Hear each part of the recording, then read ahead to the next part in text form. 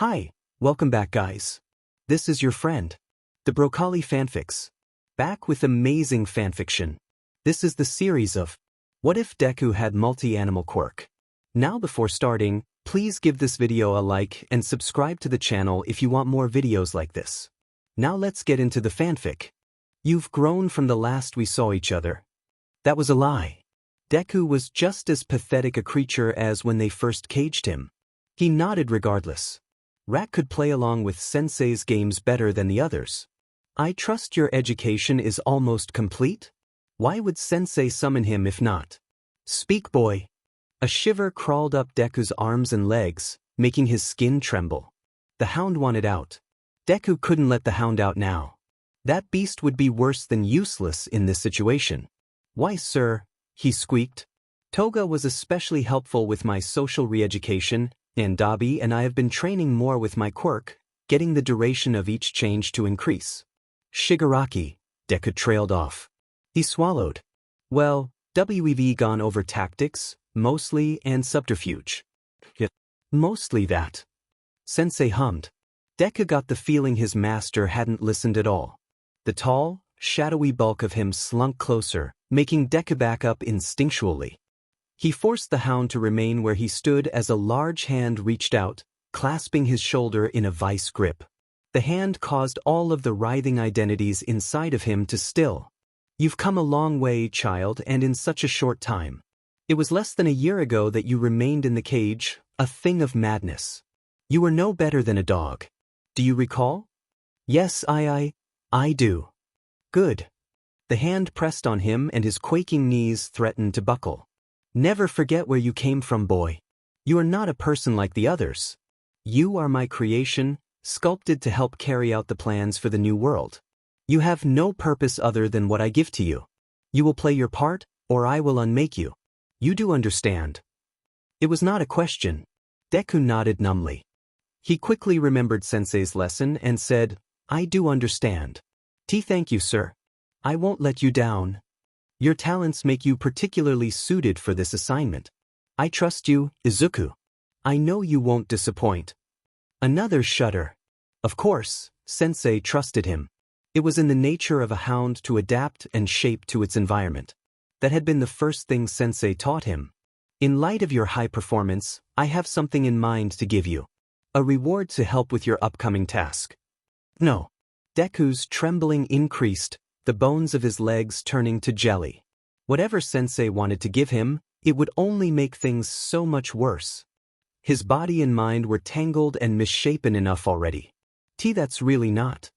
I don't think another one is a good idea right now. Silence. Deku's mouth slammed shut. He wanted to cry. He wanted to beg and grovel like a cowering dog. He knew it was futile. Sensei had too much ambition. He often got carried away by his discoveries and cared little for the consequences. There was another mutant-type quirk he wanted Deku to possess, no matter how much it might cost his body and soul to do so.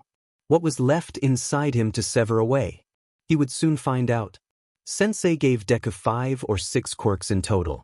5, not counting the generic transformation quirk that meant nothing to a terrified child recently torn away from the cooling body of his mother. He does not know if he had the quirk before they took him or not. Why they wanted him in particular, he does not know either. There is little of the him from before left to remember. Sensei called them gifts. Deku would know them as the new occupants in his head, taking up space where there should exist a whole person.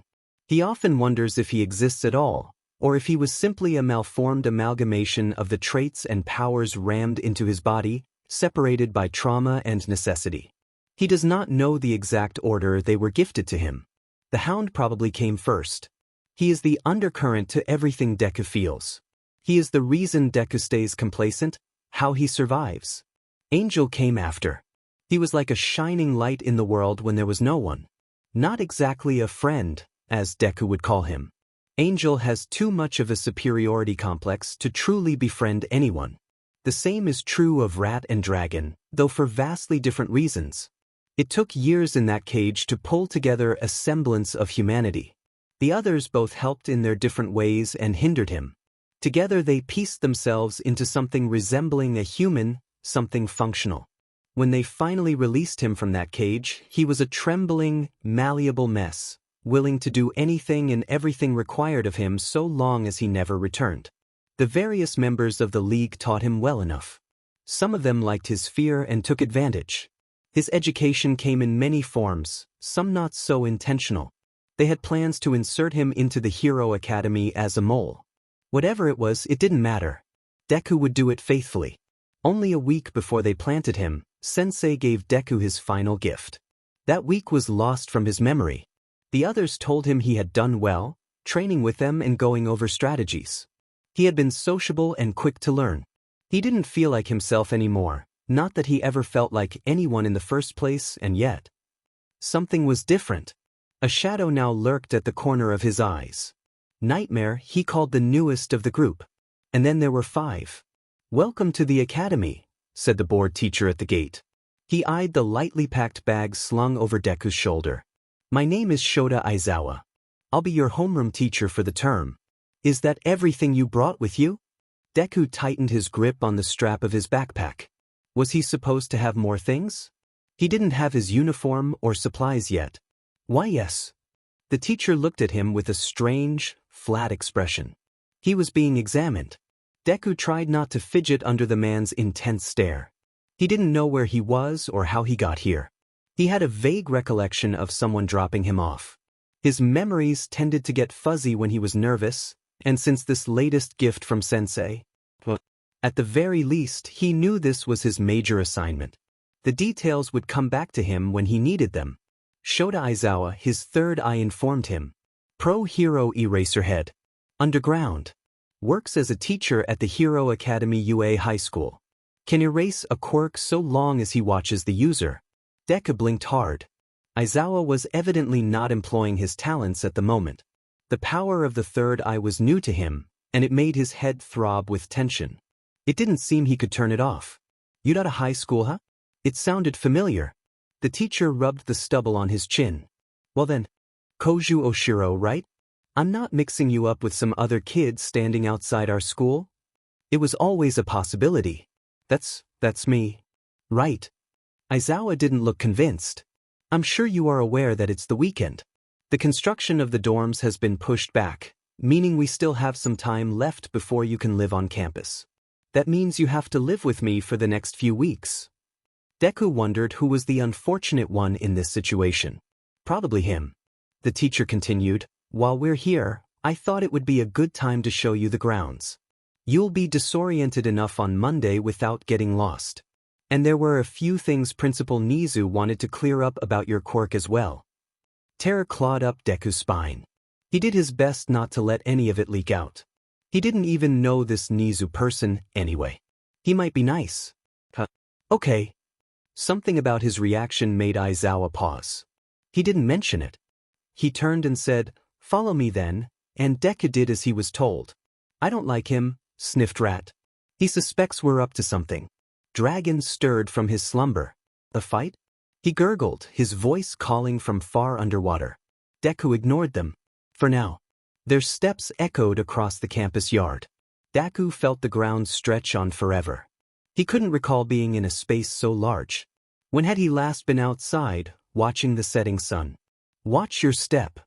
Deku halted in his tracks as the man in front of him stalled, opening the front door to the enormous, gleaming, many-windowed building awaiting them.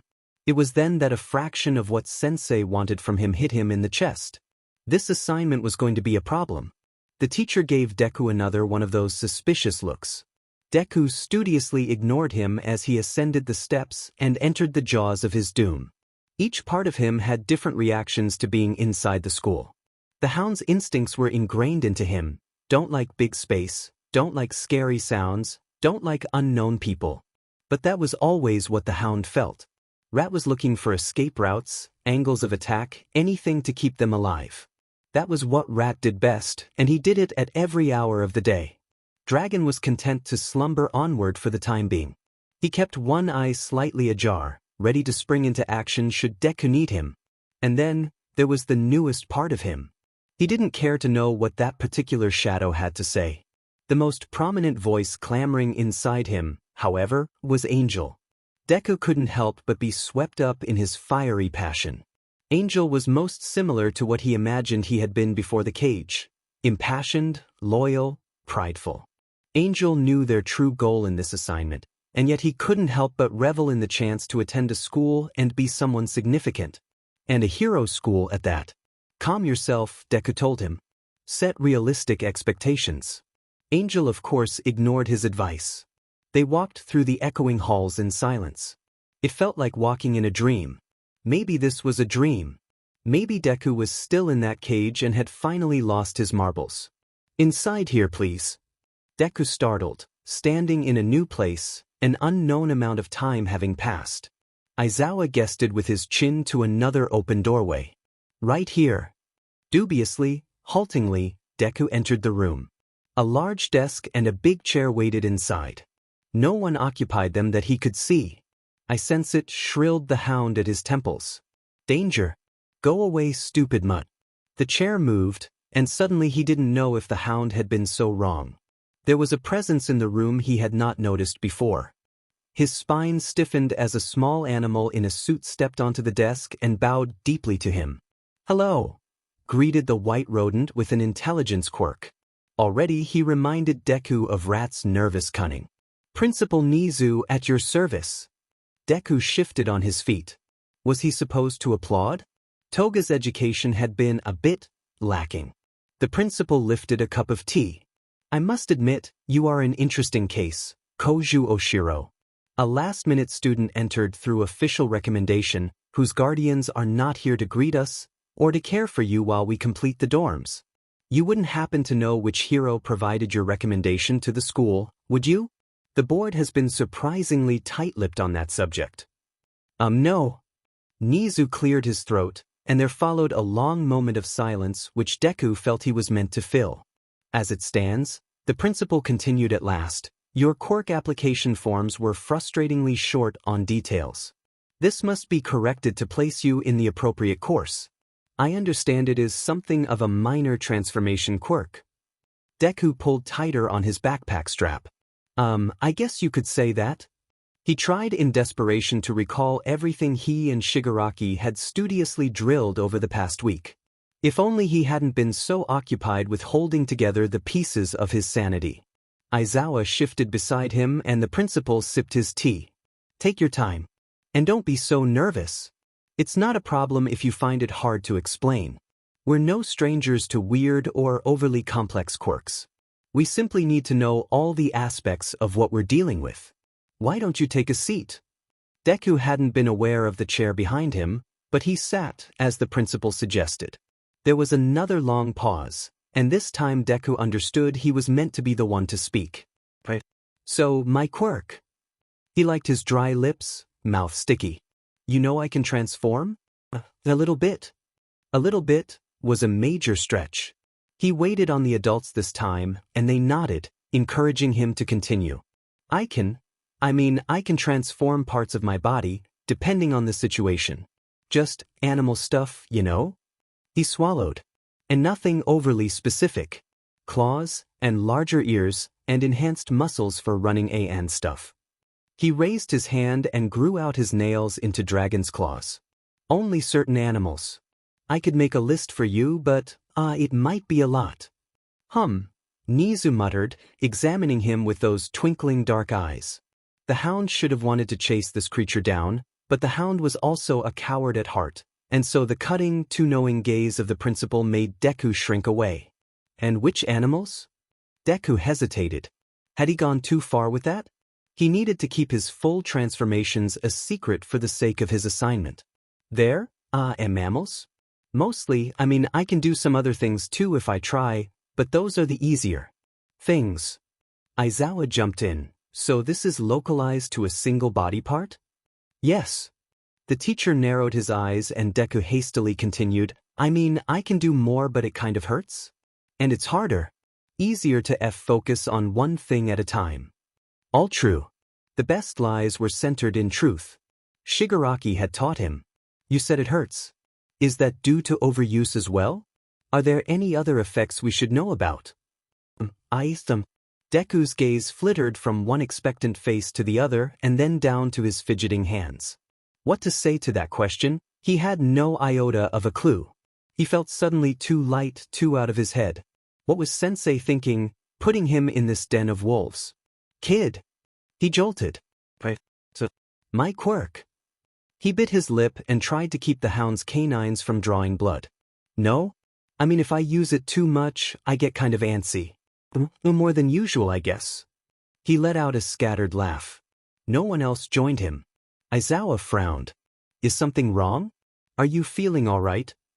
Oh, why would you say that? He tried to play it off as nothing.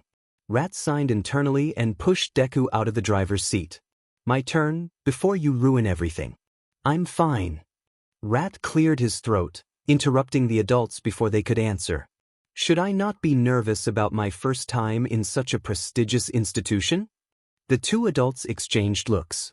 I suppose, Aizawa began, but nothing to worry about. I do feel somewhat overwhelmed by the enormity of everything. I didn't even know I was coming until last week.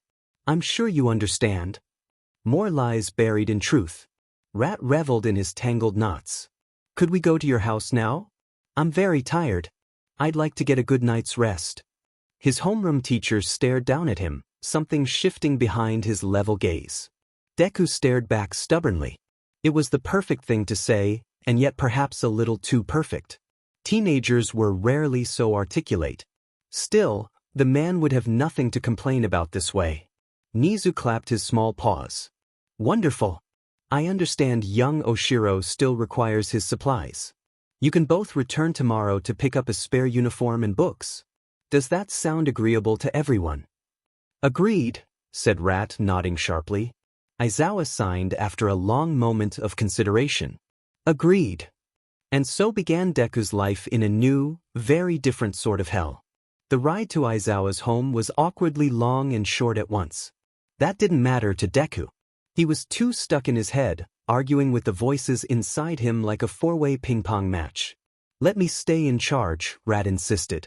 They trust me. I can be a good student. I can be watchful like the master wants. Angel easily pushed him aside. You would make a terrible option. No one wishes for a scheming rodent to rescue them. Me, on the other hand. Deku and Dragon both rolled their eyes in unison. Amateurs, Dragon huffed. Deku rolled his eyes at Dragon too. Like you're one to talk. We all know the same things. So. Aizawa cleared his throat. He was watching Deku through the rearview mirror. Your father is a hero from Nagasaki, also with a non-specific animal transformation quirk. And your mother is quirkless. The man had a strange way of making conversation. Still, it saved Deku the energy to recall the details of his cover. He shrugged. It was a lie, but it felt right somehow. A smile, more of a grimace, tugged at the corner of the teacher's mouth. Not especially talkative, are you? What should I say? The question came out a little too forced, too robotic. Aizawa frowned. Nothing. You don't have to say anything. The rest of the ride continued in strained silence. They arrived at the little apartment complex in time to watch the sun vanish below the city skyline. Aizawa escorted him up several flights of outside steps. Deku was dead on his feet by the time they arrived at the apartment, and he stumbled into the front room. He removed his shoes, almost falling over as he did, and placed them on the rack where his teacher indicated. That was one of the few things Toga instilled into him during his social re-education. She had weird a thing about household customs. The sound of a merry whistle emanated from the kitchen, along with some very tantalizing smells. Dragon and the hound lifted their heads at that. Deku's stomach let out a low rumble. I see I don't need to ask if you're hungry. Aizawa threw his bag on the floor against the couch. He motioned with his head toward the kitchen. My husband Hisashi Yamada will be your school president. At home, however, he's more of a domestic type. I'm sure you'll get along swimmingly. Okay. Deku was staring after the kitchen, trying to keep in his drool. The teacher rubbed his face. Figured. Are those senses of yours enhanced all the time, or only when you transform? Deku stiffened. He could lie and say no. Keep one of his best weapons close, at the expense of future mistakes. He didn't want to do that either. Every option felt like a bad idea. Kid. Deku fidgeted. Yes? I mean kind of. Kind of, the man repeated flatly. Why is sir? I guess they are a little heightened. You know, on their own. Well then, I'll remind Hisashi not to use his quirk around you. He's usually not so bad, but sometimes he gets a little carried off. As if on cue, the sounds of water ceased in the kitchen. Oh, honey, called an enthusiastic voice. I can hear you. Aizawa pulled down at the skin around his eyes in evident exhaustion. When the bright, spiky-haired face of his husband burst into the front room, however, Aizawa's smile was genuine. Hisashi Yamada recited the third eye. President of UA High School. Known pro-hero President Mike, married to pro-hero Eraserhead. Quirk, enhanced voice. There was more, but Deku shut it down. His forehead throbbed, and he resisted the urge to clutch his face in the middle of an introduction. The room was suddenly 10 degrees too cold. And you must be Oshiro. Welcome, welcome. What was this again about me getting carried off? The two adults embraced for a quick kiss, and Deku found himself looking down at his feet, heat rising in his face. People hooked up all the time around the League HQ, but something about this was too real. Too meaningful. The phantom brush of hands rolled across his back, and he shivered, banishing all the thoughts in his head. Aizawa separated them. When don't you get carried off? He grumbled. The two turned back to Deku. Hisashi said, I take it my illustrious voice isn't appreciated by everyone. Deku looked to Aizawa. Not sure what to say. His new homeroom teacher seemed to find that amusing. Our guest has a quirk that enhances the senses. That means we need to bring things down a notch. Well, I say it's a shame. But I take your point. I can turn down the volume sometimes. Hisashi's volume had stayed relatively the same, so Deku took it to mean he would refrain from getting any louder. Great. Just fantastic. Where do I sleep? Deku asked abruptly. He wanted to put down his bag. He looked at the couch. It seemed comfortable enough. Oh no! Hisashi scolded, and Deku flinched, wondering where else they might think to put him. He started looking for broom closets or basements. Of course, they didn't have a basement, living in a nice apartment complex. But they might have a panic room. Those could just as easily be used to keep people inside as well as out. The hound was pounding in his chest now, and dragging at his clenched hands, and Rat squeaking into his ear things he couldn't pay attention to right now. Rat. Go away. Your room is just over here. The blonde hero gestured down the hallway. Both heroes looked at him expectantly, and Deku swallowed, trying to take a deep breath. They were watching him, scrutinizing his every move. He needed to get himself under control. He followed the couple down the hallway to what would be his room for the foreseeable future. Hisashi kept talking. We have an official fostering license, so different kids have used this room over the years. It shouldn't be a problem. If you find any secret stashes of drags, be sure and let us know. Deku stood alone by the bed while the other two waited outside. He turned to them. Hisashi held an oddly expectant look on his face while Aizawa spent the last minute in quiet observation. Had the last part been a joke? Deku didn't know if he should laugh, and it was too late now to laugh, anyway. So he stared at them. Right. Hisashi chuckled nervously. Dinner will be ready in 15 minutes. We'll get you if you haven't come out to join us. Okay. It felt more like a threat than a statement of fact. Deku nodded, and the two walked away, going back to the kitchen. He went to the door and closed it behind them, having to tug out the claws stuck in his backpack strap. The door didn't have a lock. Deku sighed, tossing his bag onto the bed. He opened the zipper and searched inside. There wasn't much to find.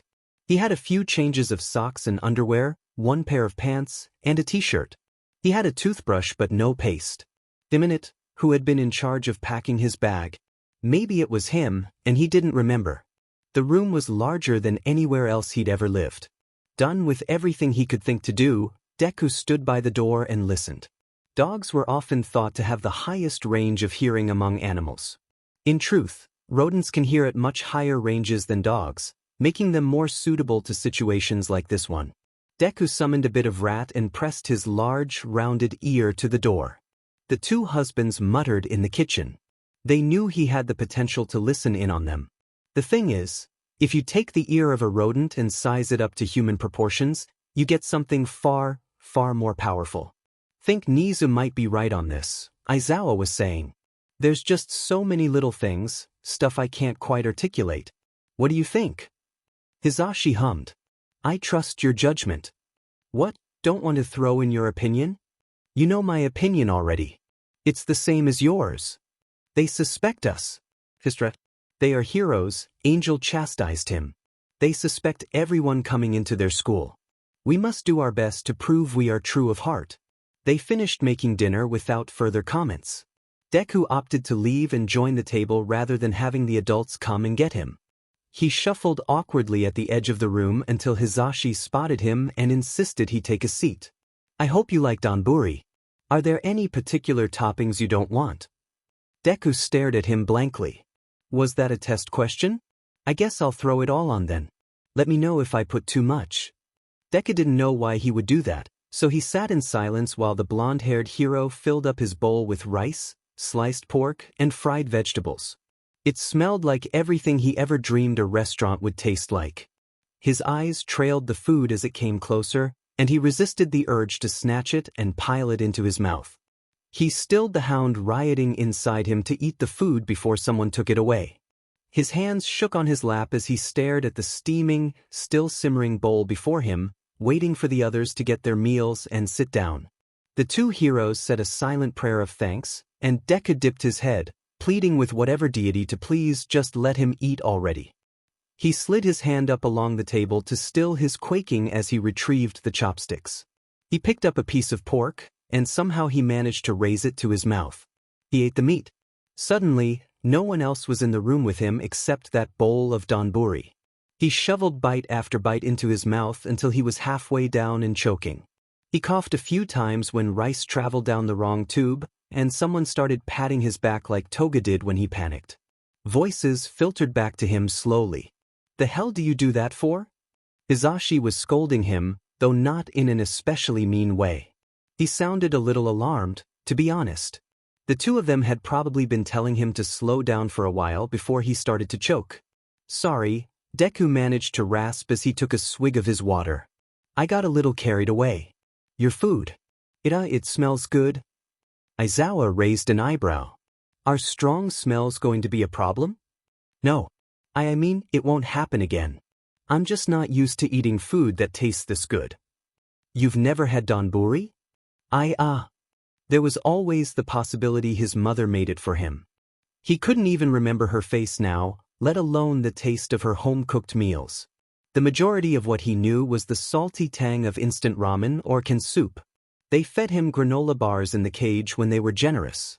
He still can't smell oats or peanuts without feeling sick. But he couldn't say that, of course. For all these people knew, he had loving parents waiting for him to return next weekend. He was supposed to be a normal kid who did normal things like eating wonderful meals every day. Surprisingly, Angel decided to answer, saying, My mother's cooking is quite lacking. While I do appreciate her hard work, I wouldn't say I have a good time eating at home. It was convenient that nothing he said was a lie.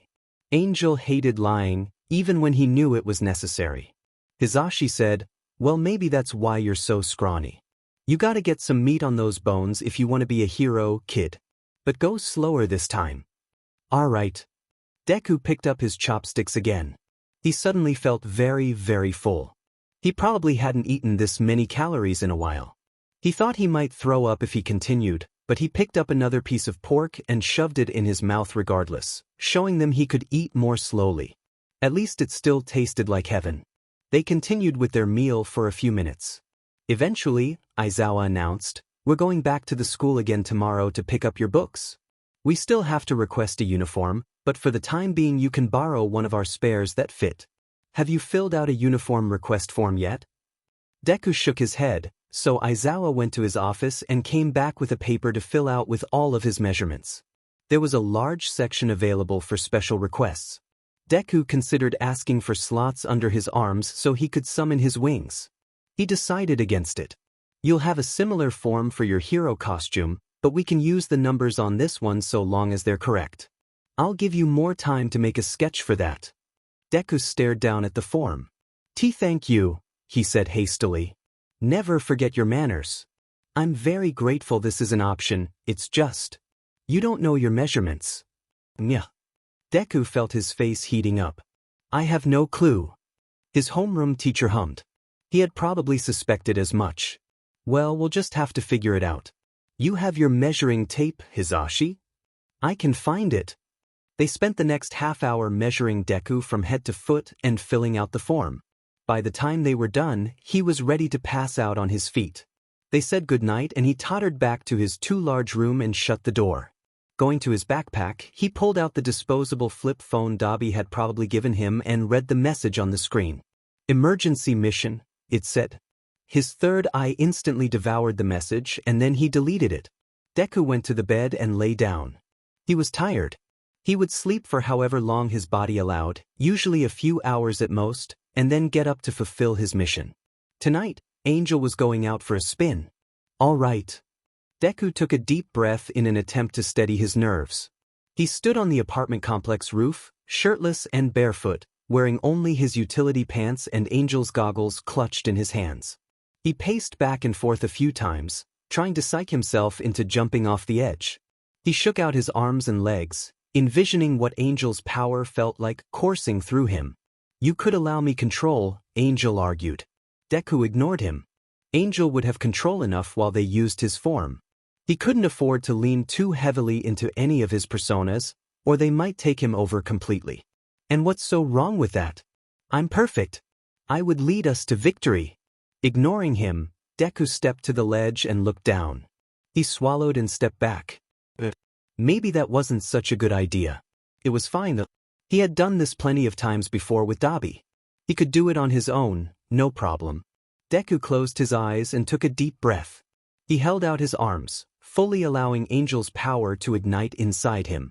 His whole body jolted from the force of righteous fire washing through his blood, cleansing him. His bones were set on fire as the change took hold. That was probably the worst part about using Angel. All the changes hurt in their own way, but Angel had the most extreme mutations. His bones took on a lighter consistency and warped to an anatomy better suited for flight. His arms and feet grew longer while his thigh bones shrank, bringing his knees closer to his body. His fingers thickened and elongated until his arms span more than doubled his height. Deku bit back a groan as flight feathers grew out of the bone of his arms and tore through his skin. He had 20 on each wing, with smaller feathers on top to help him steer in the air. Hundreds and hundreds of softer feathers burst across his head and torso. They were tinted a rusty brown in the dark of the city nightlights. And those were only the most obvious changes. Inside, Deku's body was burning. He couldn't breathe for a time as his lungs divided and moved in his chest, his entire respiratory system getting a rearrangement. He almost fell when his toes curled into nasty claws, skewing his balance. He hunched forward and clutched his face as Angel's beak warped his mouth and broke his jaw. The mutant who stood on the roof was not quite a bird and not quite a bat. His feathered wings reminded Deku more of those flying dinosaurs than any existing creature. He could still use his clawed thumb and first finger to grab onto things, which was especially useful on jobs. He used them to feel his face, flexing the strange owl-like beak where his mouth and nose used to rest. It was strange, that part. The beak was more of a covering. Deku still had all his regular human teeth. Angel stepped up to the ledge. Unlike Deku's boring, regular form, Angel's feet clutched the edge with confidence, his balance better than any human. His sharp eyes raked the city skyline for movement. Nothing out of the ordinary. Well then, he would have to change that, wouldn't he? Sliding the goggles over his face, Angel stepped back from the ledge. He flapped his arms several times to feel the air currents. Then, he got a running start, 1, 2, 3 huge running jumps, and threw himself into the sky. Yeah. Angel couldn't help but shout as the air caught his wings and yanked him higher, above the approaching building in front of him. He flapped and rose to greater heights.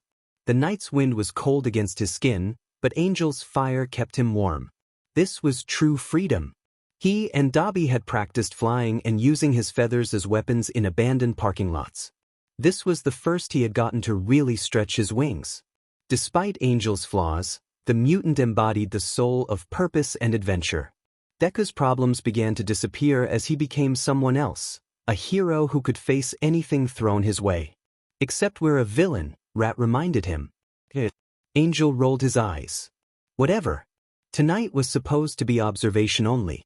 Shigaraki wanted to get the point on Stain's movements. The League wanted to recruit him, but wouldn't risk a play until they had an upper hand.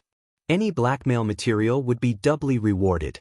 Shigaraki knew Deku had wings to fly and good eyes.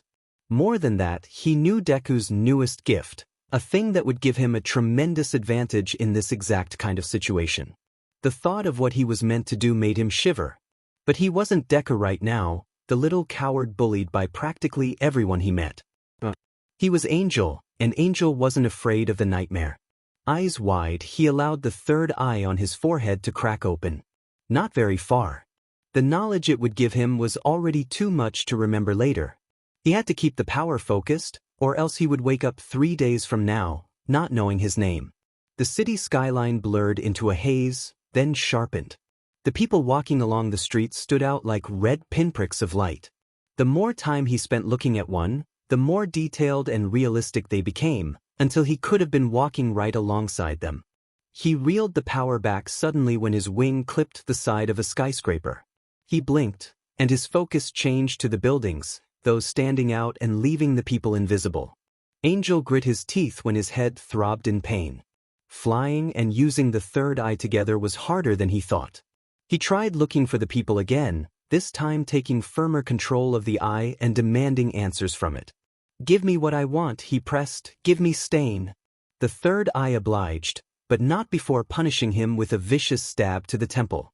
The eye opened just the tiniest bit further and swiveled wildly, almost knocking Angel out of the air from the dizzying mismatch of images. Then the eye snapped to a halt, focused on a target far below. A tall, lanky man with a ratted scarf around his neck sat hunched on a roof at the north side of town. He was a lot closer to Aizawa's apartment complex than Angel had suspected he would be. He wasn't moving at all. He sat and observed the city below him, waiting. Angel knew enough predators to recognize one searching for a meal. He swooped closer to Stain's location, staying far enough away to avoid attention. He wasn't supposed to do anything except observe. A pretty easy assignment. There was only one tiny, actually huge problem with that. Eraserhead was also on the prowl. The third eye informed him of the knowledge and took its toll in the process. Angel was forced to shut it down before he fell out of the sky. What was Aizawa doing out so late? Or early, more like. He supposed it was a weekend night, meaning he didn't have any school to teach tomorrow. He was probably planning to tough out the sleepiness while escorting Deku around for the day. That didn't fix the problem of Stain perched just a few blocks away. Was the hero killer waiting for Aizawa specifically? It didn't matter in either case. Eraserhead wasn't a very well-known hero, but he was a hero, and Stain would use that excuse to take him out. Angel needed to divert his attention before their paths could cross. Folding in his wings, Deku went down at a steep dive. He angled for the rooftop just in front of the one where Aizawa stood. Shooting out his wings and flapping a few times, he came stumbling to an awkward stop, almost ambling right over the edge of the building. That was the problem with physics-based flight quirks. Any minor disturbance during takeoff or landing meant a messy crash. He couldn't have been more obvious if he tired. Eraserhead watched him in confusion while Angel reeled his arms, trying to regain balance. He laughed nervously as he finally got himself under control and faced the pro-hero. "Greetings," Angel called, waving a wing. Deku would have palmed his face in exasperation if he had palms. "We were supposed to be observing." "Hello," Eraserhead said. Angel could almost see his eyes narrow behind his goggles. "Do I know you?" "Not yet," Angel declared. "Be assured, fine hero, that you will soon know my name." Eraserhead raised an eyebrow. "And that name is?" "It's, Angel's mind went characteristically blank. He couldn't just call himself Angel, could he? He had a secret identity to uphold. "You could be Phoenix," suggested Rat in his mousy way, almost like he gnawed at a pencil in thought. Or maybe Emberwing or Firefalcon or Firebird or… I am Firebird. Deku had thought the option the weakest of the list, but he supposed it worked well enough. It was too late now to switch, anyway. Can I help you, Firebird? Angel pointed to Aizawa with his wing. The length of it almost spanned the gap between him and the building where the hero stood. We are enemies, you and I, for I am an associate of the notorious League of Villains. You are Eraserhead, underground hero to the people. It is our destiny that we meet in glorious battle. The mention of the League made Eraserhead tense. Do you know what you're talking about? He asked. How old are you? 12? You're out flying in the middle of the night. And not very well, I might add. A very undignified sound like a chicken's squawk burst from Angel's chest. He cleared his throat. I am a mature adult, actually, and a perfect flyer. I have more knowledge than you can imagine. For instance, Angel took a step back, letting the tension grow. I know the person you and your little hero friends are looking for. Do you now? Of course. Angel held up the one finger on his right hand. You want Stain, he said and reveled in the widened eyes of his teacher. Aizawa opened his mouth to demand where he had gotten that information, but Angel continued, interrupting him, and I might tell you about him one day. But that's not who I was referring to. No, Eraserhead. Think for a second. I know about the person you really want. He waited, watching the gears turn. He was already on the move when he saw Aizawa's lips mouthing the name. The name Angel couldn't allow himself to think for fear of fearing him. He was Angel. He wasn't allowed to be afraid. Don't use your quirk, he called out to Eraserhead as he got a running start toward the ledge, or I'll die. Wait dash. A white scarf snapped out and grabbed Angel's bare ankle. Angel flapped as hard as he could, giving himself more height, and then brought his wings together, snagging one of the medium-sized feathers off of his opposite wing. He flung the feather at the scarf. The quill caught fire as soon as it left him, a light like a beacon. The explosive heat of it cut the scarf neatly in half.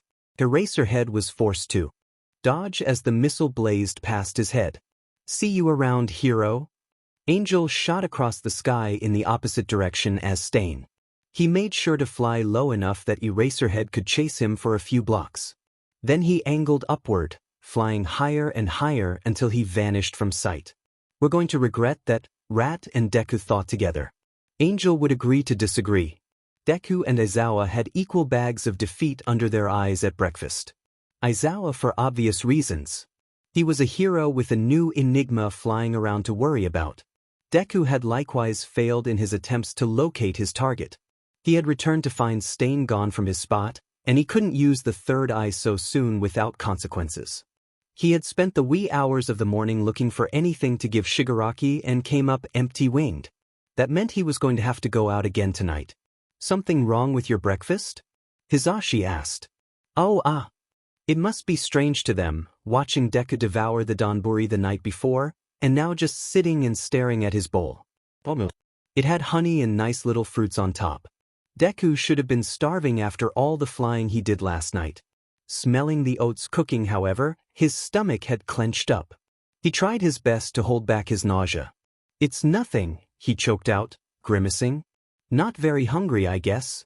You should at least try to eat, Aizawa said tiredly, sitting down with his own bowl. We have a lot of errands to run today. He was looking at his phone, responding to someone's message. Deku's third eye offered to give him the information for a price. He refused. His head hurt enough already. All right. He picked up his spoon and nibbled on a strawberry. The two men noticed his lack of enthusiasm, but none mentioned it. Hizashi began to do the dishes while Aizawa ate. You should add our contacts to your phone, the teacher said, still typing on his screen. I don't. Deku trailed off when both men's eyes trained on him. The hound did not like that. I don't have a phone. The cheap flip phone currently hidden in his bag didn't count. He ducked his head down. Sorry. No phone. Hizashi said in wonderment. At your age? Aizawa frowned. Why are you sorry? You don't have control over whether or not your parents gave you a phone. Yeah, I guess. The man visibly resisted rubbing his face. He didn't want Deku to feel like a burden, as though Deku didn't already. I'll add it to our shopping list then. You need a phone if you're going to attend UA, in case of an emergency. Okay. Kid. Aizawa trailed off. He and his husband exchanged looks. Never mind. Finish your breakfast and we'll go. Deku managed to choke down all the fruit and a few bites of oatmeal. He should have known it was a mistake when 10 minutes later he was heaving up everything he ate into the toilet bowl. We should have come up with a better excuse, Rat said unhelpfully. Grimacing, Deku wiped his mouth and flushed the toilet. At least he had managed to keep the puking quiet. He had plenty of practice there. They left Aizawa's apartment shortly after, diving to the school first.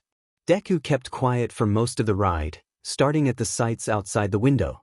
He had never seen this side of the city before. He had never seen a lot of its sides. The school interior was much the same as yesterday, too big and echoey, with not enough people to fill out the walkways. This is my school, Deku thought idly as he trailed behind his teacher. This is the school I dreamt about as a little kid. But that had been then and this was now. That innocent, quirkless child was a distant memory to which Deku had no attachment. Survival did not care about people's dreams. It was kind of bitchy like that. They went to a small room filled with several sizes of uniforms and Aizawa left so Deku could try them on and find one that fit. With the teacher gone, Deku felt oddly ungrounded. He picked out the smallest jacket and tried it on. It didn't exactly fit, per se, but it was as close to something fitting as he would get. He grabbed the matching pants and folded the clothes to take with him. He paused right before opening the door. A loud something rang against the background hum of the building's inner workings. Probably a generator of some kind. He found it distracting, and the more he listened to it, the louder it got, until it filled his whole head with an overwhelming buzzing. A knock on the door startled him and he gasped. The buzz faded into the background. Koju? Are you done yet? Deku's breathing was too rapid. He took a few deep breaths, getting it and his shaking under control. He opened the door. Aizawa looked down on him in concern. Are you all right? Of course, said Rat innocently. Why wouldn't I be? You were in there for over 20 minutes. Oh, even Rat stumbled at that information. I think it important to get the correct uniform. That's all. Aizawa eyed the tiny bundle of clothes under his arm. I'm sure. They got his books next, and Deku started to sweat, having to haul the huge bundle around with his new uniform sitting on top. Maybe Hisashi was right about him needing to eat more. He wished his transformation quirk allowed him to change into anything he wanted, or at least grow a few inches. Alas, he needed a solid basis on which to morph.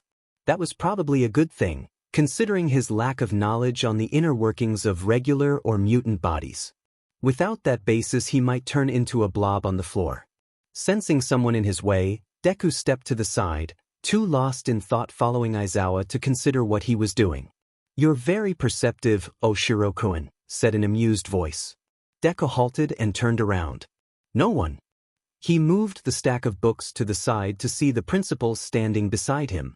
It was strange to stand over anyone, let alone the person he was supposed to follow orders from. Should he be scared of the principal? He felt terrified, but that wasn't exactly abnormal. Those dark, shiny eyes watched him like a hawk. Deku swallowed. Thank you. Your senses. They are highly enhanced. A little, Deku said, edging in the direction of Aizawa's trail. His teacher was already far down the hall. It, comes with the territory, I guess. See you later, Master Principal Nizu, sir. He winced at his stumble. The small principal's eyes glittered with humor. You as well, young learner. Nizu watched him until he caught up with his teacher. He smiled and waved his small paw as they turned the corner. He's going to be trouble, Rat commented. Deku couldn't help but agree. At the same time, he felt Rat's eagerness for this trial of wits like a vibration in the back of his skull. Rat loved to play his games. They toyed with Deku's new phone before dinner that night. It felt odd in his hands, as though it didn't belong there. Hisashi and Aizawa kept their conversation light as they explained to him all the functions of a regular smartphone, but he could tell they were somewhat put off. They expected today's youth to know far more about technology than they did. Deku had never even used a touchscreen. He sat on the couch and stared into the screen while the men finished dinner. He swiped his finger across the glass, making the app menu scroll up and down. He didn't know what any of them did besides the obvious ones. There was a chess app. He could play on that. Sighing, he turned off the screen and set the phone next to him on the couch. He stared at it bitterly. Kids begged and begged their parents for one of these stupid things. He felt absolutely nothing for it but contempt. "Oh Kozu!" Hisashi sang from the kitchen. "Dinner is read why." Deku winced. Maybe one day Hisashi would learn to keep it down around him. There was no way Deku would crash his parade. He walked into the kitchen and sat down at his place on the table. He knew people ate meals at tables, but this was strange for him, to look people in the eye while eating. He was used to standing in a corner, scarfing down whatever he managed to scrape from someone's jacket pocket. Or he would sit on Toga's ratty couch and watch the Nature Channel while slurping ramen. This whole event of setting out silverware and drinks felt too familial. Too homey. It made him paranoid. "Kozu!" Deku looked up to see both men watching him with concern. "Is something wrong?" He blinked. "No." The two husbands exchanged looks. They seemed more confused than anything. Aizawa said, "Are you going to eat that?" There was a pickled vegetable in his chopsticks. He had been holding it halfway to his mouth and staring at it. His mind was blank. He felt like a rabbit caught in a snare. What was wrong with him?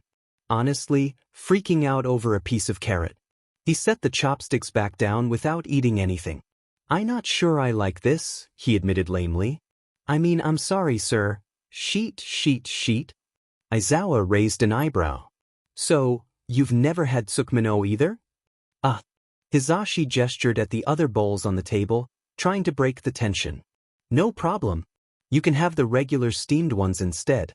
And there's plenty of fried rice too." Thank you, Yamada-sensei." Slowly, still waiting for the punishment to fall, Deku reached out and spooned himself more rice.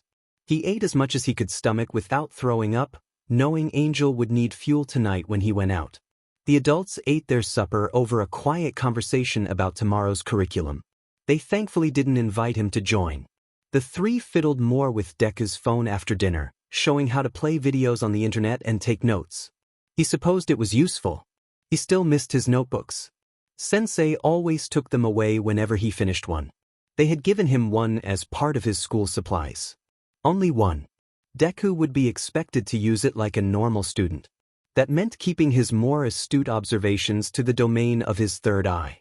Deku yawned loudly, then tensed, eyeing the two men sitting opposite him on the couch. Hisashi smiled at him ruefully. "Shopping's a chore, huh? Wears you out." "Oshiro," said Aizawa, and Deku tensed up further, glancing over at him. It felt as though his eyes were the only thing with the ability to move. "Before you go to bed, we decided to put you in Class A1, where I teach. I thought some familiarity would help as you adjust. Does that sound agreeable?" The man was asking him, not telling him. Was this a trick? Was Deku supposed to disagree? He couldn't do that. It went against everything inside of him not to obey. "Why, sir?" Deku tried not to flinch as his new teacher breathed slowly, clearly controlling his reaction. This was it. Deku had no idea what he'd done wrong, but the timing was right. He would now receive his punishment. "All right," said the man. "We'll knock on your door when breakfast is done, but we expect you to be out of bed and mostly ready by then. You understand?" "Why, sir?" "Good night then, Oshiro." "Gee, good night." More of a question came out as he spoke. He stood on numb legs and looked between the two adults. Slowly, he made his way toward his room, watching them watch him go. Neither made a move to follow him. They did not jump up suddenly and insisted he go a different way. There was no punishment. Deku felt as though he floated into his room, shutting the room behind him softly. He waited there, listening for footsteps. None came. He pulled a hand down his face. His night was just getting started. Deku felt like a nervous wreck the next day. He had spent far too long flying in the early hours of the morning. Angel liked to take advantage of his free time. He hadn't encountered Eraserhead, but neither did he find anything on Stain. Everything was relatively quiet last night. Not good. Shigaraki would text him any second. He would probably insist on Deku meeting someone in person to give his report. Deku wished he could focus on finding Stain if he wasn't so scared of going to school. Nervous? Hisashi asked. Deku jumped from where he stood by the door, clutching his backpack. Oh yeah, I am. He didn't know why. Sitting in a room listening to someone lecture all day sounded easy enough to him. A little voice in his mind, that little voice being Angel, whispered hero school. He shushed that rambunctious piece of himself. Go back to sleep. You can be annoying once we get there. That's perfectly understandable. Hisashi clapped him on the shoulder, and Deku couldn't resist the slight flinch. The pain from Angel's transformation still sat hot in his bones. If any of the students give you a hard time about anything, you come to one of us, okay? Okay. Thank you. Another thing to worry about. Great. The ride to school seemed to get longer every time.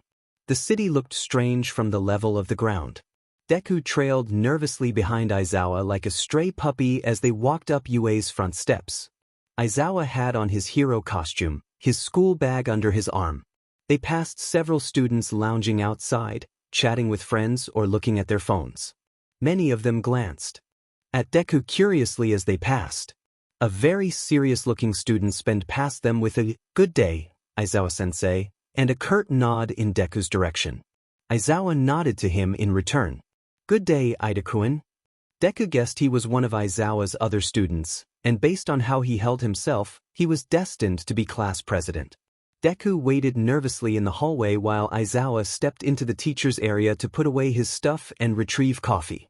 Deku could have used a little of that right now if it wouldn't make him jumpier. He doubted anyone would give a 4.5-foot-tall teenager coffee, anyway. A girl with pink skin and hair and black eyes passed him as he waited. She waved at him confidently, and Deku ducked his head, avoiding her stare. Why was this so hard? Maybe the larger spaces, the crowds, the bright lights, or any combination of them that made the hound so on edge. He decided then and there that he hated this place. He wanted to go home, back to his closet. He wanted to snuggle under a blanket on Toga's couch and forget everything except the nature channel. He was biting his nails when Aizawa returned with his coffee. He frowned down at Deku. Did something happen? Huh. Stop doing that. Deku stopped. His thumb was bleeding. Oh. Aizawa sighed through his nose. Hold on. I'll get a band-aid. Deku shifted his feet while he waited again for his teacher a second time. It wasn't like Toga had told him not to do that in public. Then again, maybe she did and Deku hadn't been listening. Here. Aizawa arrived with a bandage ready to stick to his finger. Deku held out his thumb as the man wrapped it. Don't chew on your nails. It's an unclean habit that could get infected. If you need an activity to do with your hands, I can get you something else. If he summoned his nightmare, the wound would heal on its own. Deku decided not to mention that. Sorry. I forgot I do that, sometimes. You have a lot of nervous habits, his teacher observed dryly. Yeah. Deku resisted the urge to wring his hands. Probably not the best time. He stuck them in his pockets instead. I guess so. What else were you supposed to do, spinning in circles in a cage? They went to homeroom after that. The time for them to be there had already passed. Aizawa made Deku stand in the hallway while he introduced him. Deku stood like a jittery animal, wanting to flee. Why was he so nervous? He could deal with a few stares, a few words of gossip. He had larger things in the world to care about than what some teenagers thought of him. And I would like to introduce your new classmate. He's joining us on special recommendations from Nagasaki. Please welcome to your class transfer student Koju Oshiro. A strange buzzing sound filled Deku's head as he stepped from the safety of the hall into the classroom. He couldn't bear to look at anyone at first. He stepped up beside his teacher and bowed deeply, not saying anything. Would you like to introduce yourself? No, Deku would not. Sure. He straightened, looking out over the dozen or so expectant pairs of eyes. I'm Keikoju Oshiro. I'm sorry I'm a week late, but, what was he supposed to say? I hope to quickly catch up. He bowed again awkwardly. When he straightened, his eyes immediately met with someone amid the crowd. A boy in the middle right side of the class, watching Deku with a stare like molten rock. He had spiky blonde hair, blazing red eyes, and an arrogant sneer on his lips. Bakugo. That name. Deku jolted as their eyes met. He had known this person from a long-ago lifetime. The memories, both new and old, gave Deku a dull, metallic taste in his mouth. Once, Bakugo had been his idol and his bully. He was the one who named him. Deku could not think of the word quirkless now without that face appearing in his mind's eye. How had he forgotten? Bakugo had been his first tormentor, the start of everything. Without him, Deku would not have known what a manipulator looked like in Sensei. Go ahead and sit in the empty seat. The seat just so happened to be right behind his past bully.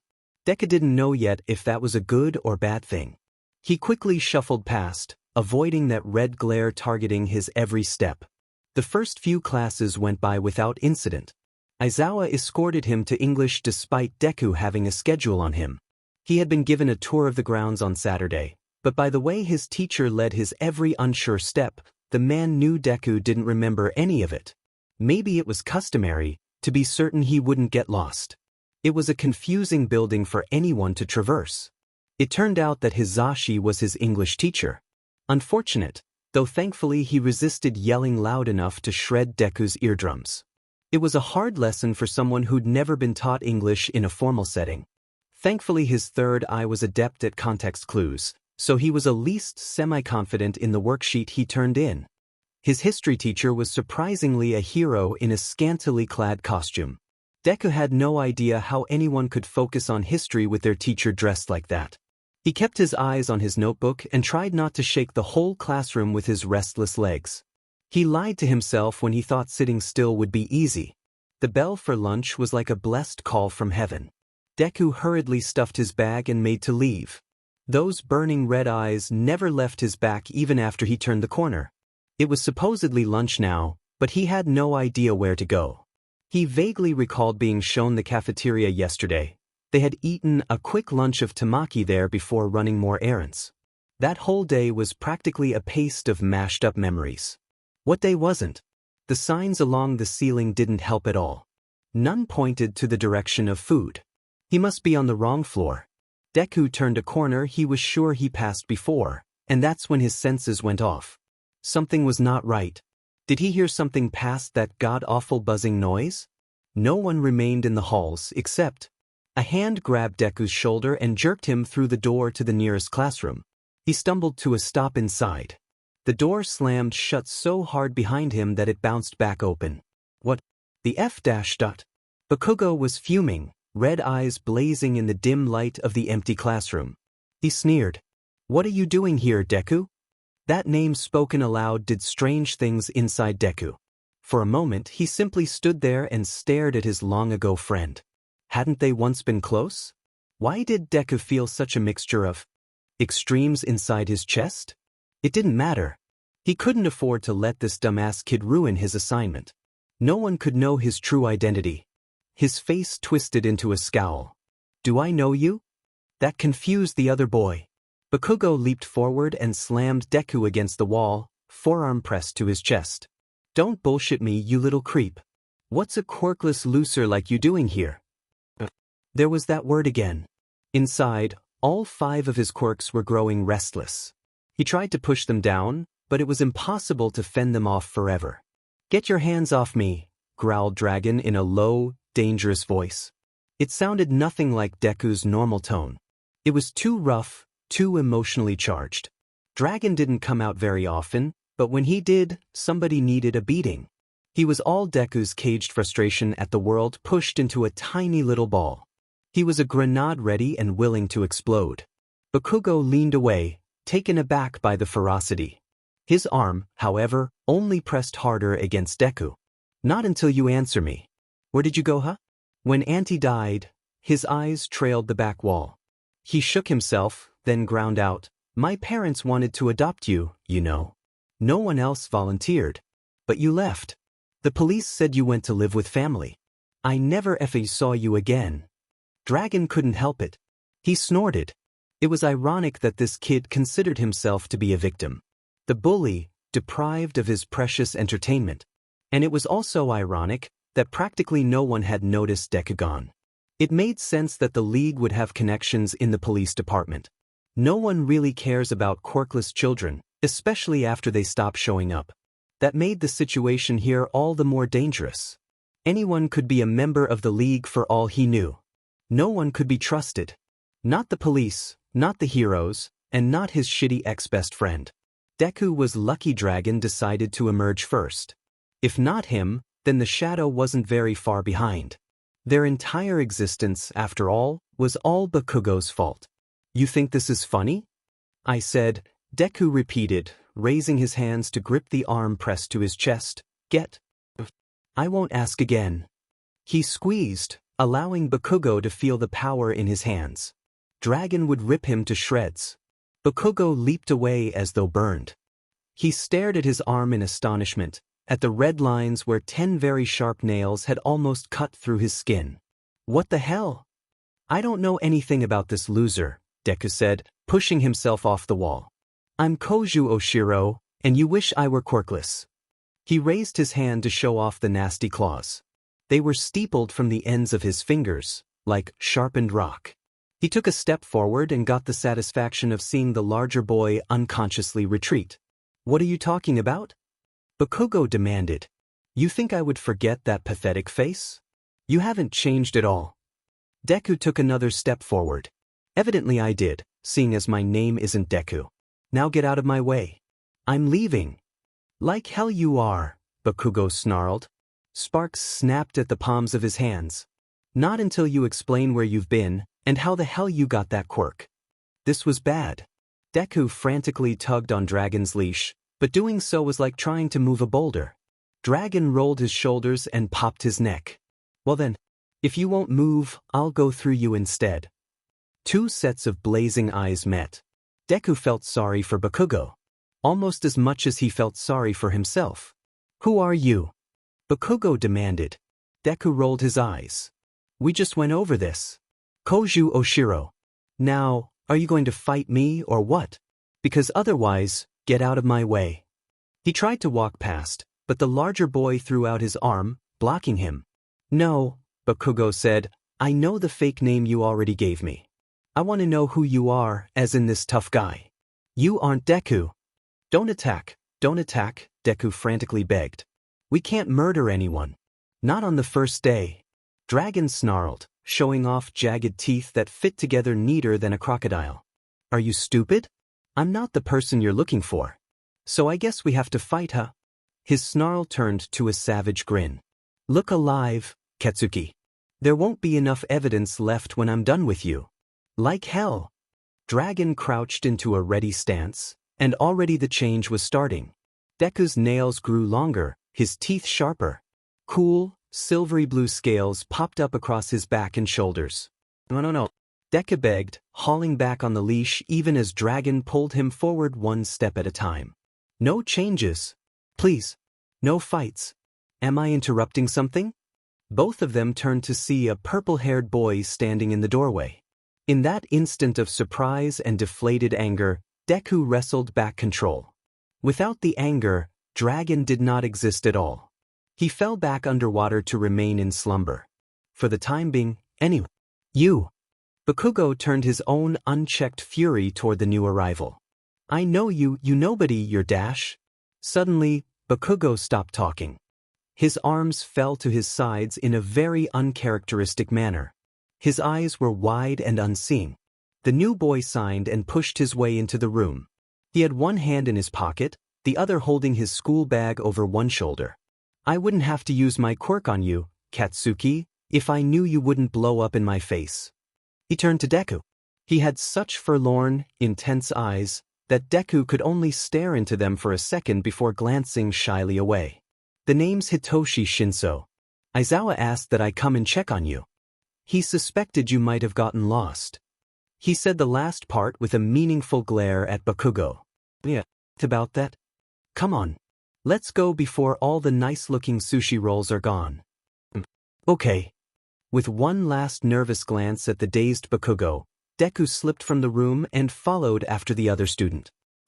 I hate to ask. Is he going to be okay? Shinso hummed. Bakugo's never okay. But that's beside the point. He'll stay there for a few more seconds, at least until we get inside the elevator. The question is whether or not he's going to do something to get us back for this. Knowing him, the other boy shrugged. He might forget about it. He's surprised me before. Not Deku. To him, Bakugo was the same old bully from when they were little kids. No doubt he would plot his revenge. Deku must have waited too long to reply, because Shinso turned to him and said, "So you're the new transfer on special recommendation? There are a few more of those around here. Keep your eyes sharp." And you're one of them?" Deku asked. That was an impressive quirk. Shinso hummed again, but Deku thought he heard smugness under that air of indifference. It seemed Deku may have found a weak spot. Unfortunately, no. My grades weren't high enough for my school to recommend me. I knew Aizawa as a family acquaintance, but he refused to recommend me either. He signed, pressing the button for the elevator. Whatever. I got in, so I'm over it. Deku didn't know what to say. He fidgeted with his backpack strap while they waited. The other boy watched his movements like a hawk. He reminded Deku of Aizawa in that way. A little too smart and perceptive for his own good. Did it scare you? Huh. My quirk. The whole time Shinso spoke, his intense eyes remained fixed on Deku. You seem a lot different than you were before. Did I scare you? Oh, no, not at all. Deku laughed nervously as he rushed to explain. I get a little carried away sometimes when I use my quirk, that's all. I'm really nice, I swear. I see that. An amused smile tugged at the corners of his mouth. Everyone in school has been wondering what you can do. I guess I got a front row seat, huh? If only, Dragon grumbled sleepily. Yeah. Sorry. Don't be. Deku found it mildly amusing that the boy had yet to ask about the subject of their scuffle. Evidently, Bakugo picked fights with enough of the student body for it to not matter so much. The elevator dinged open and both of them stepped inside. A cold sweat broke out over Deku's neck as he watched the doors shut behind him. You okay? What? Why was it so loud in here? You've gotten a lot paler all of a sudden. Don't like elevators? Deku blinked hard and pressed his hand to the wall, certain he would fall without it. The whole box shuddered as it began to descend. This fear was a new development. Every small space reminded him of the cage, but it wasn't like he could avoid them around the league. He had lived in a broom closet for all might's sake. One that had a lock on the outside, making it its own kind of entrapment. But now, here, his body was having a visceral reaction to this little room. It seemed it only took a few nights in a big fancy bed to start feeling trapped. The boy standing with him was nice enough, but Deku didn't know him, couldn't trust him. He pressed himself more to the wall. He tried to say something, to reassure the other boy that he was fine. He couldn't. He choked up, and suddenly he couldn't breathe at all. Are you Dash? The boy stepped forward but stopped when Deku flinched away. A frown knotted his forehead. Sorry, I didn't mean to. Are you okay? Can you take a deep breath for me? No, Deku could not. His diaphragm was spasming from heaving in and out. He squeezed his eyes shut. He did try, but it was useless. The walls were beginning to close in on him. Give me a verbal response, and I can help you. Can you do that for me? Deku tried to suppress the trembling as he got out. Nice. And then, in the blink of an eye, the pain and fear washed away. The sensation that replaced them was not what he would call pleasure. It was a blanket of numbness, a cast-off of the responsibilities of being a person.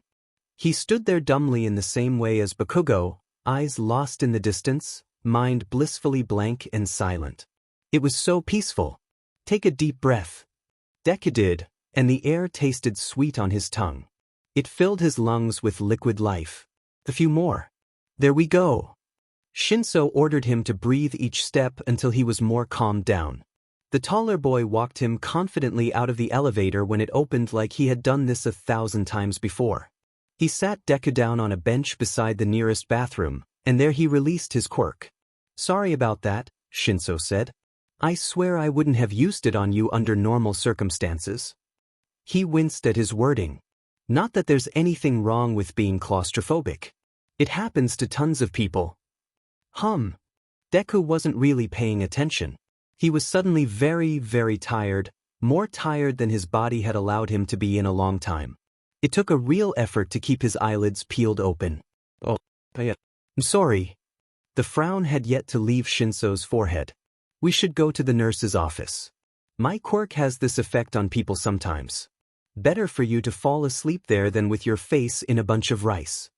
Thankfully, the nurse's office was on the same floor as the cafeteria. Shinso stayed close beside Deku, clearly concerned the smaller boy might fall over any second. Deku topped along in a numb haze. He felt as though the other boy's power was still in effect. All 5 of his quirks were silent and still inside of him. It felt oddly empty. Shinso explained to the nurse an abridged version of what happened while Deku stared at the wall. The nurse was a tiny older woman, full of wisdom and understanding. At least Deku hoped. She was the only nurse he could recall meeting since the time he was diagnosed as quirkless. He found he had no choice but to put his trust in her as she led him over to the bed and sat him down. She gave him a quick peck on the forehead, and just like that, he was out like a light. You didn't need to stay. Deku woke blearily to the sound of his teacher's monotone voice in the hallway outside. Rat took an immediate interest in the conversation. Shinso replied, I didn't miss any classes. Nurse Shizenji wouldn't let me. Nothing besides half of lunch, don't worry. He sounded annoyed, though Deku suspected staying late and missing lunch wasn't what annoyed him. That's not what I meant. But thank you. For doing what I asked earlier and for staying. I appreciate your help. A hum in response. Are you going to explain his deal or what? Why don't you tell me about what happened first, and I'll be the judge of what you get to know. As though Aizawa knew anything to begin with. Tisk, fine. I found him. We got into the elevator and he started freaking out. Had a panic attack, I think. It seemed like being in a small space caused it. I got his permission to use my quirk on him, or at least I think I did. I'm not sure if he knew what he was signing up for, but I wanted to help. Anyway, I got him to chill and we went to the nurse's office. He's been sleeping ever since, as far as I know.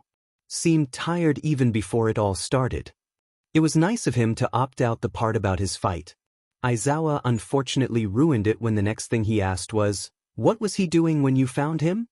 He and Katsuki were going at it. I don't know. Ask him when he wakes up. I suppose I'll do that. So what about my explanation? Deku could practically hear his teacher rubbing at his brow. To be perfectly honest with you, Shinso, I have no idea. We don't know much about him other than his father's occupation. He just doesn't seem all that stable to the staff here. His mood swings, the spaciness, and the fear of talking back are semi-normal, and claustrophobia in itself isn't that strange, but all the things together? Something doesn't add up. That's new, Shinso said dryly. The honesty. Doesn't seem to me like you're very good at it. I'm very serious here. I told you when you asked for my recommendation that you're still too rash and irresponsible. I have yet to see much of an improvement in your attitude since that time, even if you are an exemplary student. I don't see your heart in this line of work for the right reasons. Heroes do more than fight the bad guys. Sometimes heroes have to help people do the small things after a wrong is already done. This kind of work is hard and tedious and thankless, but it's important. This is a chance for you to show me you can do that. Do you understand? Yeah, yes. I'm sorry. I didn't mean to snap at you, I guess. It's not your fault. Well, maybe not. But what we do from now on is our responsibility. I'm putting my faith in you. Yeah. Thanks. You should get home. Your parents will start to worry. I wanted to apologize. You can tomorrow, Aizawa interjected. I'm not going to wake him up today for you to do that. And besides, Oshiro doesn't seem like the kind of person to hold a grudge. No. I didn't think so either. Shinso sighed. All right, I'll do it. But don't expect me to be very good at this whole friendship thing. I think you're well on your way. Deku could hardly believe what he had just overheard. Aizawa had given away a treasure trove of information for his third eye to devour. At the least, he knew he was doing a bad job of keeping cover. The thing that stuck out to him the most, however, was the last part. He had a friend. A coerced one, but a friend all the same. Perhaps it was better that his teacher forced the relationship. Maybe then Shinso wouldn't abandon him at the first sign of deceit. Maybe Shinso could accept all the different parts of Deku that Deku could never show him. And maybe one day Yen would rain from the sky. Aizawa didn't mention anything about either incident on their way home. He seemed to understand that Deku wasn't quite present at the moment. He was too caught up in absorbing the day's events. It was all too overwhelming. How was he supposed to do this every day without napping through half of it? Hisashi insisted on him eating a large dinner full of shrimp and steamed vegetables. He ate much more of a portion than he expected of himself, though nothing was good enough for Hisashi besides the entire pan. The man was incensed that Deku had skipped lunch. Afterward, Deku talked to bed without having said more than 10 words to either husband. He fell asleep immediately. Of course, having slept all day, he woke up early in the night, perhaps even before midnight. Angel wanted out. With the night wind of the city brushing against his wings for the third time ever, it occurred to him that maybe he had already blown it. His third eye wasn't picking up anything of Stain. Perhaps the hero killer already knew Angel was onto him, and had started going out at different times or changed his route. Angel was about to give up when he spotted something. Eraserhead was out searching too. Perhaps Stain had gone underground because he disliked the attention. Or maybe he was out hunting in another part of the city. Angel decided to turn around for the night, but not without a quick wave at his favorite nightlife hero. Eraserhead chased after him a few blocks in a vain attempt to catch up. It was futile. Angel was like a rocket when he set his mind to it. The next morning at breakfast was more or less at Deku's lunchtime. He had stayed up so long. Aizawa watched his every tired movement with a keenness Deku was all too aware of now. The hypocrite. As though he didn't look just as dead on his feet. His debrief to Shigaraki had been short but thorough. He didn't think Angel would be much more help if Stain wasn't visible from the sky in his area. He expected a text back immediately. Instead, he got nothing. Great. That meant Shigaraki wasn't taking any of his sheet. How did you sleep? Aizawa asked the question halfway through breakfast, breaking the dreary silence. Hisashi had already left to film some promotional thing for the school. Deku glanced up at his teacher and quickly glanced away. I didn't. I mean dash, he jumped in when Aizawa's frown deepened. I did for a while. I think sleeping all day may have messed me up a bit. Sorry. That's not your fault. We should still talk about that. Deku set down his chopsticks and put his hands on his lap. Sure. Shinso told me what happened in the elevator yesterday. I'd like to hear your side of the story. Yeah, sure. Take your time. So, we went into the elevator. And I kind of forgot that I mean it hasn't been a problem before now, but I guess I forgot. You forgot? I guess, I forgot I don't like elevators. Aizawa stared at him. You just happened to forget that you don't like elevators. To the point you had a panic attack. Yep. The teacher stared up at the ceiling, then down into his empty coffee mug, clearly wishing for it to magically refill itself. Alright, I'll take your word for it. What about earlier, when Shinso discovered you? What were you doing arguing with Katsuki? Deku had put some thought into this during his hours souring over the city. He needed a good enough excuse on the off chance Bakugo decided to tattle to the teachers about their past. He shrugged at Aizawa and picked at his food, as though it were nothing to think about. He recognized me? I don't know. He said we used to go to primary school together. He got kind of upset when I didn't know him. I mean, we grew up in separate parts of the country. From the corner of his eye, he saw Aizawa watching him carefully. Crap. That whole thing had been mostly rat talking, which meant he wasn't stuttering. Aizawa was starting to pick up the patterns. But, Deku said, pushing Rat out of the way, and maybe we do know each other? I mean, I do forget things sometimes. A grunt of agreement was all the answer his teacher gave. Aizawa stayed quiet. For a few more moments, probably giving Deku room to confess. When he stayed silent, Aizawa asked, are either of these incidents going to be a problem? UA has a lot of elevators. We rode them over the weekend and they didn't seem to bother you. Not like I remember it all that much anyway. I can take the stairs? It turned into a question as he watched Aizawa raise an eyebrow. You're going to walk the stairs, his teacher said flatly. Every class PRD of every day. I guess when you put it like that. Listen, kid. Aizawa rubbed at the bridge of his nose. Hisashi and I have noticed, no, the whole school management has noticed, that you need some serious counseling. I don't dash. Aizawa held up a hand. Let me finish. Okay. Thank you. As I said, you need counseling.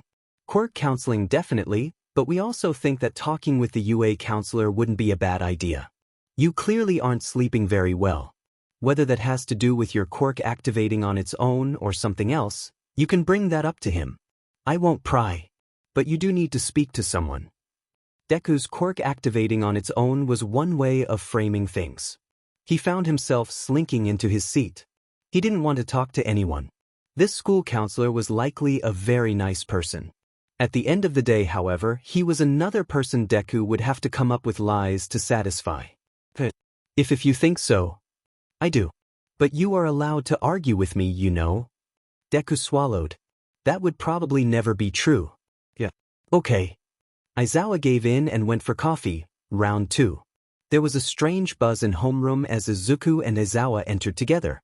His teacher had insisted on accompanying him on the elevator ride up. It wasn't the most awkward situation he'd ever experienced, but close. Thankfully, Rat decided to take the wheel, as Angel still had some serious issues with small spaces. Deku stood there blearily while Rat logically talked him through the ride. Aizawa's voice filtered to him from somewhere, but he wasn't listening. Nothing seemed to wake up his trance until they walked into homeroom and everyone went still. Settle down, Aizawa said, as though they weren't already dead silent. Aizawa made his way to the front while Deku slunk to his seat, avoiding those blazing red eyes that followed his every step. Bakugo turned around to glare at him until the teacher cleared his throat to get their attention. As you know, Aizawa began, this upcoming Thursday is the mock battle training assignment. Yesterday I gave you your handouts detailing how everything will be done. Your preliminary costumes should be finished by tomorrow. Any questions? The serious boy from the front steps yesterday raised his hand. Yes, Ida? Sir, I find it distasteful that some of us must embody villainy in this task. In such a prestigious academy as UA, are we not required to uphold its honor to the utmost? I commend your dedication to hero work. But your thinking is too uniform. You need to learn how a villain operates if you wish to stop them effectively. I see. Thank you for clarification, sir. With that, Ida sat back down. Anyone else? Very well. Do whatever you want until first PRD. I'm taking a nap. Then Aizawa pulled out his yellow sleeping bag from nowhere and proceeded to cocoon himself inside. Deku envied him the ability to sleep anywhere at the slightest opportunity. Quiet reigned over the class for a few moments after their teacher fully went to sleep on the floor. Apparently this was something everyone still needed to get used to. A buzz started up in the room, classmates talking to each other about random stuff or their strategies for the upcoming assignment. Deku didn't care so much about that. He would deal with the task when the time arrived. I must sincerely apologize for my behavior. Deku blinked up at the tall boy suddenly standing like a pole beside his desk. Hello. Ida bowed so low his head passed below the line of Deku's shoulders. I neglected to introduce myself yesterday. I had other matters on my mind, and I suppose you seemed overwhelmed by the enormity of our prestigious academy. But I shall not wait another day. My name is Tenya Ida. It is an honor to know our newest student here on special recommendation. Oh. Thank you.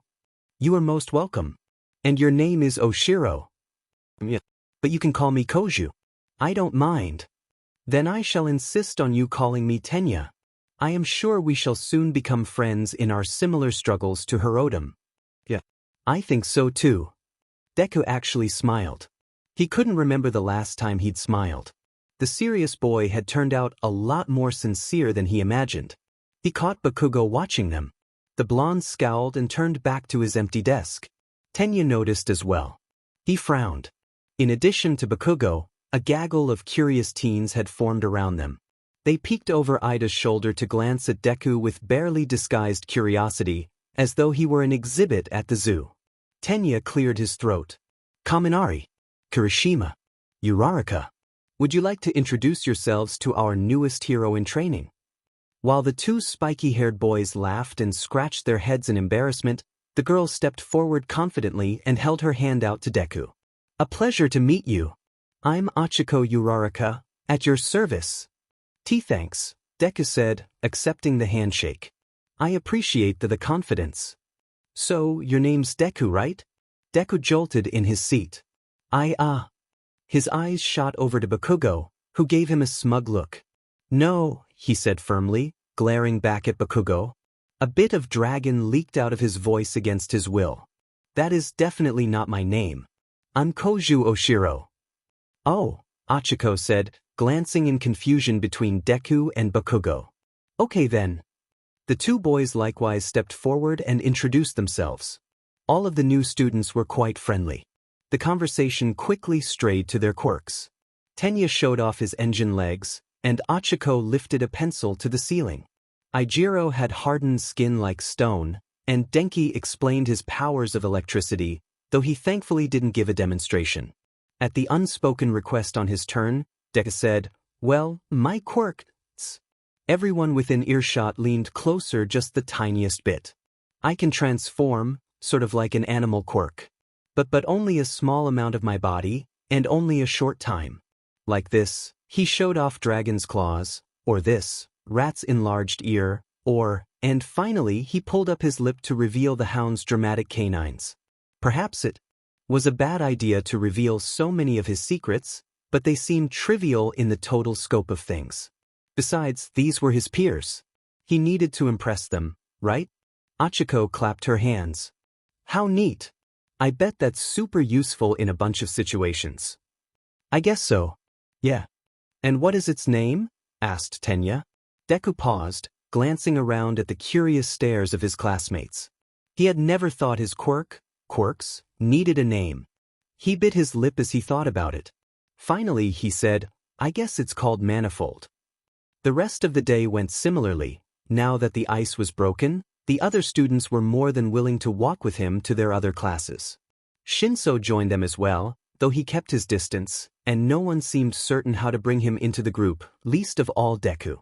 Many of the students were eager to tell him about everything he missed in his week and a day away from school. It didn't seem like anything major happened, just a few hand-to-hand sparring matches and a lecture about ethics from All Might. Holy crap, All Might was his teacher now. He went along with the other students as best he could, copying whatever they did. He saw Aizawa and Bakugo eyeing him on occasion throughout the day. That was fine. This was fine. Everything was perfectly fine. These are meant to determine your quirk's aptitude in certain areas of physical fitness, Aizawa said in a bored voice, holding up a clipboard. Everyone was required to do them last week. There are no tricks to these tests or anything like that. Just do your best, alright? You don't have to be nervous. Alright. Deku wished people would stop telling him that. It was easy enough for his teacher to say, he wasn't the one being tested. Very well. Go ahead and line up at the long jump. Deku did, feeling like a huge weight was pressing down on his shoulders. The other students were sparring in groups of two a short way off. Aizawa was watching them alongside helping Deku, making sure they didn't stop to ogle the new kid for too long. The first few tests went by without incident. Deku used whatever small transformation he needed at the moment to get the highest number he possibly could on each test. If he did well, Aizawa kept that to himself, his gaze always flinty as he examined his clipboard. Deku did the long jump with the help of the hound. That, along with the sprint, which he cleared in 4.9 seconds. Dragon was useful on the grip strength, though that was still likely their weakest stat. Deku's quirks were all more suited for dexterity and strategy than pure strength. When they got to the ball throw, Deku had a hard time deciding who to let take over for this. He immediately went to Dragon, but decided against it. Dragon, against what one might think, was not the most physically strong of their group. The title of the strongest throwing arm went to Angel. For some reason, Angel decided to bow to Aizawa before stepping up to the plate, making the teacher raise an eyebrow. Whatever. If that was how Angel decided to act out this time, Deku could live with it. Angel rolled his neck and shoulders, then wound up the ball, once, twice, 3 times, and then sent it flying. Smoke trailed from the ball as it soared through the sky. Deku hoped no one else would recognize the smoke for Angel's tendency to heat things up. The device in Aizawa's hand beeped. 651 meters, he said. Deku didn't know what that meant. But the students all had to be ordered back to their regular sparring, so he took it to mean he had done good. He gave his teacher a smug look. Aizawa's clipboard lowered as he stared openly at Deku's expression. Deku couldn't help it. For the first time in a long while, he felt proud of something he'd accomplished. Well, Angel had done it. But still, he assumed the rest of the tests went well. In all truth, he didn't quite remember them, the day proceeding in a vibrant haze of colors and motion. Each of his inner personas juggled themselves around depending on who knew best about the task at hand or the conversation one of his peers had engaged him in. It went so well that Aizawa commented on his good mood on the way home from school. Reality sharpened. Deku realized he had been staring dreamily out the car window. He sat up straighter, feeling the world settle around his shoulders like a damp blanket. Voices buzzed at the far back of his mind, his quirks satisfied for the time being. Sometimes it was nice not being present in his body for a while. His teacher paused, waiting to turn at a light. I said, "You seemed more relaxed today. What happened? Did you make any friends?" With how closely the man had watched Deku the last 2 days, one would assume he already knew. Whatever. Deku was used to adults forcing him to spell out the obvious. I think so. I hope so. I hope they like me and aren't just trying to be polite. His teacher snorted. That's how friendships start, kid. I don't think everyone would be so accommodating if they didn't like you. You think so? I know for a fact. Oh, that's nice. He looked down at where he fumbled with his hands. Did Aizawa really mean that? How would he know for sure? He tried not to dwell on those thoughts. He was having a good day. They ate ramen that night. The good kind, where even the noodles are made by hand. It had real seaweed and bamboo shoots and pork. Deku had never tasted anything like it in his life. Growing up in that cage, a warm cup of instant ramen was like a salty blessing from heaven. It didn't matter then that the broth had no thickness or real ingredients. Sitting here now with 2 grown-ups who had no intention of training him for whatever reason, besides the whole hero thing, with a warm bed waiting for him and a huge bowl of delicious food, the reality of where he sat started to dawn on him. And that reality, it was too much. Kid. Deku didn't realize he was crying until the tears started patting into his ramen. He looked down at his bowl in horror as though he ruined it, then up to Aizawa's concerned expression. The tears kept flowing. He couldn't do anything besides stare at his teacher, not even wipe them away. Kid, what's wrong? The man started to sound alarmed. Now Hisashi had looked up from his phone to see about the commotion. Was something wrong? He was having a good day. It was a good day.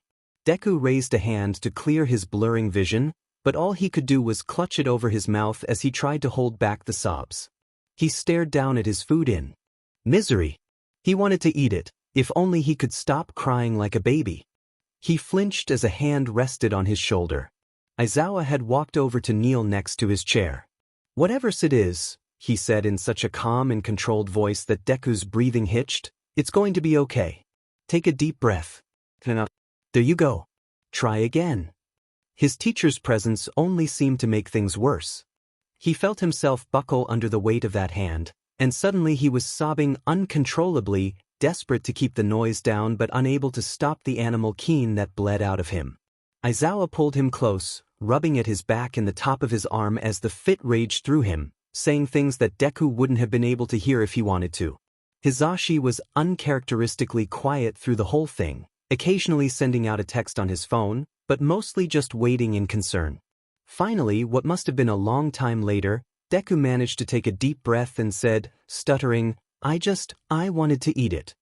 He sniffles, then blows his nose on the napkin that Hisashi hands to him. Neither adult seemed to know what to say to that.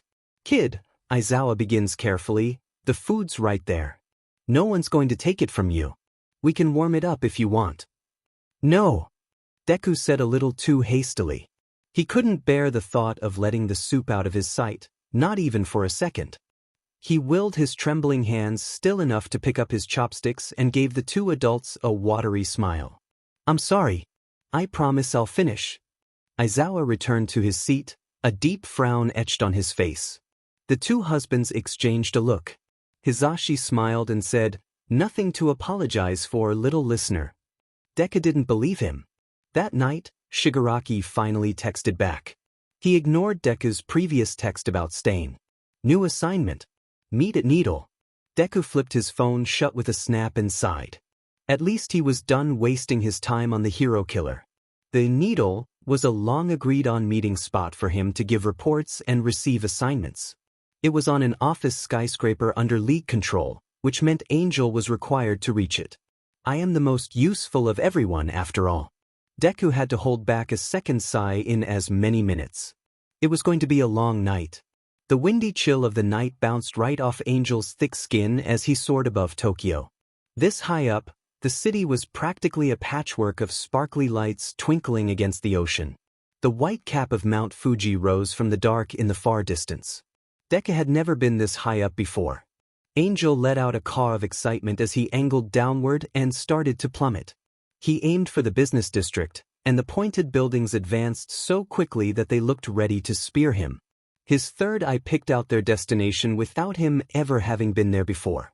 He came in too fast and had to circle the building a few times, gaining altitude once more. He spotted a flash of movement at the very top, next to the base of the lightning rod. Angel pulled up his wings in a few heavy, halting flaps before he dropped stumbling to his feet. "Still as clumsy as ever, I see." The feathers along Angel's back raised in alarm. At the least, it wasn't Shigaraki meeting him, as Deku feared. Dabi stepped out of the shadows, scarred arms crossed over his chest. He scowled. "Shed the wings, Fluffy." Angel bristled. "I am not Fluffy," he said indignantly. "I am the most important of everyone you could talk to in his tiny space of a cranium. The most obnoxious one too. You heard what I said. This conversation's for Deku, not you." Angel was not one to give up so easily. He puffed up his chest despite the two of them being nowhere near the same height. You know these transformations are hard on his body.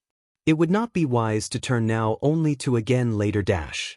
"Boring," Dabi said, raising his hands above his head in a stretch. "You think this ain't the real world? Give me a break. You give me Deku now, or I'm walking away and you can explain to the boss why you didn't get your sheet done." That was enough to make Angel deflate. Steam began to rise from his body as his feathers burned away. Deku's body shrank further, his bones becoming dense and heavy.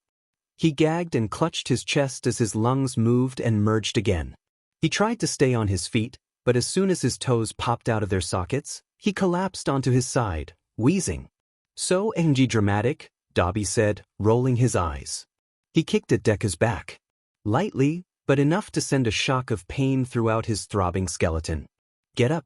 We need to talk." Shaking, Deku somehow managed to get back onto his feet. He clutched his arms around his bare chest and shivered violently against the wind so high up, Angel's heat no longer keeping him warm. He didn't even have shoes. Dabi grinned, all teeth. His breath steamed like a hot spring in the air. Dabi liked to make other people suffer. Dabi liked it when people felt some fraction of the pain he went through every day. This was fine. This was much preferable to whatever Toga or, God's help him, Shigaraki could come up with to torment their favorite pet. The older boy leaned against a pole and examined his blackened nails. "Shigaraki wants a full report. And I'll know if you skimp on details. Living with those heroes, that nifty third eye of yours has had to pick up something interesting." Deku would have gladly given him everything. The problem was that there wasn't that much to give. I saw. Any day now. Deku swallowed down his fear, and this time, Rat stepped forward to fill in the blanks. "Here's what I know." Rat meticulously recounted the inner lives of the heroes and the layout of the school.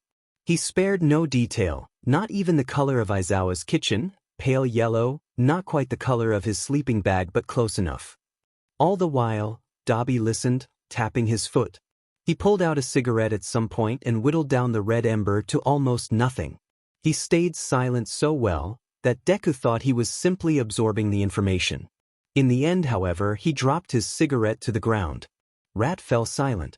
Shouldn't have expected much from you on this mission. I can get more. Deku rushed to jump in. It's only been a few days. I need more time, I just dash. Shut up. Deku did, almost biting through his tongue.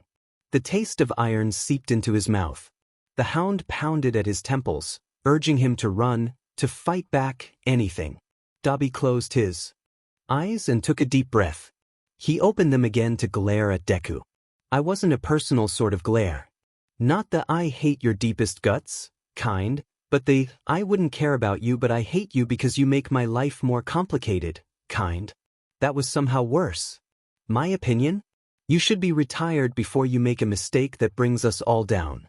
The boss already has another project brewing up. But my opinion on this doesn't seem to sway a lot of heads. We're keeping you in UA. For now. You have a new mission, effective this Friday. You're going to use one of those graciously given quirks to get us intel. Actually useful intel. Do you understand? Deku swallowed the boulder in his throat, no energy left to shiver. He nodded. His voice croaked as he said, Yeah, I do. Deku fiddled with the pencil in his lap. He didn't know how or why he picked it up. This really isn't necessary. The man sitting across from Deku with a raccoon quirk perked up his ears, peering at Deku over his half-moon spectacles.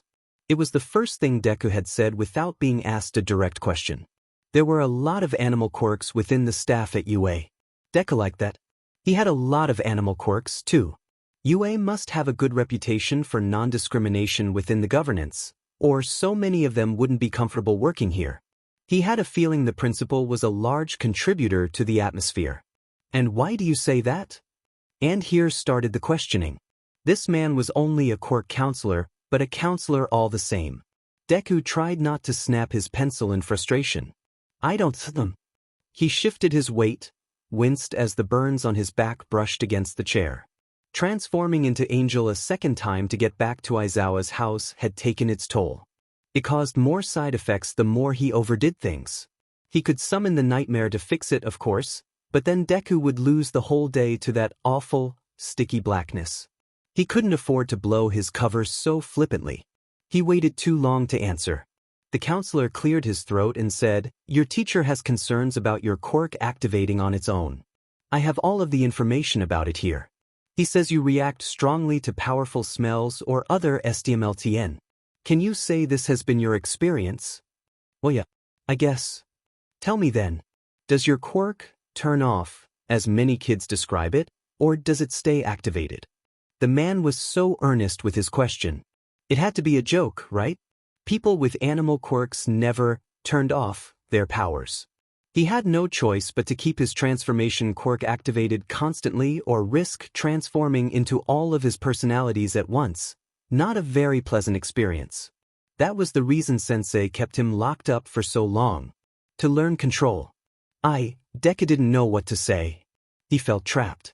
Would these people lock him up too if they found out anything? The raccoon man across from him smiled kindly. It's no problem if you're unsure. Lots of people have no idea that they might be activating their quirk, as they don't know what it feels like otherwise. Would you say you have a heightened sense of smell all the time, or only when food is involved? Food makes it worse. The pencil's integrity began to creak. It's active all the time. I can't turn it off. He winced after he realized what he'd just admitted. It was a huge, glaring weakness. A red target taped to his back. The counselor's smile wavered a little. Then it was back and brighter than ever. Excellent. Thank you for telling me. Now, I would like to get down to the personality of your quirk. Deku's chest seized up tight. Then pencil in his hands finally snapped. Personality? He said, almost whispered. The counselor eyed his broken pencil but otherwise didn't mention it. Sorry, I might have worded that strangely. A lot of people have a quirk that is somewhat rebellious, more or less. Some might be hard to control, while others are fully sentient. Mine's not, Deku said. No, it must have been Rat. It was too calm and collected. Sentient, though I admit it can be hard to rein in sometimes. He was telling the truth, mostly. None of his quirks were sentient that he knew. They were all just him. The counselor looked troubled, his tan eyebrows drawing down. But he said easily, "Are there certain times when you have trouble controlling your quirk? Around food only, or are there other situations? The school wants to know if we're dangerous," Rat cautioned. Aloud, he said, "I don't have much of an instinct to attack, excluding Dragon, if that's what you want to know. Just food and maybe chasing a ball or something." He said the last part as a joke. Except Rat forgot he was bad at jokes. Nobody laughed. "I see." The raccoon man stared down at his paperwork. He was very thin for having an animal quirk. He looked like a stick apart from the fluffy cone of his face. The fur helped to hide the wrinkles of age. Deku's head throbbed, and he started to shiver. The nightmare's touch always made him cold.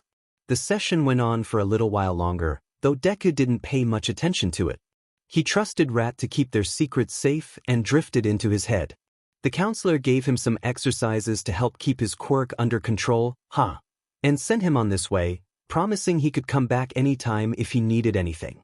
Deku let out a long breath as the office door closed behind him. No way would he ever go back. Hizashi stood up from the waiting room chair and stretched. He had been the one to take Deku to counseling while Aizawa ran homeroom. "Ready for English, little listener?" he greeted warmly. Strangely enough, Deku was. "Listen up, everyone." As though the class had much of a choice. All Might's voice was so voluminous that it vibrated the pavement under their feet. A voice quirk? No, that couldn't be it.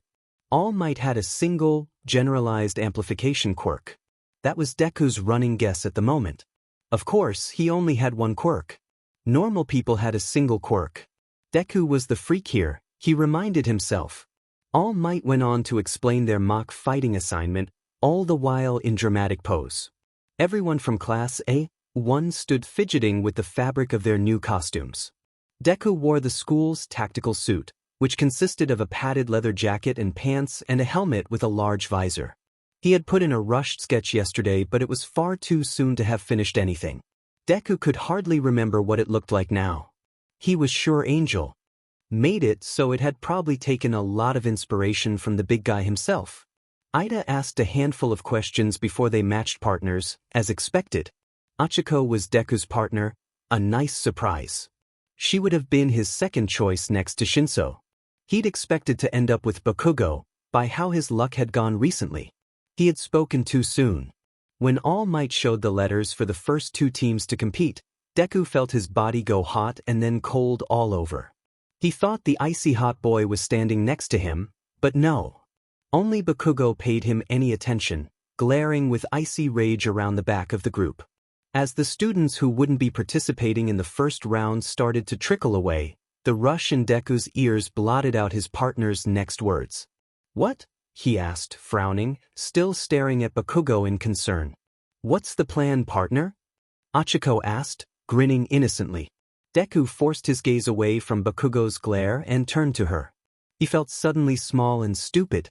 It would bring this great student down being placed with him and Bakugo, of all people. Their rivalry would surely get in the way of her potential. He scratched his shoulder, wishing he could reach the prickling skin on his back. "I don't know, Achiko didn't falter for a second. She punched his shoulder playfully and said, "That's okay. Neither do I. But that's cool sometimes, you know? Some people think better on their feet. Come on then, we'll just have to decide as we go along." She pulled him toward the building where their battle would take place. Both groups paused before the door so All Might could further explain their tactics. "It is vital to embody the minds of villainy in this task," he said to Bakugo and Ida. "Remember that as you plan your strategy. Don't hurt anyone, but don't be afraid to make underhanded moves to achieve your goal." Bakugo raised a critical eyebrow in Deku's direction. Was he implying he knew today's future, or did the boy know something more, something about Deku specifically? Out of everyone, Bakugo had the most reason to smell fish in the air. K-I-L-H-I-M. Deku froze, suddenly, utterly terrified. That was the first time he heard that one's voice. The shadow. The creep against his inner ear was like the slow slime of a snail, lingering wherever it touched. Deku squashed the slimy thing down with all of his might. He stood shaking and trembling, wondering where and how he got there. Had it been a part of himself that spoke? How could he think anything so terrible? Oshiro? Achiko asked. Oshiro, are you all right? Deku struggled to swallow with a very dry throat. Why? He asked. Achiko was leaning toward him in concern, a strange smile-frown on the face of All Might hovering behind her. Bakugo and Ida were already in the building. You were staring off into space, Achiko said worriedly. Your skin went pale all of a sudden. He swallowed again when his voice broke, took a step back. And nothing. It's nothing. I'm just nervous, is all. I just got to know you guys and already we have to fight. That's perfectly natural. All Might said in that booming voice that always made Deku wince. The hero's smile grew bright as the sun once more, the man having found solid ground for which he could lecture. There are many times when the villains we fight do not appear to us as bad guys despite their villainous behavior. We might even think they're cool or admire their quirks. Still, it is important to uphold the law no matter how you might perceive those you fight. This will be good practice for you. All Might had no idea how close to the mark he landed. Alright. Thank you, sir. Deku refused to look at either of their concerned faces, but his third eye saw enough. They didn't believe him.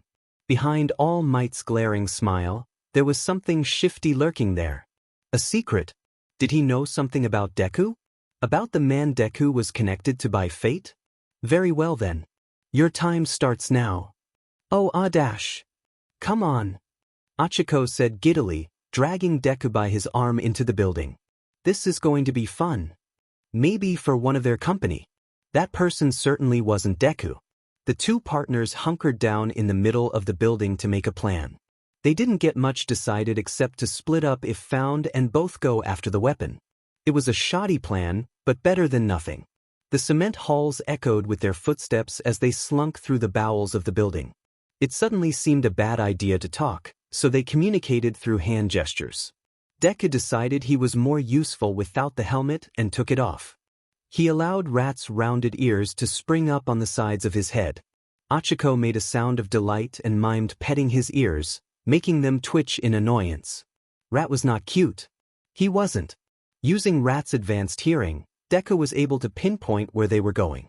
He stopped, holding up a hand for Achiko to do the same. They waited with bated breath as Deku strained his ears, listening. Footsteps.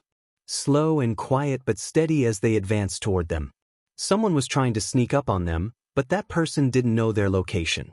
Deku motioned to Achiko that someone was walking down the next hall, and she nodded her understanding. They began to retreat the way they had come. Before they could round the corner into safety, however, the voice of Bakugo rang through the building. Where are you, Deku? They both stopped, just in time for an angry, spiky-haired blonde to step into sight at the end of the hall. Crap. They were spotted. Get over here, you little punk. You have some explaining to do. Deku pushed Achiko down the next hall. Run, he said, get to the weapon, and she listened. He intended to do the same, but something kept his feet rooted in their spot. Bakugo took his time as he advanced, his arms swinging heavily at his sides. He didn't seem to think Deku would run either. Nice ears, Bakugo commented snidely. Makes for a neat party trick. Deku brought his hands to the sides of his head, wiping away the larger ears and replacing them with his normal ones. What do you want, Bakugo? I told you, didn't I? The larger boy stopped a few meters away, feet apart, pointing an accusing finger at Deku. Explain yourself. He had a kind of grenade-looking accessory on his arms, which Deku guessed helped to amplify his explosions. Explain what? Deku demanded, crossing his arms over his. Already he was tired of this. He had bigger problems to worry about than childish grudges. Bakugo growled low in his chest as he breathed, teeth gritted. Where did you go? How did you get that freaky quirk? You were quirkless. Whatever your issues with this Deku kid, it sounds like you need the help, not him. Got a problem with quirkless people, do you? Bakugo threw his arm out to the side and a tiny explosion snapped in his palms. A flash to bring the attention back to what he wanted to say. Cut that acting crap. I'm not a FNG stupid. leaving for 6 years and then showing up at UA, the school I was going to attend. And then you pretend you don't remember me, you piece of shit. Is there another time and place you can rehash your childhood trauma? Deku snapped impatiently. Dragon had slunk up from the depths without him having noticed. Deku should be more vigilant. Bakugo had an innate talent for bringing the lizard to the surface. We've been over this, dude. The name's Koju Oshiro. Ha! Bakugo laughed, loud and exaggerated. He actually smiled. You think I won't tell? You then Izadash. Dargan heard the name begin to fall from Bakugo's sneering lips, and he lunged. No one was allowed to say that name. Not anymore. By the look of pure shock on Bakugo's face, he hadn't expected such a fast retaliation. He brought his arms up to protect against Deku's strike. Twin explosions popped in his hands to try and throw off his attacker. Dragon fully expected the fireworks and plowed right through, running full force into the larger boy and throwing them both to the ground. They separated as they tumbled and rolled. Dragon sprung first to his feet. He advanced at Bakugo still on the ground, jagged teeth bared in a fierce snarl. Bakugo held up his hand, aiming to fire. Sheet! The larger boy cursed as he spotted the liquid dripping from the side of his grenade-looking accessory. Dargan had made sure to slash them when the two collided. Izadash! The boy tried again, but Dragon refused to let him finish. He lunged forward once more just as Bakugo pulled the string on his weapon. Boom! The explosion was aimed at Deku's feet, but it was obviously far more intense than intended. Bakugo's arm jerked and the explosion traveled higher. There was a blinding flash of light and heat. Nothing could stop Dragon's fury. His tougher skin had already numbed some of the damage. He ignored the pain and the blindness and the far-off screaming of someone over a loudspeaker. Touch and instinct told him where he could find his opponent, who was still reeling on the floor from the botched explosion. Dragon knocked the clumsy arms aside and snapped out the capture tape, wrapping it around Bakugo's bicep. Then he grabbed Bakugo by the front of his shirt and shook the other boy so hard he felt his teeth clack together. Enough! Dargan howled. He could barely hear his voice over the ringing in his ears. Stop tormenting me and mind your own dimmin' business. I don't know you. I don't want to know you. And then he brought Bakugo closer, the boy still sputtering and coughing from the fumes of his explosion. Quiet, so that no one other than Bakugo could hear, Dragon whispered into his ear, Izuku Midoriya is dead. He died 6 years ago, and you're the one who killed him. I know you ratted him out. How about I tell everyone that, huh? Bakugo heard him. He felt the larger boy go still in his grasp. He dropped Bakugo back to the ground and stood. He swayed, thrown off by his lack of senses. The bright spots in his vision refused to go away, no matter how much he blinked. Well, he would have to win this exercise without his eyes. His hearing wasn't much better and fumes were stuck in his nose. He snorted and coughed to clear his airway. I can't hear you, he called in the general direction of the loudspeaker, sensing it buzzing in the background. I'm fine. I can keep going. And so he did, using the walls to guide him. He stumbled as fast as he could down the hall to where he could find the staircase. Sure enough, he tripped over the first step and quickly began to ascend. Another announcement over the loudspeaker. That one sounded like a countdown. 2 minutes left? 60 seconds? Deku ran faster, his tiny frame heaving in great gulps of air.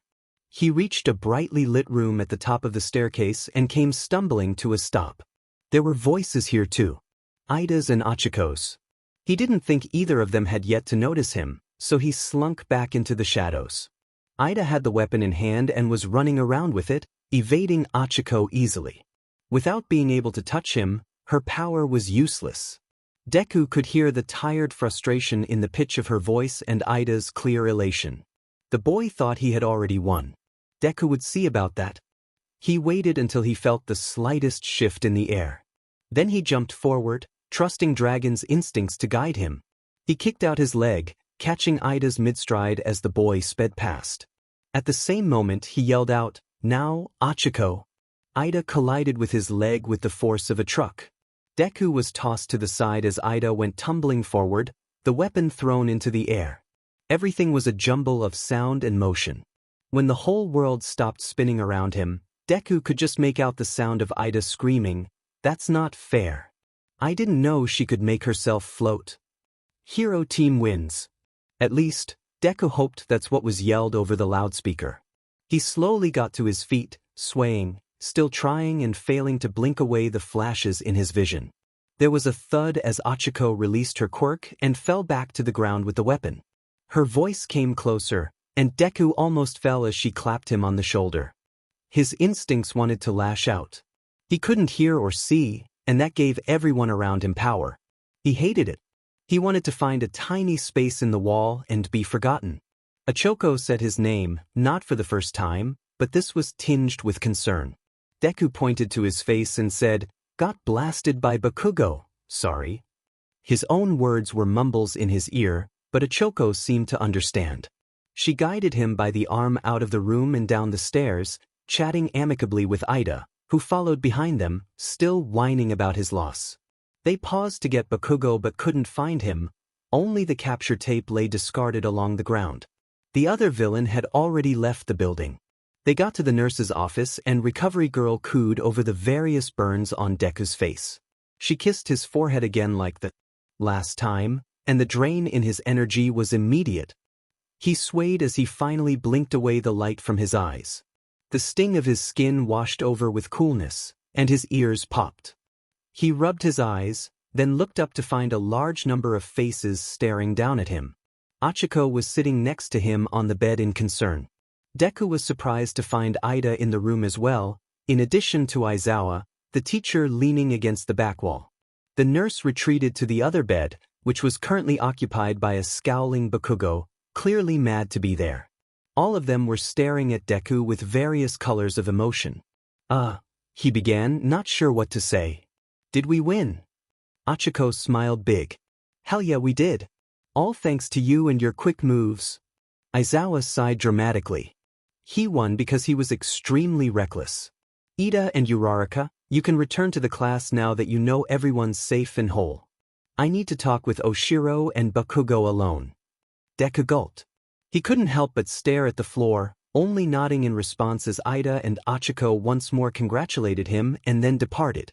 The nurse left behind them, going back to her standby position so the next hero versus villain bout could take place. Aizawa stood and stared at them for a long minute. Then he declared, "Who wants to start telling me the problem between you two?" Deku risked a quick glance to the side. Bakugo glared at him as usual, but there was a different sort of gleam in his eyes now. Caution maybe? Or resentment. The larger boy chewed on his lip, contemplating what to say. Deku gave the tiniest shake of his head. "Nothing," Bakugo finally muttered. Aizawa leaned forward. "What did you say?"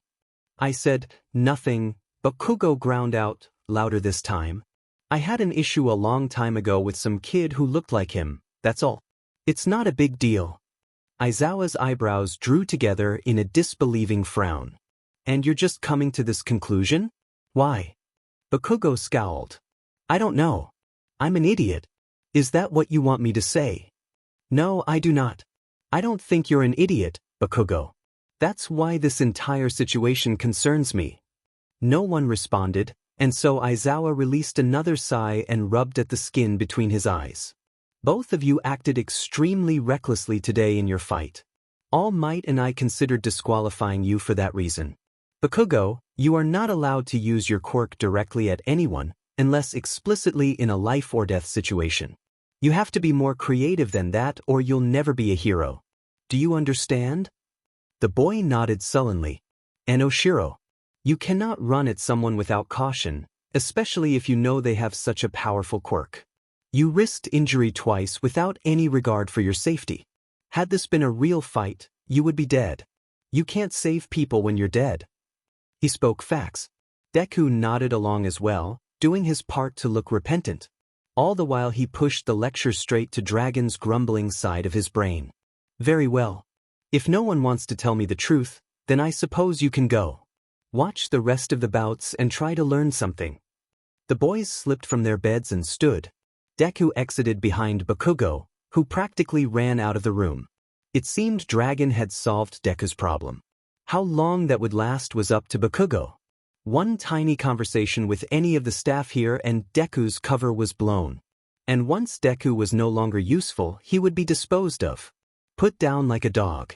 Sensei wouldn't think twice about it. Oshiro. Deku blinked. He was sitting at his desk, wearing his regular school uniform. Someone was shaking him by the arm. He looked to the side, where Shinso stood over him. Oshiro, homeroom's over. We're leaving now. Homeroom? But hadn't he just been at the nurse's office? What happened? He asked, frowning and rubbing his eyes. Sorry, I think I fell asleep. You've been staring at Aizawa the whole time, Hitoshi said. You weren't asleep.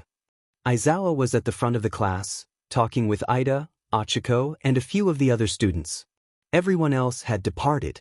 Only Hitoshi was hovering around Deku's chair, wondering why he had yet to get up, probably. He waved off the other boy's concern. It's fine. I just spaced out a little bit there. More like a lot, commented Rat. I have done a terrific job handling the steering wheel, thank you very much. Retorted Angel. I resisted volunteering for the class president, knowing I would be the most popular choice. We're far too busy for such responsibilities. Deku resisted the urge to groan aloud and slam his face against the desk. Angel taking control was just what he needed. He had missed an entire evening and night to the most unpredictable of his quirks. That meant today was Friday, the day of his assignment from Shigaraki. I haven't gone out in 2 nights. Angel whined. I deserve better than this. You better not have blown everything. He hissed. Oshiro. Hitoshi shook his arm again. Dude, you are starting to freak me out. Fine. Deku said with what he hoped was a convincing laugh. He rubbed at the back of his head. Just lost in thought is all. I'm fine. Are we, going to math today? Hitoshi set his lips. Yeah. You ready to go, or do I need to be concerned about seizures too? Nope. All good here. The other boy didn't look convinced, but luckily he couldn't detect lies. Not without using his quirk first, a real possibility of a threat. Deku needed to dodge his concerns, especially considering he was a spy for their teacher. I'll show you to math then. Deku tried to resist falling back into his head for the remainder of the morning. He wanted to. He was so nervous about his assignment that he couldn't stop shaking his leg or fidgeting with a pencil. He couldn't bring himself to write anything down. He didn't know if he would be able to stop. And besides, his third eye would remember everything regardless. It was at lunchtime when the nerves really started to kick in. The idea of eating made his stomach curl up into a tight little ball. He could only stare sadly at his rice bowl, wishing he were anywhere and anyone else. Congratulations on winning class president, Tenya, Achiko said between bites of white rice. How are you feeling? The taller boy said, I'm not quite sure how I feel at the moment. It is a prestigious honor. You won. Deku asked stupidly. Everyone turned toward him. Even the kids sitting down the table seemed surprised. He immediately flushed and said, Sorry, I didn't mean. Koju wasn't paying attention, Hitoshi said calmly as he picked up a piece of sushi with his chopsticks. He was too busy spacing out in class. Deku sputtered, I didn't dash. Spacing out? Achiko asked in concern. Were you daydreaming? I daydream sometimes when I'm tired and forget everything for whole classes. Deku gratefully grabbed to the lifeline Achiko had no idea she threw him. Of course. Just daydreaming. I'm sorry I wasn't paying attention when you won, Tenya. Congratulations. I'm happy for you. The other boy thankfully bowed his head, still too swept up in the excitement to notice it was mostly Rat talking there. Thank you very much. I will do my best to uphold the rigorous standards set by our highly acclaimed predecessors. An alarm cut Ida off, and a voice on a loudspeaker began to repeat a single message. Warning, Level 3 security breach. All students are to exit the building in an orderly fashion. Deku's whole body went cold all over. This was it. This was when he needed to make his move. What's going on? Achiko asked. Everyone stood. One of the older students next to them said, a level 3 means someone's gotten into the building. We have to get out of here. Around them, voices of alarm were beginning to rise. Deku pretended to join in on the scare. "W should do what he says," he stammered out as he backed away from the table. Then he turned tail and disappeared into the writhing crowd. He heard Hitoshi call out to him, but otherwise, no one seemed to even notice he left. Shigaraki's plan might actually work. The instant he was around a corner, Deku shifted fully into Rat. He was not scared to give away everything this time, knowing Rat could handle himself better than all of them. His body shark, his limbs becoming stouter. His jaw ached as some of the teeth grew while others disappeared altogether. Large, fuzzy ears sprang up on the sides of his head and his hair turned short and gray. He had to resist the urge to get on all fours, stumbling on shortened leg bones and elongated feet. He slipped off his shoes and tucked them under his arm as he ran against the tide of students. He held back the transformation just enough to keep the quills from breaking through the back of his shirt. No one paid him any attention. Being Rat, he was virtually invisible. Rat relied more on his hearing and sense of smell than vision. They guided him safely through the crowd and toward the employee offices. Rat activated his special power, and his body shrank further still. He had to pause to roll up his pant legs when they started to make him stumble, holding up his sagging pants with the same arm that held his now enormous shoes. His shirt hung loosely around his shoulders, threatening to slip off. Crap, this was going to be harder than he thought. He kept going, darting through the employee offices until he reached the right door. Rat pulled a spare keycard he had been sure to snag from Aizawa's bag that morning and scanned it. The reader flashed green, granting him access. Rat was very good at his job. Quieter than a mouse, he slipped inside Aizawa's office. The accommodations were simple and neat, with a clear space to lie on the floor and nap. Rat wasted no time jumping on the computer and booting it up. He hummed thoughtfully at the request for a password. He typed the override code Dobby had given him, and miraculously, it worked. There was probably a tech quirk involved in the process somehow. Rat's job was technically done at this point. The virus would spread on Aizawa's computer now. Shigaraki could get everything they needed without further risk to his cover. But Rat hesitated. The chance to gain more knowledge was too irresistible. He opened up Aizawa's emails and scanned them as quickly as possible. Rat was nearsighted, forcing him to hunch in toward the screen to read the titles. He ignored most of them. Gods above, Aizawa got a lot of spam.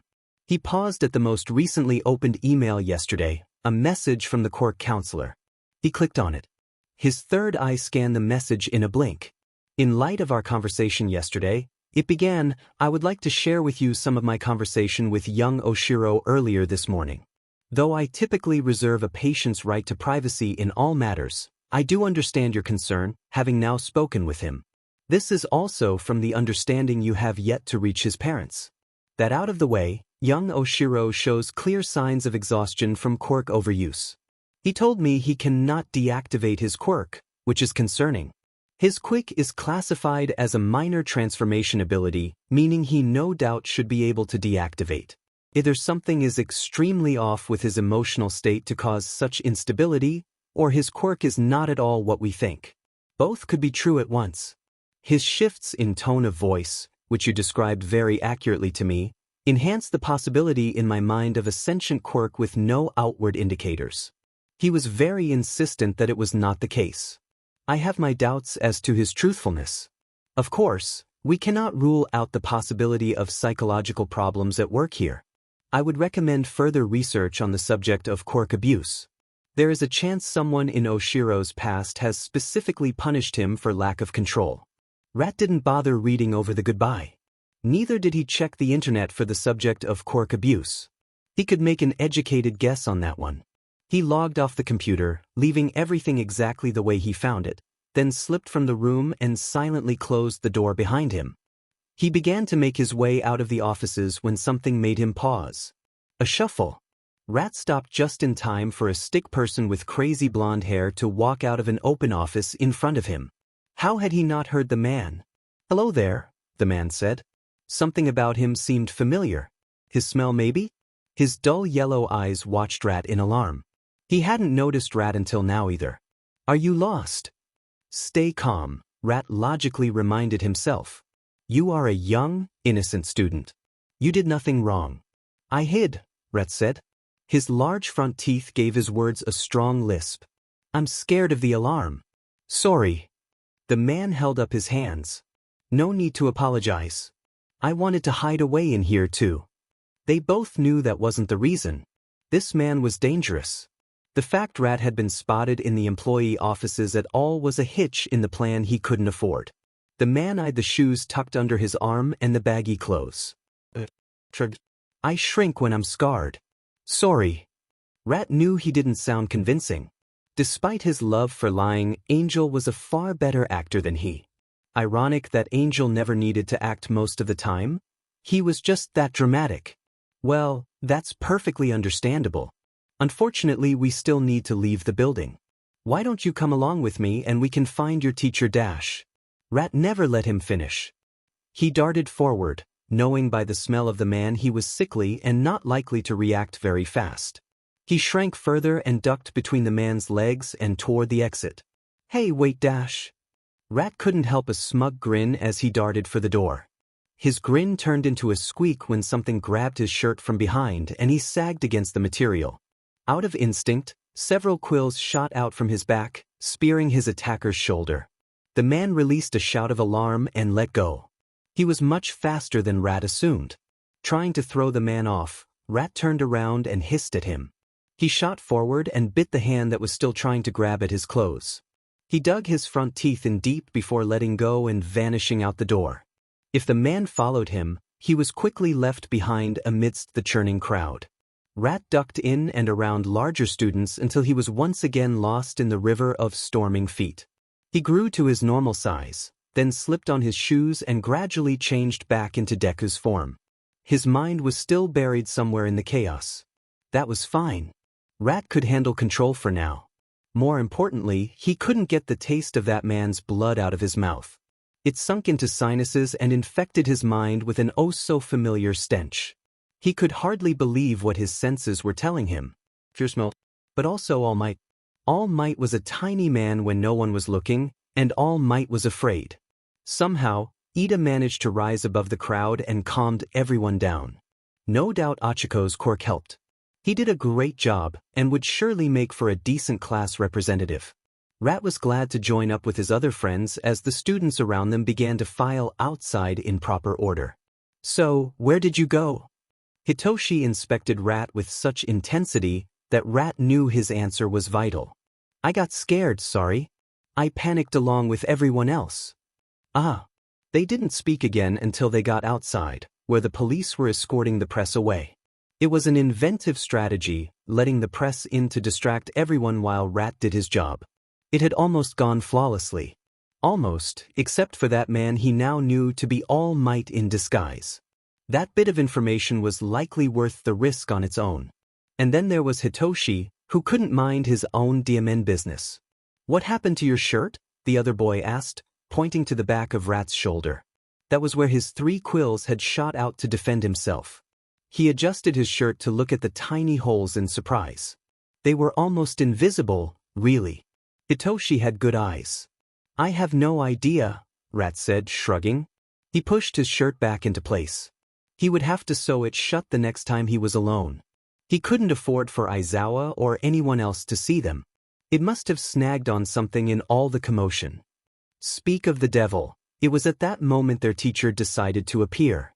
The man looked more tired than normal. Apparently he and his husband had been the ones to take the brunt of the press's interrogations. Rat didn't envy them. Is everyone all right here? We're fine thanks to Ida, Rat confirmed, pointing to the taller student standing nearby, speaking with Achiko and Denki. He did a wonderful job of taking charge and directing everyone outside. You should commend him. I see. I'll speak to him, then. Aizawa had that critical KNK to his expression. Crap. Their teacher knew about Deku's different speaking patterns. Rat supposed it was too late to go back now. Deku was still asleep somewhere, and it wasn't like Rat could truly copy his unique brand of stuttering. Their teacher turned to Hitoshi. What about you? Anything amiss? Hitoshi glared at Rat as he said, We're fine. Nothing to report here. Strange. Why was Shinso protecting him?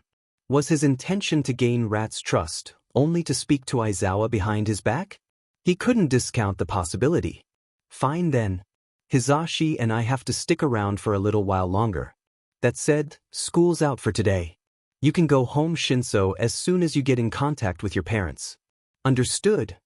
The boys both confirmed, and Aizawa left to talk to Ida, then returned inside the main building. All the while Hitoshi never stopped inspecting Rat like some bug. You owe me, he pointed out. For? Rat insisted. Okay then. Shinso turned around and began to walk away. I'll just tell Aizawa everything then. No, wait, Rat said. I owe you. What do you want? The other boy turned back. Where did you go when you disappeared? Hiding. I was scared. Hitoshi crossed his arms. It's the truth. I'm always scared. Hitoshi uncrossed his arms. He tapped his foot on the ground. Fine then. Tell me why you sound like a freaking robot right now. It's creepy and your eyes are too wide.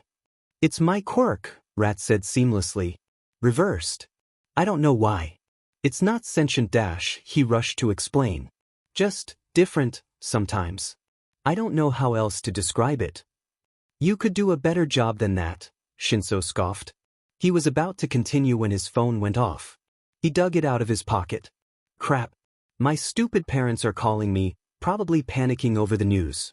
I'll reserve my report to Aizawa, for now. So long as we talk next week. You get me? Sure. No problem. Hitoshi left, and as he did, Rat couldn't get those words out of his head. For now. The boy said it in the same way Dabi said it, reminding Deku that his life was stuck in a state of maybes. Maybe Hitoshi wouldn't tattle to Aizawa. Maybe All Might and the staff wouldn't connect the information leaked to him.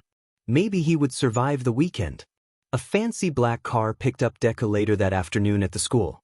A gentleman with a European accent drove, seeming all the world like a rich family's driver. Deku had never met the person. He suspected it was Toga in disguise, but one could never be sure. The League had their hands in quite a few pockets. The driver opened the back door and Deku was about to get in, when Aizawa standing behind him suddenly said, "You don't have to go." Deku froze. The driver was putting Deku's single bag into the trunk and he too paused. Both of them were watching Deku, waiting for his answer. The driver gave nothing away through his kind smile and bushy mustache. "What do why you mean?" Deku asked. He was back fully in his head now, but alongside Deku, the hound was never far behind. A steady build of dread over the last few hours had brought the beast closer and closer to the light. All he wanted to do was run. To where, he had no idea. There was nowhere he could run without Sensei finding him. The teacher hesitated, scratching at his neck under his scarf. He seemed unsure. It was an odd emotion to see within the usually level-headed hero. Deku didn't like it. It made him even more uncertain than ever before what the future held. I just meant, Aizawa let out a long breath. It's nothing. I thought since your parents aren't home very often, you would want to spend the weekend with us. I do understand that you may need time alone. Deku nodded, not sure what else to do. Yeah, time alone, he echoed softly. Is that what you want? Aizawa was probing for information. The man suspected something wasn't right. He wanted to keep Deku here, but couldn't, not being his legal guardian. If Deku said no, Aizawa would likely do his best to fulfill the request. Deku could stay here. He never had to go back. But when he opened his mouth, the sound that came out was a decisive, "Of course. I like living with you and everything, it's just..." He couldn't find an excuse. There wasn't one. He couldn't even make up a lie. Aizawa dipped his head. I understand. I'll be in this spot Sunday evening to pick you up, like last time. Okay. Deku nodded, not meeting the man's eyes as he slid into the back seat of the car and shut the door. He didn't trust himself to say goodbye without breaking down and begging for help. The driver closed the back trunk, making Deku flinch. His heart pounded in his throat, his breathing too loud in his ears. The front door opened and the driver got in. The door shut, sealing them both inside. The car started and began to drive away. Deku watched his teacher at the front of the school grow smaller and smaller until he disappeared altogether. Toga? He finally asked. The driver confirmed. He had dropped his fake accent, but his voice still sounded warped with the tone of a young girl. You have fun this week, being a proper schoolboy? Why? Sure. Deku wished he had his backpack to clutch it. He probably wouldn't see it again until he saw Aizawa on Sunday. If he survived that long. Great. That's a good boy. We've all been rooting for you back home. Shigaraki's looking forward to your full report, of which I'm sure you have plenty to share. Deku knew a threat when he heard it. Shigaraki was likely displeased with the tiny scraps fed to Dabi. Deku could only hope his ability to hack into the hero's systems would be enough to save his hide. Then again, he had that piece of information now, about the world's #1 hero. It should be the first thing out of Deku's mouth in front of Shigaraki. That little tidbit would carry him for at least a few more weeks while he found something else. Deku swallowed hard and dug his claws into his pants, trying not to shred them. Sweat started to prickle above his eyes. The ride across town was one of the longest of his life. He couldn't afford to lose time right now. Not when he risked the Hound or that one taking over.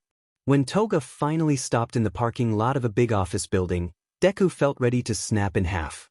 Where are WWE? He asked. Toga hummed thoughtfully. Should have guessed you knew we weren't at the hideaway. That nose of yours is pretty sharp. Shigaraki's in a special meeting right now with the boss. And guess who's invited? How exciting! Deku should have guessed. The smoke from the industrial side of town hid many smells, but the specific tang emanating from the car's vent made his stomach roil. He had been here in the past, sealed away for years. His most recent visit was a few weeks ago. It was night then. That had been when the sensei gifted Deku his personal nightmare. Deku didn't know if he could do it all again. Toga was suddenly at his side of the car, opening the door. Out you go, she said cheerily. Slipping onto the pavement, Deku felt completely numb. He didn't register the impacts of his strides, floating above the ground as Toga led them, still disguised as a man, into the front lobby of the office building. The lights were on and air conditioning hummed in the background. Magazines sat open in the waiting area. A lucky cat ornament waved its paw on the front desk. Aside from those indicators of life, the whole place was abandoned. Toga put her arms behind her back and began to skip ahead of them, humming a happy song. Her relaxed behavior should have reassured Deku, but he knew Toga better than that. His terror made her more excited than anything. They got into an elevator, and only then did the driver shrink back into Toga. She stood taller than Deku still, but he much preferred her this way to that of a man. He still couldn't figure out how she morphed her clothes along with her physical attributes. As someone with a transformation quirk without that ability, he envied her. It didn't seem fair. Excited, she asked him as they rose upward. Should I be? He managed to stammer past the lump in his throat. Well, she drawled out, I know something's about to happen. Shigaraki and Sensei have been cooking big time. This could be the moment we've been waiting for, you know? Our chance to take out the big guy. Oh. Deku didn't know if he could feel any more tense. Apparently he could. Cool. The elevator door opened and they walked into the hall. Deku stepped very carefully, knowing each one could be his last. They stepped through another hall and entered a large, darkened room separated in half by a screen. On the other side, Deku could make out the imposing, helmeted figure of Sensei towering over a kneeling Shigaraki. Their voices came in dark, serious murmurs. Deku knew better than to eavesdrop. He couldn't have even if he wanted to, his breathing too quick and raspy in his ears. Toga rolled her eyes. Calm down, won't you? She whispered. You think it would go well for you if you passed out? No, it wouldn't go well at all. Deku forced himself to take a deep breath, taking the Hound and shoving him back behind a door. It was a temporary solution. He could only suppress the beast so long before he eventually escaped. They waited there for some long minutes. Eventually, the conversation behind the screen concluded. Shigaraki dipped his head low as if accepting responsibility for a sin barely forgiven. Then he stood, went to the screen door, and exited that side of the room, shutting the screen softly behind him. Sensei's shadow remained unmoving. Shigaraki stood in front of the door and simply stared at the wall, lost in his thoughts. He wore none of his creepy hands, and yet the emptiness in his expression made for a specific kind of horror. Then Toga shifted her weight, not even making a noise, and Shigaraki's gaze snapped to them standing by the door. "Look who decided to show up," he rasped out. His voice was dry and hollow. Sarcastic. Sensei had done something to him. But whatever punishment Shigaraki had received, it wasn't visible on the outside. He walked toward them slow and steady, his step a little too precise. Deku hoped it hadn't been too terrible a sin. Whatever it was, Shigaraki would make him feel that pain 3 times over. No doubt it involved Deku's failures somehow. Had Sensei given him a quirk? Deku doubted it. No one spoke to him about these things, but his advanced senses told many stories. He knew his specific transformation quirk made him unique. No one else had yet to handle multiple quirks without eventually going mad. But it was still a possibility. Maybe Deku did go mad. He's just better at hiding it. Shigaraki stopped in front of them. Deku looked to the floor as that empty stare bore down on him. "You're lucky you proved capable of hacking into the UA's files. Unfortunately for you, they revealed the true scope of your incompetency." Deku swallowed. This was it. This was the moment when he needed to spell All Might's secret. Shut up," Shigaraki growled. Deku flinched. He shut his mouth. "Your teacher has been researching you, as you are incapable of acting like a normal human. I was too naive, sending you to that school. You're just a stupid animal." The words hit Deku like stones. His shoulders rose higher and higher and his head slunk lower and lower toward the floor. Toga was glaring at him from the corner of his eye, like it was his fault she hadn't educated him. Duh. Shigaraki paused, taking in a deep breath. This was it. This would be Deku's punishment, but also his second chance to prove himself. They wouldn't have bothered hosing him down if they didn't intend to keep him around. Toga would have simply killed him in the car. Whatever the punishment, Deku knew he could endure it just for the thought of that second chance. And then Shigaraki spoke. "Sensei has decided that you need some fine-tuning, as it were. You're to see the doctor today." All thoughts fled Deku's mind. "The doctor?" he heard his body say in a soft voice. "Yes, the doctor. He's to say whether or not you'll continue on this assignment after another few rounds of reconditioning." Reconditioning? The word sent tremors down Deku's spine. He was losing control. He felt it in the jelly of his bones. I don't need any dash." "Oh," Shigaraki mused, "I think you do." They all knew it would happen. Deku had been eyeing the door since he walked in. Now he bolted for it. The hound had finally slipped his leash, and Deku had no more choices left. He was truly an animal now with the singular goal to escape the threat. "Grab him!" Shigaraki snapped impatiently. Deku heard Toga whoop in delight as she transformed. Heavy footfalls thundered after him. Reaching the door, Deku glimpsed the hulking figure chasing him down. Toga had changed into a massive athletic man around 7 feet tall. A hand the size of a dinner plate snatched at Deku and missed just as he ducked into the hallway. The hound's flight lasted as long as the elevators. He went for the stairs first but found the door locked.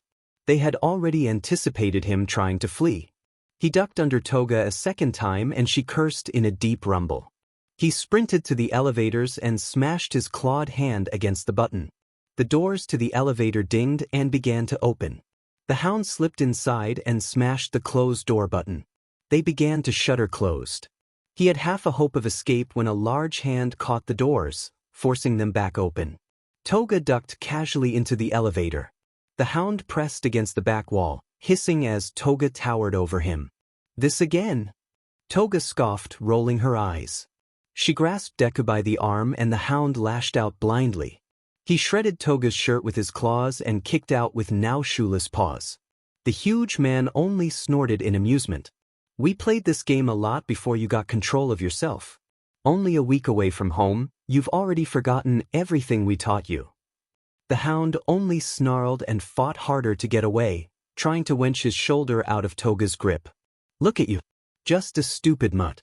I'll make you listen." This whole time Toga had been holding him with one hand like he was a tiny, rebellious child. Now she brought over her other hand and neatly gripped Deku around the neck. She squeezed just enough to cut off his airway. The hound could only squeak out a sad whine. "That's better." Can you hear me, Izuku? The hound showed his teeth. I'll take that as a though. Toga sighed. She used her lanky elbow to hit the bottom floor number on the elevator's panel. All right, kiddo, time to visit the dock. The hound whined and fought all the way. His thoughts were a mash of panic and harsh memories of antiseptic and LTX and bright lights and pain. So much pain. He didn't know what was happening except he was going there. He couldn't. He would die trying to get away rather than submit to that again. Eventually, Toga got annoyed with the struggle when the hound managed to bite her hand. Little sheet, she cursed, then used her grip on his neck and arm to pop Deku's shoulder out of its socket with surprising ease. It was so quick that Deku didn't even realize what had happened until his body seized with pain. Toga ignored the whimpering and dragged him by his dislocated arm through the opening doors of the elevator. She lifted him just high enough that the toes of his sneakers skimmed the floor, no release from all his body weight hanging on his arm. It completely changed his goal from trying to escape to trying to stand, at least a tiny bit. Don't worry, little buddy, Toga said cheerily. I know you aren't listening to me right now, but Doc'll fix you right up. No more FUs for you. All the hound could do was release a high, sad whine. They entered a dark and dingy part of the building. The basement. There were no windows or vents. To keep people from hearing the screams, the doctor's voice echoed in Deku's memories. The halls were dusty and dimly lit. Finally, they reached a set of double doors, like for a surgery. Toga shouldered them inside. The room was even dimmer than the hallway. An overwhelming stench of rot assaulted the hound's sense of smell. The doctor always smelled like rot, but this was different. The smell consumed everything, so thick it was almost visible as a haze in the air. As the hound's weaker eyes grew accustomed to the dark, he saw an enormous shape laid on a table. It was a body, over 10 feet tall and made of thick, black muscle. No, not a body. A corpse. Long dead and never allowed to properly rot. Its eyes stared up at nothing, beak-like mouth slack with a purple tongue lolling out. Its brain sat on the table outside its body, attached by a few gray fibers to its empty skull. The sight was horrific. It made the hound freeze in shock and then renew his efforts to flee with greater urgency, the pain blotted out by the panic thundering rabbit-quick in his chest. Whatever that abomination was, he wanted to be far, far away from it. Oh! The voice from Deku's nightmares drifted up from behind the monstrosity. Wiping bloody hands on a cloth, spectacles glinting in the dim light, the doctor walked around the table toward them. Just the sound of his particular lilt made the hound choke back vomit. Please. He would rather die than be here again. Been a while since we dropped by. Brought the mutt. Toga lifted him, making him howl out in pain. Oh, shut it, you stupid animal. The boy can't seem to keep this particular quirk under control. Boss wants you to take a look-see. Of course, of course. The doctor grins as he walks closer, and already the hound can see in his expression every terrible pain he's to inflict. You know, I always have time for one special pet. We have so much fun together. Both Toga and the hound flinched at the boss's name. It was easy to forget sometimes. The doctor had special permission to spell out the impossible if he wanted. Toga brushed it off easily. Boss has special requests this time. Oh! Toga lifted Deku even higher and shook him again, making the hound scream between his teeth. His arm felt like it was on fire, as though it were being slowly torn away from him. We need all his quirks under control until we make our move, possibly longer if things don't work out with next week's plans. He doesn't care how so long as no suspicions are raised. We need him whole again by tomorrow night. His new quirk should be a help with that. Yes, of course. I remember well the deformed creature we pried that form. The insistent thing refused to die. But without such a handy quirk at its disposal? I'm afraid to say it didn't last long after that. If you're done reminiscing? Toga said, sounding impatient. Follow me, my dear. The doctor led them into the depths of the room, away from the table holding the huge body with glassy eyes. The hound caught sight of a familiar table and restraints and howled out a sound of pure, unrefined terror. He struggled even as Toga tightened her grip on his throat. They stripped him of his shirt, pants, and shoes, and even his socks. Toga then slammed him against the table, yanking on his limbs harshly as she held them in place for the doctor to secure the straps. There were 11 in total, 2 holding down each arm splayed beside him, 2 for his ankles, 3 large straps across his torso, 1 on his neck, and 1 winched across his forehead. By the end of it, the hound was completely immobilized, not even able to hurt himself. Her job done for now, Toga changed back into her regular self. She gazed down at the hound whimpering on the cold metal table. Something like glee sparkled in her eyes.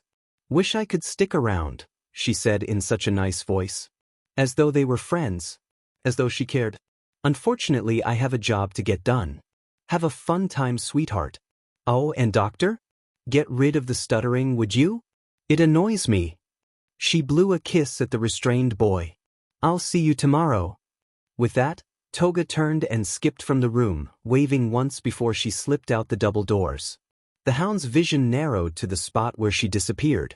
His breathing was harsh and ragged, like jagged glass in his lungs. The doctor stepped into his line of sight, cutting off his vision of the exit. He was holding a syringe. "Why don't we get started? Tomorrow might never arrive. You know you're special, don't you, child?" The voice drifted to Deku through a haze of pain and drags. He didn't know what the doctor had slipped into his neck, except that his heart wouldn't stop hammering in his chest, and his thoughts were so clear now they flowed through his head like water. He felt more inside of his body than ever that he could recall. He was painfully awake and aware of every little thing happening around him. Every shift in the air, every chafe of the straps against his skin, every tiny movement of his shoulder joint hanging outside where it was supposed to rest. His breathing had changed from small huffs to deep, shuddering gasps that hurt his lungs. His body wanted to pass out, he knew, but the drags were smart. They kept him up and shuddering as a deep terror settled in his bones. Special because of that transformation quirk. It is quite a marvel, I must say. It is the only reason your body can handle the gracious quirks all for one has given you. At first, you were just a side project. A little theory our master wanted to test. No one expected anything from it. Truthfully, I expected you to go insane. You did for a time. I had so much fun playing with you then, twisting your every little knob and button to see what stuck. And in the end, you pulled through. I had thought, a success I did not expect. You laid on this table and I pried the real person out of you. I found the human in you then, and I shall do so again. Perhaps even better, this time. Deku couldn't see the doctor. The older man was messing with equipment behind his back, rummaging through what sounded like a junk pile. Everything felt too real and not real at once. The sensations were so overwhelming that a part of Deku couldn't handle it. He had no idea where he was or what was happening, even as part of him very much knew, and even as his body trembled and shuddered in anticipation for what was to come. What was angel and rat and dragon and hound had jumbled and twisted in his head and body. The drag, whatever it was, somehow kept the transformations at bay. A modified quirk suppressant? He didn't know. He didn't know anything except the sensations that were edging him toward madness. Wasn't he already mad? The doctor had done that. He was doing it again. "Tell me your name, child." Deku gasped in a shuddering breath. "Kokoju Oshiro." Pain like a lightning bolt slammed into Deku's side. He seized up, then sagged, letting out a ragged sob. Was that a taser? He's felt a taser before thanks to Dobby, but that was something else. Something designed to inflict pain without the head-buzzing side effects. Normal people don't stutter. Normal people talk in a normal voice. Tell me your name." Deku swallowed down another sob. It was one of the hardest things he'd ever done. He couldn't see anything. His voice was low and steady as he said, "Koju Oshiro." Good. Let's keep going." There were so many things happening and not happening, and all of it going too fast for him to keep up. The doctor asked him dozens of questions and was only satisfied with half of his answers. Eventually the pain stopped receding, and every new shock felt like an injury inflicted on a gaping wound. He stopped messing up. He wasn't even aware of the words spilling from his mouth, but they seemed to please the doctor. He got another injection in the neck that made everything slow down a little bit, which clashed with his previous drags, making the whole world mucky and contrast. He was completely limp as the doctor undid his straps. The man lifted him bridal style, and part of Deku knew he needed to be disguised, that this wasn't right, but he was too distant from himself. The doctor laid him on another metal table without any restraints, not that he needed any at this point, and began petting his hair in some gross show of attachment. I love you, you know. You're such an intriguing little specimen. I know the only reason you've managed to stay sane is by segmenting your mind. Wonder, you took each of those quirks and made them a different person with their own abilities. Don't you remember telling me that so long ago? You used to confess everything to me, you beautiful creature. You can say it. Whatever you want. Deku opened his mouth, but a rising force in his mind grabbed his vocal cords and silenced him with a choke. Rat screamed from the depths. Don't let him in. And so Deku stayed silent, choking and sobbing even as the doctor wiped away his tears from his face with a thumb. It's okay, pet. I have something that will make it all better. The doctor grabbed something from behind the other table, the place he had been rummaging a few minutes ago, hours. It looked like a set of headphones, except, where normally there were cushions to encase someone's ears, there were two metal probes with foam-encased, tapered ends. Deku couldn't help the cry of panic when he saw it. No. It's now so bad as it looks. Just a simple little device to help you stay in the right headspace. Deku couldn't do anything but sob as the doctor fit the device over his head and inserted the little nubs into his ears, making the world muffled and dull. He was heaving in terror again, in and out, desperately wishing to pass out or die or float out of his body, anything at all but this. Be calm. Something like static zapped in his ears, and Deku went still. What was that? He was calm now, deceptively calm. He felt the panic bubbling under his skin, but it couldn't reach him. What was happening? He wanted to run, to cry out, to die, but nothing occurred, not even the twitch of an eyelid. Breathe, my love. Deku dragged air into his throbbing lungs. He kept on doing what the voice said despite what his mind was screaming. It felt like Hitoshi's quirk, but he was kind and gentle there, and his quirk made you believe whatever he said was the truth. Despite his cocky persona, Hitoshi used his quirk with an uncalled-for dignity. This wasn't that. The device hummed in Deku's ears, equally throbbing in the fibers of his brain. Tell me you love me back. Deku didn't understand this. He would have done it anyway for fear of the pain, but the device on his head demanded obedience. The words spewed from his lips. I love you. And in that moment, Deku knew he would never say those words to anyone again. Not without the doctor's sick, toothy gleam hovering above him. Good boy. Bring Rat out for me. His body made a sick, gulping sort of hiccup. Surely the machine couldn't control his very thoughts, could it? And yet, unbidden, he felt Rat get hauled up from the depths as though snagged by a fishing line. Deku caught sight of Rat's terrified expression in his mind's eye before he broke the surface. Rat bared his mousy front teeth at the doctor. Ah, there you are. What's wrong, little Rat? I hate you. Ah, but you aren't the one who's supposed to feel hatred. You're the rational one. The strategist. You help little Izuku escape no matter what emotion might threaten to overwhelm him. Let's you and I have a little talk, shall we? And talk they did. The doctor drilled Rat until the poor thing was panting and heaving for breath, now fully convinced of his duty. Each of Deku's parts the doctor pulled to the surface and spoke to at length, making them believe whatever sick truth he wanted so long as he stopped hurting them. Perhaps it was better that they each bore some part of the abuse, despite having to witness the other's pain. And still, with every word, every shock, every unwanted touch, Deku felt the cracks in his soul deepen into canyons. There was no fixing this, as he had once desperately hoped. Not even a hero could put him back together again. The Hound learned the fastest what was needed from it. Fear and panic. Hysteria. But also control. Repression. Nonetheless, the doctor spent the longest with the Hound. He caressed floppy ears and cooed as the beast tried to bite him. And then the doctor's hands traveled lower, and whatever little thoughts the Hound had in his head were blotted out in a haze of white panic. No, dash. And lower. The Hound was the doctor's favorite. The beast screamed and cried and howled under the unwanted pressure and heat and the salty stench of blood just the way the madman liked. The others felt bad for the hound, and at the same time, lucky they had been spared. This time. You know I'm only doing this because I love you, the repulsive man whispered against Deku's neck.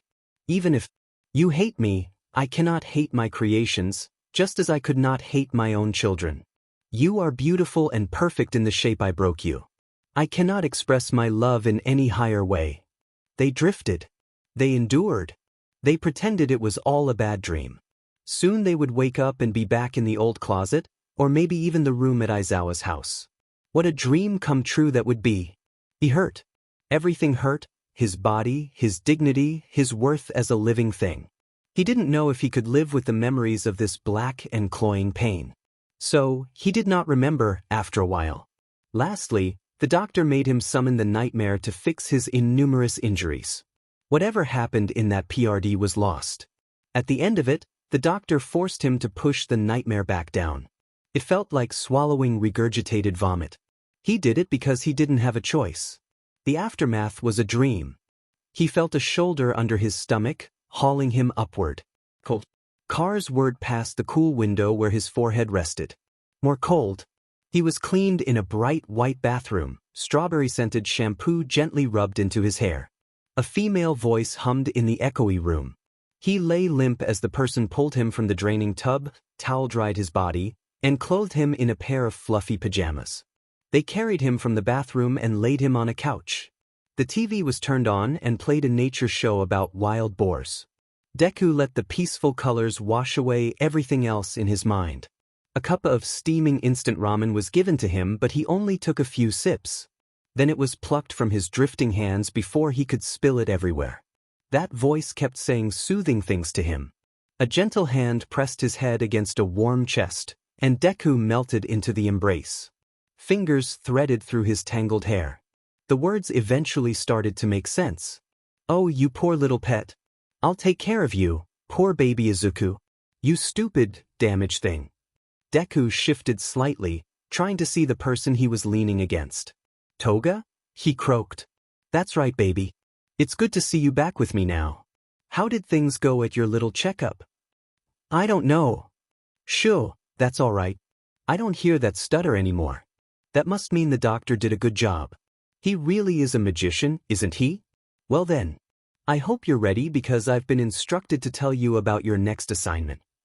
Oh. At the very least he knew he was getting a new assignment.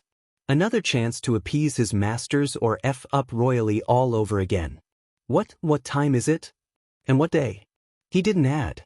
7 in the afternoon. I picked you up from the dock a couple of hours ago. Deku shuddered. 23 hours. He spent almost a full day with that horrible monster. And my assignment? I'll tell you all about it once you get some sleep. Here's the gist, though, and Toga's voice filled up with bloodlust as she spoke the next part. I was right. We're after the big guy, and you're going to help us beat him, whether you like it or not. She ruffled his hair. Don't you worry about that right now, Squirt. You rest, and tomorrow I'll fill in the details. We've got a weapon to beat All Might once and for all. Deku tried to slow his racing heart. All Might's secret rose in his throat. Tell them now and have a greater assurance of his safety. Tell them, and Sensei wins his game. Tell them. But it wouldn't come. He didn't know why, but it refused to leave his chest. Instead, he shakily whispered, Okay. Shota Aizawa was not an amateur. No one took their work as seriously as him. His students might see his behavior as laziness, but he had his reasons for everything he did, no matter how mundane. He had more self-control than anyone he knew. He could pay attention when tired, knew everyone's weaknesses around him, including, especially, his students and co-heroes, and could keep from blinking no matter how long it took to get the job done. So why did Shota feel so stupid? Ineffective was a better word. He knew he wasn't stupid, otherwise, he would have let this whole situation phase out of his already packed schedule. There didn't seem to be a problem here, so why keep digging? Except, that was the problem. It was as if someone wanted any future investigation into this case to just slide off or go in circles. Whoever had created this 6-year-old maze wanted him to give up. Too bad a puzzle made him even more interested. Still working? Shota hummed at his husband walking into the kitchen in his hero getup. Hisashi had been at the school a lot over the weekend for more marketing stuff. And he complained Shota worked too much. You haven't moved from that spot since I left 5 hours ago. You don't know that. Your chair legs are in the same spot. I checked.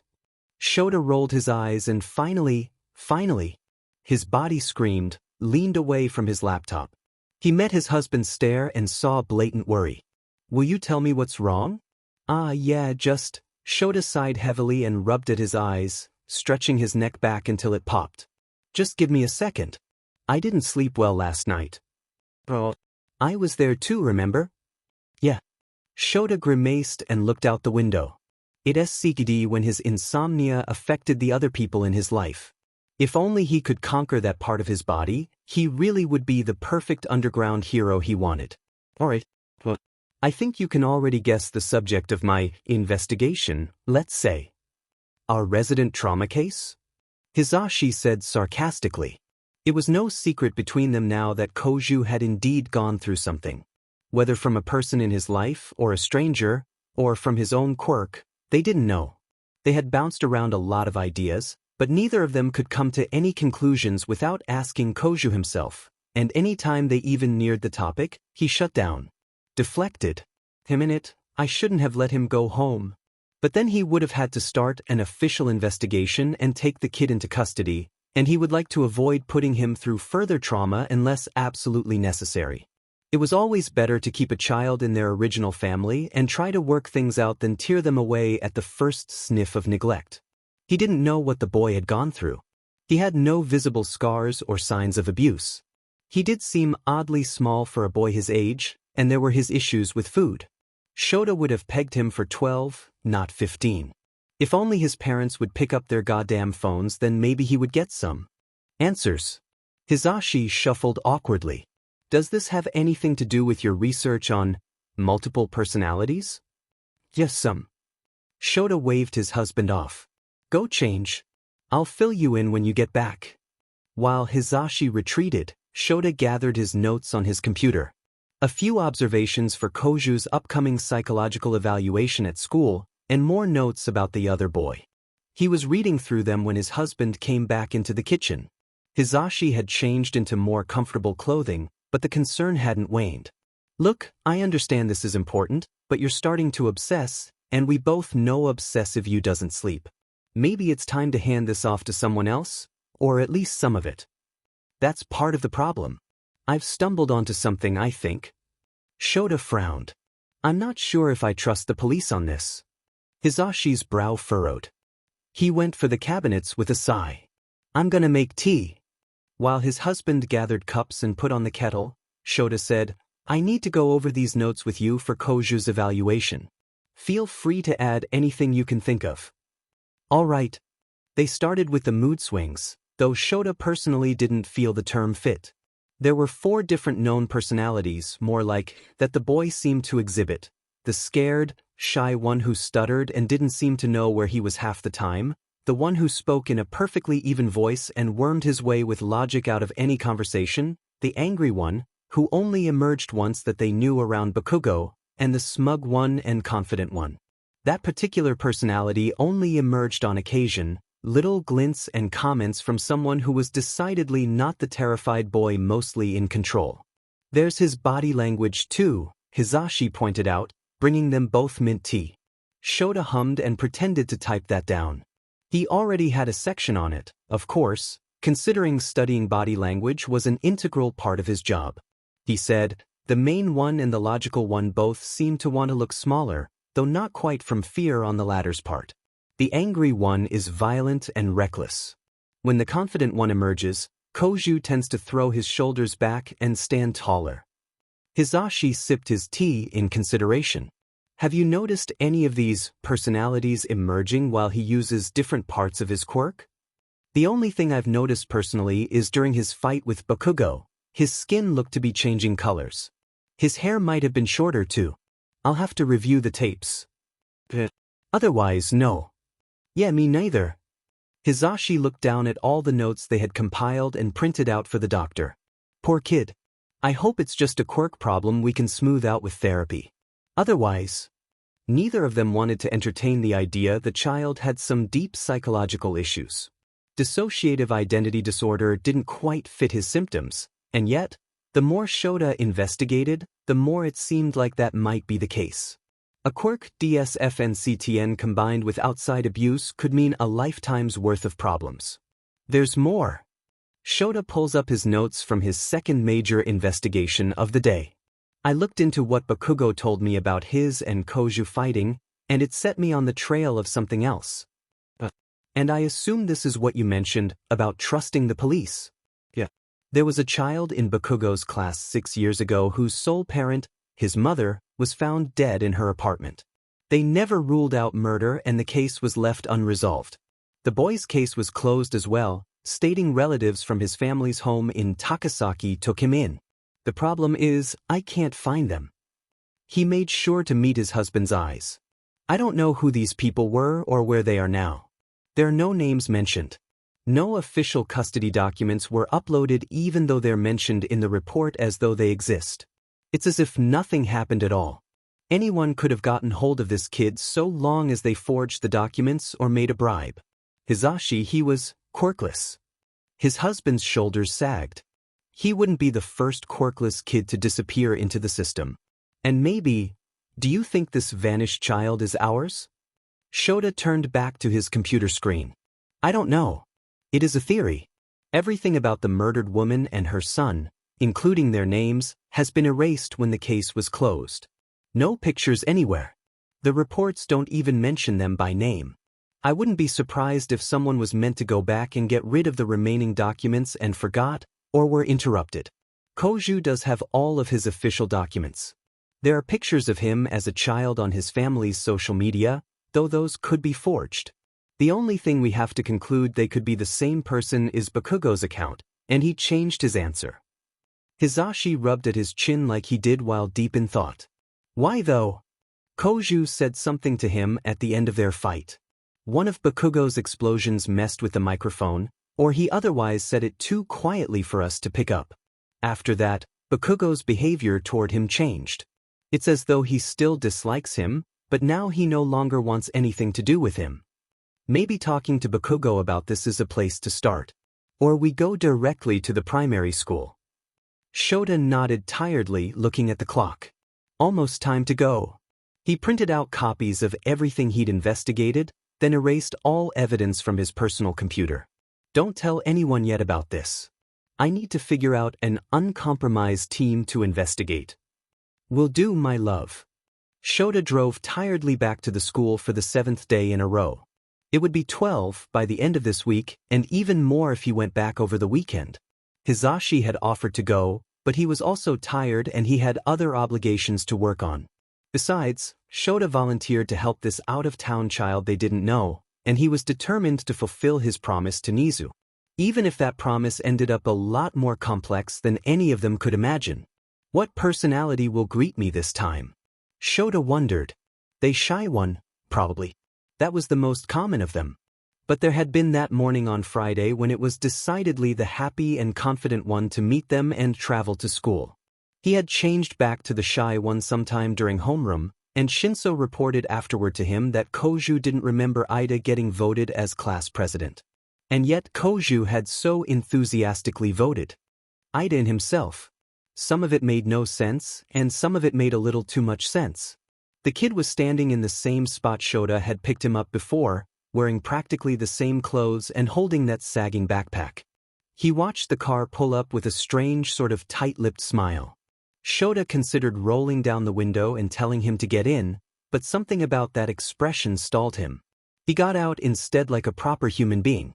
"How was your weekend?" he asked after the kid only stared up at him with that same sort of dreary face. "Pretty good. How was yours?" Shota blinked. That was new. The tone didn't match any of the ones he'd heard before. It was casual and laid back. Conversational. There was no stutter, no anger, no robotic voice, and none of the happy one's childlike giddiness. It was almost normal. Normal, except for how he clutched onto his backpack straps as though his life depended on it. Shota grunted in answer. Work is keeping me up late, but that's nothing new. You ready to head to my house? The smile tightened. Absolutely. Something about that look made Shota queasy. It was almost glazed over. Koju was awake and paying attention, but something in his movements, his eyes, or something told Shota that he could care less about this conversation. Or maybe he was just trying his best to stay on topic. Let's go then. The kid crawled into the back seat and buckled. His movements were strange. They all seemed to go at the same speed. Not quite robotic, but as though he gave all his attention to the complex muscular processes of opening the door and pulling on his seatbelt. Shota got into the driver's seat behind him. He glanced at the kid through the rearview window. So, what did you do this weekend? He asked in a droll voice. Koju was gazing out of the window idly. I studied some. I was working on my English. Do you think you're any better? The boy smiled at the rearview mirror. Nope. This was very strange. This was not the same child he had picked up 7 days ago. A quirk? He wondered. An entirely different person? A clone? Or is this simply a personality we haven't encountered yet? We have your English professor living with you, you know. Take advantage while it lasts. I'm sure he would gladly help you out. I'll do that. Shota hummed. The rest of the ride went similarly, if not in silence. Something was wrong here. His gut told him so. He knew logic and reasoning were powerful tools, but Shota's intuition had never steered him wrong. He had to get to the bottom of this mystery. Those kids depended on him. However many there were. After Deku visited the doctor, everything was foggy. He got back to Aizawa's house somehow. He remembered standing in that same spot as last week, a feeling like déjà vu sweeping through him. His teacher's face after an eternity in that dark hell was like a wash of color and sunshine. It was a first step out of this sinkhole he'd gotten himself into. One step and yet so many more to go. In a sudden surge of inner panic, Deku fumbled for his quirks, grasping at them in his mind like a child holding onto a security blanket. They were still there, still themselves, mostly. But Deku couldn't reach them, not like he used to. He couldn't hear their thoughts, if they had any. He felt their anger and pain and resentment at what the doctor had done. But that was a part of them now. Deku wasn't allowed to feel those things anymore. Enjoy dinner, little listener? Hizashi asked, coming into the living room after having finished cleaning up. Aizawa was on his laptop, seated across from the couch where Deku sat. And Deku was doing something, wasn't he? Something about dinner? Koju. Hizashi was standing beside him, looking down on him in concern. Aizawa had glanced up from his computer, though his expression remained in a state of intense focus, brows furrowed. Koju, Hizashi said again, slower this time, are you okay? Of course. Why do you ask? His teacher blinked. I ask because you've been acting strangely. Did something happen over the weekend? Not really. I did visit my family doctor. A doctor, huh? Hizashi looked over at Aizawa, but nothing in the underground hero's expression gave anything away. What kind of doctor was this? Your family practice is open on the weekends. He's super good at his job. Nothing he said seemed to reassure the adults, so he went on, we talked a lot this time. He made me remember that I don't have to be scared, that's all. He fixed me. He said the last part with a glowing smile. A smile that slowly slipped from his face as the two men only continued to stare at him. But the doctor had fixed him, hadn't he? He wasn't supposed to be suspicious anymore. He was normal now. Right? Kid, Hizashi said slowly, again, like he was scared Deku would bolt right off the couch. You're a person, not a machine. You don't need to be fixed. Well, you do think I'm better now, right? Deku looked up at the man pleadingly. Please, tell me I'm better now. I want to be okay. But his teacher didn't seem to know what to say. He glanced at his husband to rescue him. Aizawa cleared his throat. He's right, Koju. You're not broken, then or now. However, I do think it's important that you talk with someone at the school like you talked with your doctor. Your first session will be tomorrow morning. Does that sound agreeable? Sure. Deku's mouth said even as his heart was sinking in his chest. Another talk like with the doctor? Could he survive it? No. He couldn't. Not so soon. Koju. Deku flinched hard when a hand was set on his shoulder. Hisashi was even closer now, leaning toward him, caging him in. The hound didn't like that. He wanted to run away. But the hound wasn't in control right now. His panic was muted and hard to reach. Yes. Deku asked calmly. Take a deep breath, won't you? Deku air into his lungs, not realizing he'd been breathing shallowly for a while now. Thanks, he said. But I feel fine? Wrong. He didn't feel anything at all. That was the only way for him even to approach fine. Kid, you're shaking. This was bad.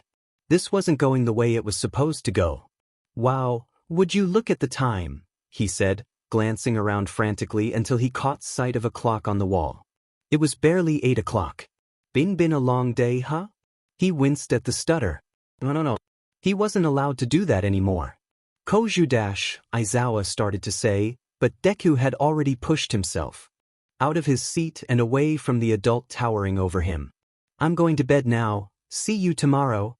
With a cheery wave, Deku fled from the room faster than he could recall running from anything else, possibly even Toga taking him to visit the doctor.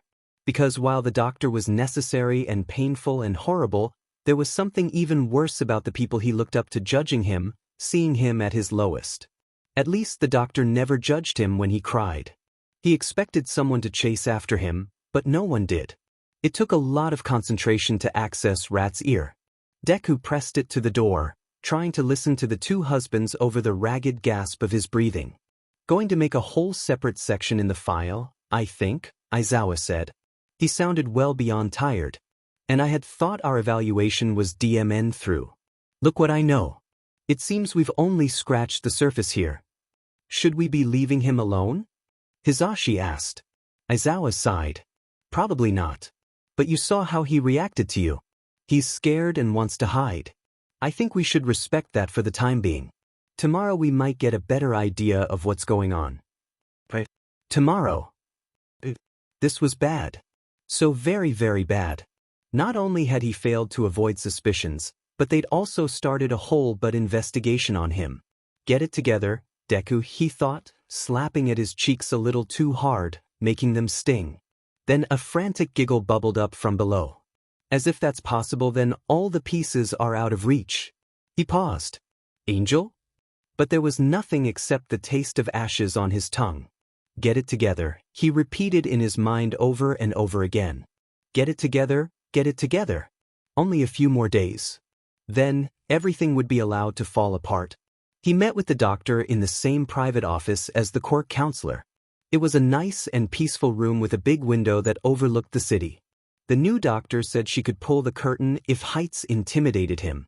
He told her quickly that they didn't, and the view of the sky was left undisturbed. The new doctor's name was Naoko. Deku only remembered it because he thought it suited her quite well. She was very small and unintimidating, and yet she held an unparalleled air of calm and control. With just her tone of voice, she stilled the churning waters of Deku's mind, enough to bring him fully into the moment with her. Is it all right if I call you Koju? Sure. Of course. Thank you. I appreciate your willingness to talk to me. There are not many kids your age, or even adults, brave enough to speak with a therapist. Do you have any questions before we begin? I guess, Deku looked around. Why are we here? This office belongs to Mr. Naoko smiled at him patiently. You mean Dr. Goodpine? The court counselor. I forgot his name. Sorry. That's perfectly all right. To answer your question, yes, this is indeed his office. I don't actually work here at UA. I have a professional practice on the east side, but I'm contracted by the heroes here to counsel students occasionally. Pro-hero Hounddog acts as a life counselor at UA, but your teachers thought he might be a bit, intimidating for this type of discussion. Oh, okay. Do you forget things like people's names often? Deku froze. What was he supposed to say? He didn't know if this person could be trusted, no matter how innocently she presented herself. He was too used to dealing with Toga's manipulations to ever fully trust a woman. It's okay if you do, she went on easily. I forget people's names and faces all the time, especially since I deal with so many of them in my line of work. Deku swallowed. Yeah. I forget things sometimes. Is it only simple things like names, or do you forget more important stuff? Stuff? She waved her hand. Stuff like where you left your phone, or what you ate for dinner the night before. Or maybe you forget even more important things like what day it is, or how you got to be somewhere. Does that sound familiar? It did. Hell, Deku didn't even know the date right now. Was he allowed to admit that? Wouldn't this woman use that information to hurt him? He didn't know what to do, so he bit his lip and remained silent. Let's go back a little, Naoko said with a patient smile. I got us off topic there. We're here today for a simple and easy psychological evaluation. Your teachers have a few concerns about your sleeping and eating habits. Is that correct? Deku nodded hesitantly. Putting the words simple and easy before psychological didn't make it any less intimidating. Having been raised with toga, it put him even more on edge. Very good. I'll start with a bit of family history, and then we can discuss the specific symptoms you're experiencing. Does that sound all right? No, but Deku nodded again anyway. The woman probed him with question after question about his parents and grandparents and their lifestyles. Most of them he couldn't have answered if he wanted to. He had no memories of his father and vague ones of his mother, but didn't want to remember her. It hurt in a bad way doing that. So instead, he lied. My father works at a bank for a living. Strange, since his quirk is almost the same as mine. My mother is quirkless. No family history of anxiety or depression. No serious illness either. Everyone's perfectly fine.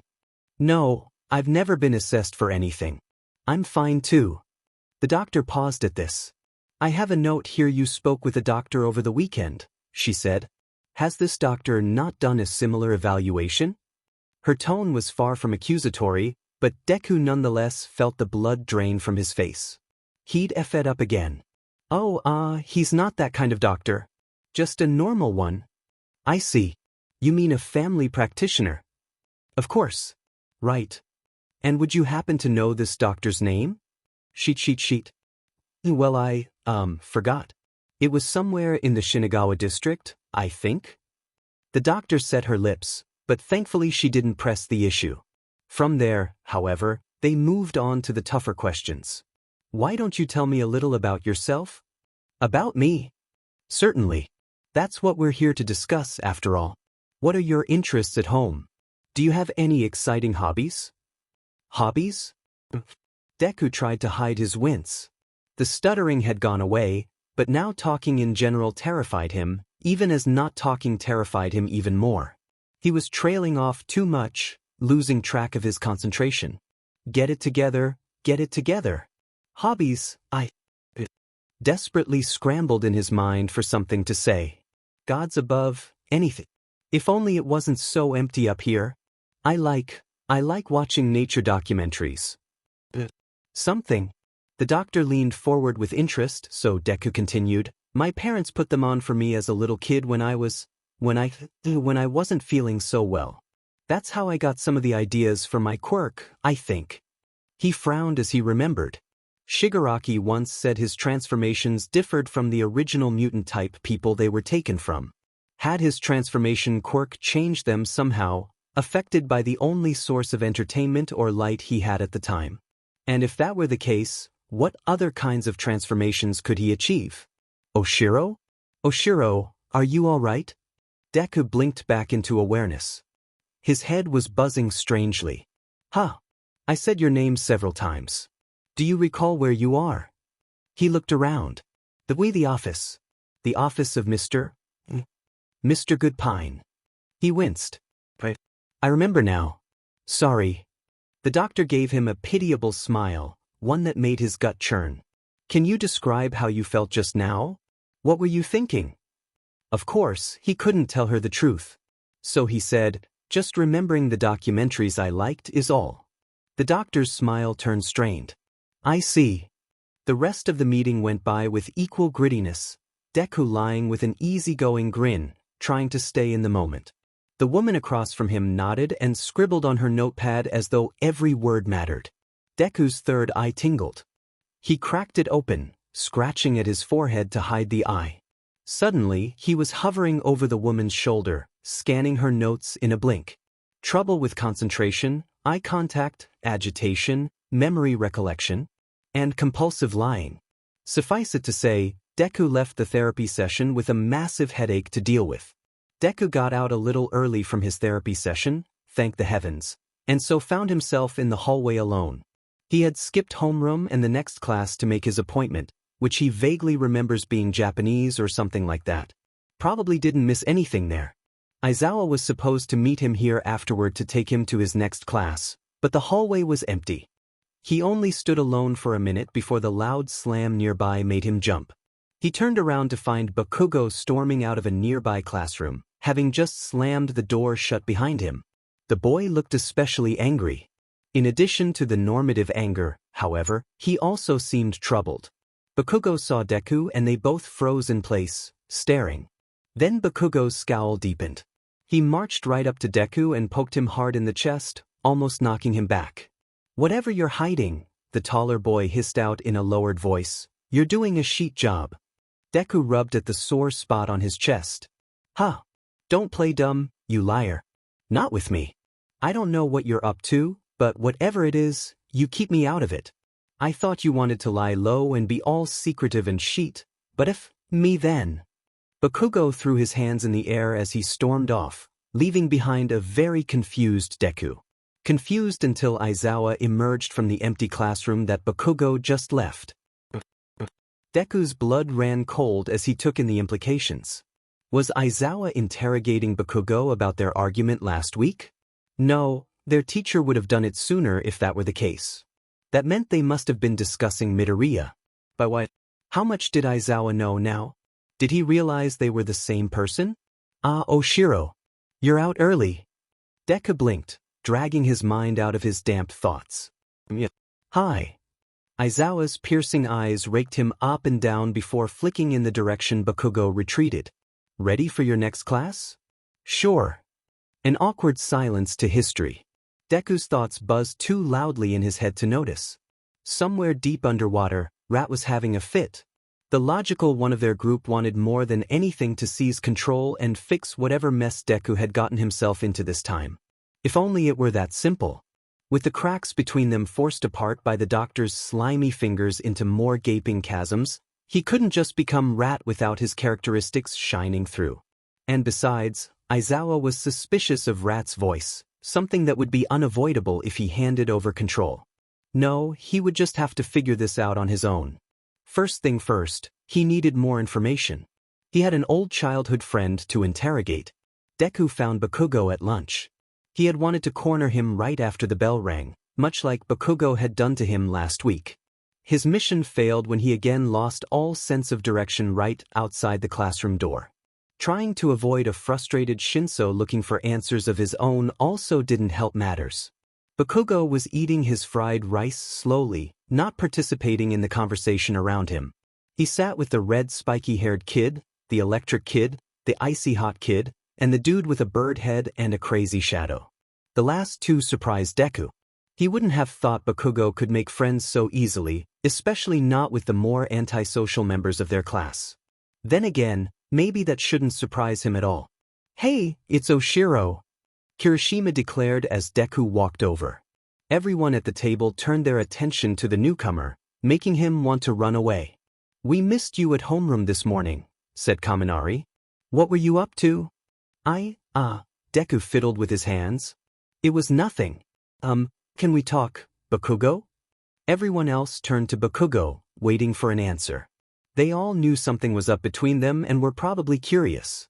Bakugo slowly lowered his food bowl and glared at Deku. By the fury in that stare, everyone, especially Deku, expected him to deny the request or simply not say anything. Instead, the boy shoved his remaining food at Kirishima and got to his feet. "Hey!" Kaminari complained as they began to walk away. "No explanations for us?" Bakugo growled out, "Shut it, spark plug." "Oh, come on."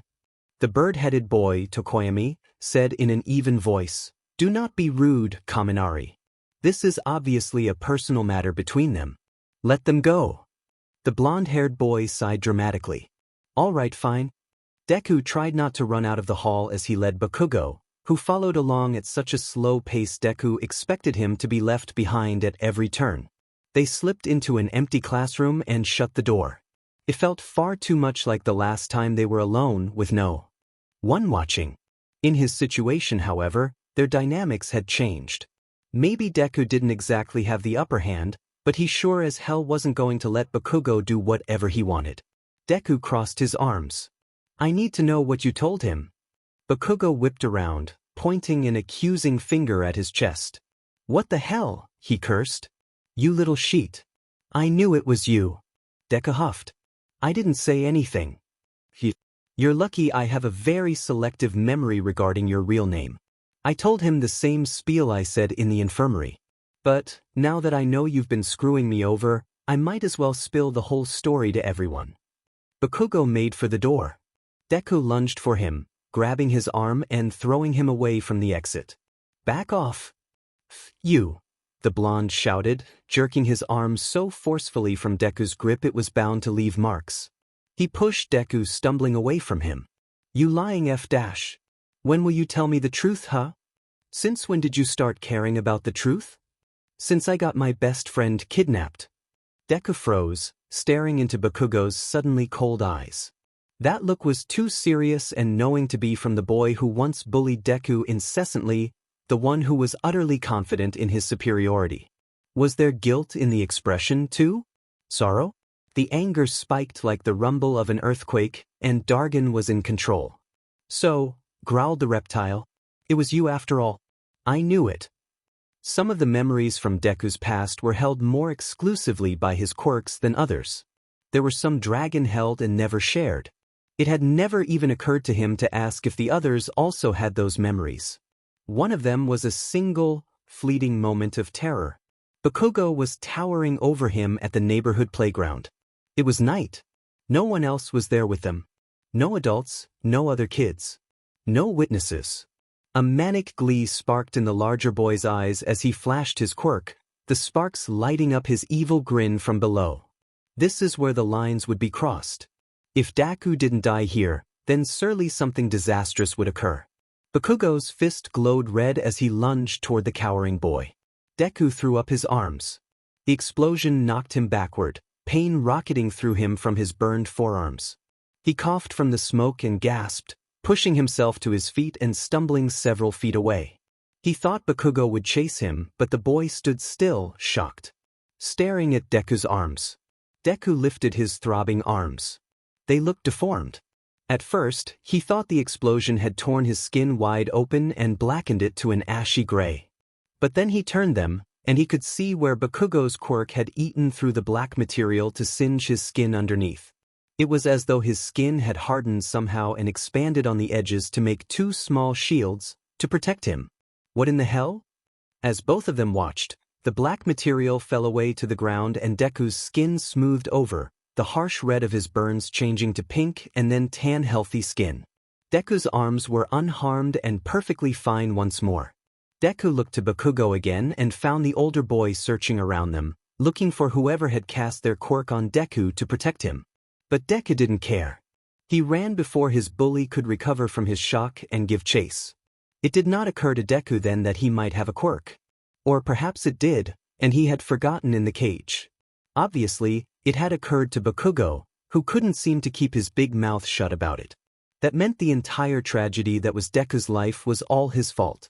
You saw me, Dragon hissed, pointing a claw at Bakugo. You saw me transform. And you told someone. He bared his sharpened teeth and narrowed his eyes. Who did you tell? For a moment, Bakugo bit his lip, looking almost guilty. Then his expression hardened. I told a detective after your mother was killed. I swear, that's the only person. Another memory surfaced. Deku was in a too bright and too small room, surrounded by adults he did not know. He was more terrified than he could remember being in a long time. A terror unlike life or death, but something creeping and far more disastrous. It was the feeling of his world crumbling around him. Do you have a quirk, boy? Oh, I don't know. That's okay if you don't know. We have ways of bringing it out. Dragon shuddered and shoved the memories back down. He didn't want the others to see them. They weren't as strong as him. Because while the hound used his fear and instincts to escape dangerous situations, Dragon was fear incarnate. He held it close and nurtured it. He used it back at people as his weapon. And that meant he was the only one who could handle the fear sitting like a giant upon their shoulders. That meant he was the most afraid of them all. And that made him very, very angry. He advanced on Bakugo and the larger boy actually backed up, away from the door. Who did you tell? Dragon hissed in a dark whisper. I want a name. Bakugo scoffed. I don't remember. That was 6 years ago. I was just a little kid. I don't believe you. Bakugo stopped backing up. His expression turned suddenly glinty. Who are you? What? Dragon stopped, his claws lowering a few inches. What do you mean? I don't mean if you're Oshiro. I already know that's a scam. I want to know who you are. He gestured to Deku's claws and face. You sound and act like someone else entirely. You have green and blue scales all over you, your eyes look like a snake, and you have freaking claws. I thought your quirk was supposed to be only one part of your body at a time. What is all this? Who are you? Dragon snorted, letting the accusations roll off him like hot beads of water. You don't know anything. I'm Dragon. I keep Deku safe. Bakugo didn't say anything for a long second. Finally, he asked, and is Deku in danger now? Dragon hesitated. Deku was in danger every minute of every day. But in honesty? No, he didn't actually think Bakugo was a danger to them. The other boy just said him the F off. Where have you really been? Bakugo asked when Dragon didn't answer. His voice was pitched low enough that Dragon had to strain to hear him. It was almost like Bakugo was asking the question to himself. What happened to you? You're the same and yet different. Like you're different right now. Did this to you? Dragon snarled. Red fury burned at the edges of his vision. He smacked his open palms against Bakugo's chest, making the larger boy stumble backward. He didn't bother sheathing his claws. He wanted the boy to feel pain, to know in a visceral way exactly what he had done. In the back of his mind, he saw Dabi's face, doing the same to him. But that didn't matter right now. Look in a goddamn mirror, you insufferable prick. Dragon hissed. You did this. That stupid idiot kid. But it's like you said, you're different. You're not him anymore. Dragon trailed off, suddenly lost in thought as he carefully watched Bakugo's expression. The larger boy hadn't done anything to retaliate, as he certainly would have years prior. He would have pounded Deku's face in the dirt for touching him at all. But this boy only watched him with cold, calculating eyes, clutching his chest where a dark stain began to bloom through his shirt. He didn't seem too concerned with the injury. Someone cleared their throat from the doorway. This again? Of course it had to be freaking Shinso once again standing in the doorway. Aizawa's little spy. This time around, however, the purple-haired boy stepped into the room and shut the door behind him. I think we should talk. Suddenly it was 2 people against 1, and Dragon didn't feel in control anymore. He wanted to rage and spit and claw his way to freedom because Deku was afraid, which meant he needed Dragon to get him out of this. Except there was no one to fight. The 2 boys each stepped toward him with determination, not malice. He had pushed his luck enough tussling with Bakugo, but the other one? He didn't want to hurt Shinso, and he especially didn't want him running off to tattle to Aizawa. No, Dragon wasn't the right quirk to get Deku out of this. He needed someone sociable like Rat or even Angel. With that single, tiny thought, Dragon was gone. He vanished back to his underwater cave to simmer until needed again. Deku staggered as Dragon's characteristics vanished in a shiver, like cold water drenching him only to leave him completely dry the next instant. He hadn't gotten angry enough to show off the dragon all that much. None of his transformations were pleasant to experience, however, and all of them had side effects. Deku felt like a fish coughed onto a beach, already dead and dried out from the sun. His skin ached. What was that? Asked Hitoshi, taking a startled step backward. Deku felt his mind slot back into place, but wrong, somehow. Something didn't quite fit the way it should. He absently scratched at his arm where the skin itched badly. Huh. Everything looked and sounded far away. The room was bigger than before, he was sure of it. Had he used Rat's power? No, he didn't think so. He wasn't Rat right now. Who was he supposed to be now? Thanks to the doctor's most recent changes, it was a long road back from using his quirks, and part of him felt lost along the way. You gonna answer him or what? Bakugo snarled as he crossed his arms. Do tell us what the hell just happened. That, Deku bit his lip, trying to recall what they were talking about. That was Dragon. Only Dragon, I think? Both of them were staring at him strangely. What? He heard himself demand. You're bleeding, Bakugo told him in a neutral voice, his true emotions hidden under a blank slate. Deku's tongue darted out, tasting iron on his lips. They were dry enough that biting them had broken right through. He felt the blood well up and start to drip down his chin. Oh! Idiot! Bakugo marched forward and set his sleeve under Deku's chin, stopping the bleeding. You're going to ruin your uniform. Instinct had Deku trying to duck away, but his reflexes were way too short of the quota at the moment.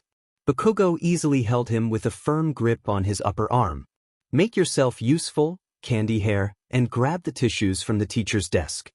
You're bleeding too, Shinso muttered as he slumped away. Deku heard himself say, Dragon's not so bad. I'm fine. You're not, Bakugo informed him haughtily. I am literally holding you up right now, you fang twig. Have you eaten once since we were kids? Geez. Shinso returned with an actual first aid hit. Bakugo scowled but took the freshly unpackaged gauze the other boy offered him and pressed it into Deku's limp hand. He held Deku's fist in his own until he was sure the gauze wouldn't be dropped to the floor, then let go. Hold that to your face. I'm not your babysitter. Deku did as he was told. He felt dizzy. His vision widded out a little and next he knew, he was sitting in a desk chair, the other two boys hovering over him. Is this your quirk's doing? Bakugo demanded at Hitoshi, who shook his head. I haven't used it. I won't without his permission. You had no problem using it on me. That was different. I was concerned you would attack him. Well, he attacked me this time around. Does that justify anything? Hitoshi rolled his eyes. Ignoring the jibe, he instead asked Deku, who's this dragon guy? Is he like the other one? The other one? Deku wondered. Which one? Hitoshi blinked. I meant the one I spoke to outside UA. There are more. Well, there's Dragon and Rat, and there's Angel. Deku chewed on the gauze as he thought. There were more, but he didn't want to bring those up. A sudden surge of clarity shot through him, and he bolted upright in his seat. What the hell was he saying? Oh, Deku desperately scrambled for an explanation. They're just parts of my quirk, I swear. Bakugo's scowl deepened, if that were at all possible. Did we say they weren't? Deku's mouth moved, but apparently his brain had decided he'd said enough because all that emerged was a panicked squeak. He cleared his throat. No. Instead of responding, Hitoshi shoved a second unpackaged gauze at Bakugo's chest. The blonde took it wordlessly and pressed it to the bloodstains on his shirt. Koju, Hitoshi said finally, slowly, as though he wouldn't understand otherwise, you said last week that you would explain everything. I think it's long past time for it. Everything? I don't remember saying that. We already know your quirk is sentient. You don't have to pretend it's not. Deku sputtered. It's not dash. I'm not pretending, he tried to explain, but both the other boys shot him down with equal looks of exasperation. Hiding then, continued Hitoshi. Why are you lying to the teachers about this? The whole class? We should all know the extent of everyone's powers. Deku gnawed at his gauze, trying to dream up something to satisfy their curiosity. The best lies are rooted in truth, Shigaraki taught him. I watched a lot of nature documentaries after I had discovered my quirk, Deku began. The others listened intently, and he knew he couldn't just feed them nothing. It's lonely at my relative's house, they aren't home a lot of the time. I guess I didn't have anything better to do than experiment, and I came up with different people I could be, different looks, he shrugged. A few of them just stuck around, I guess. Bakugo tapped his foot in thought. Hitoshi wore a concerned frown. Relatives? I thought you lived with your parents. Deku swallowed. Oh, I call them that sometimes. We aren't close, really. He shot a look at Bakugo, urging him with his eyes to stay silent. The larger boy opened his mouth, then closed it, having thought better of whatever he wanted to say. Hitoshi set his mouth suspiciously. So these different looks, one of them was the one I spoke to on Friday? Outside the school? Yeah. That was Rat. He's the intellectual. So these are different people in your head? Like separate personalities? Deku waved him off, laughing nervously. Of course not. It's all just me. Neither of the other boys looked convinced. Can we talk to that one? Asked Bakugo. You called him what? A rat. Not a rat. And I can't right now. Can't or won't. Deku shifted uncomfortably. I just can't, okay? He's not around right now. So, Bakugo said, narrowing his eyes, your quirk is sentient. That, it's not what you dash. Koju, Hitoshi cut him off. That's fine. Plenty of people have sentient quirks. It doesn't have anything to do with your character or inner strength or shit like that. Or would you think less of someone like Tokoyami for his dark shadow quirk? Deku lowered his gaze to where his hand not holding the bandage played with a uniform button. No. So, that being said, we need to know about these other personalities and how they operate. It's a vital part of the hero field so we can fully rely on each other. Don't you agree? Hitoshi bent down as he spoke, forcing Deku to meet his eyes. He looked tired and sad and determined all at once, all of it focused on Deku. The guilt sunk in its claws. Deku knew he would eventually have to betray these people. He'd known from the very beginning. He had kept it to the back of his mind, pushing it further and further into the dark the more he grew to know the other students and the teachers. But now, in that moment of space between him and Hitoshi, it was the only thing he could feel.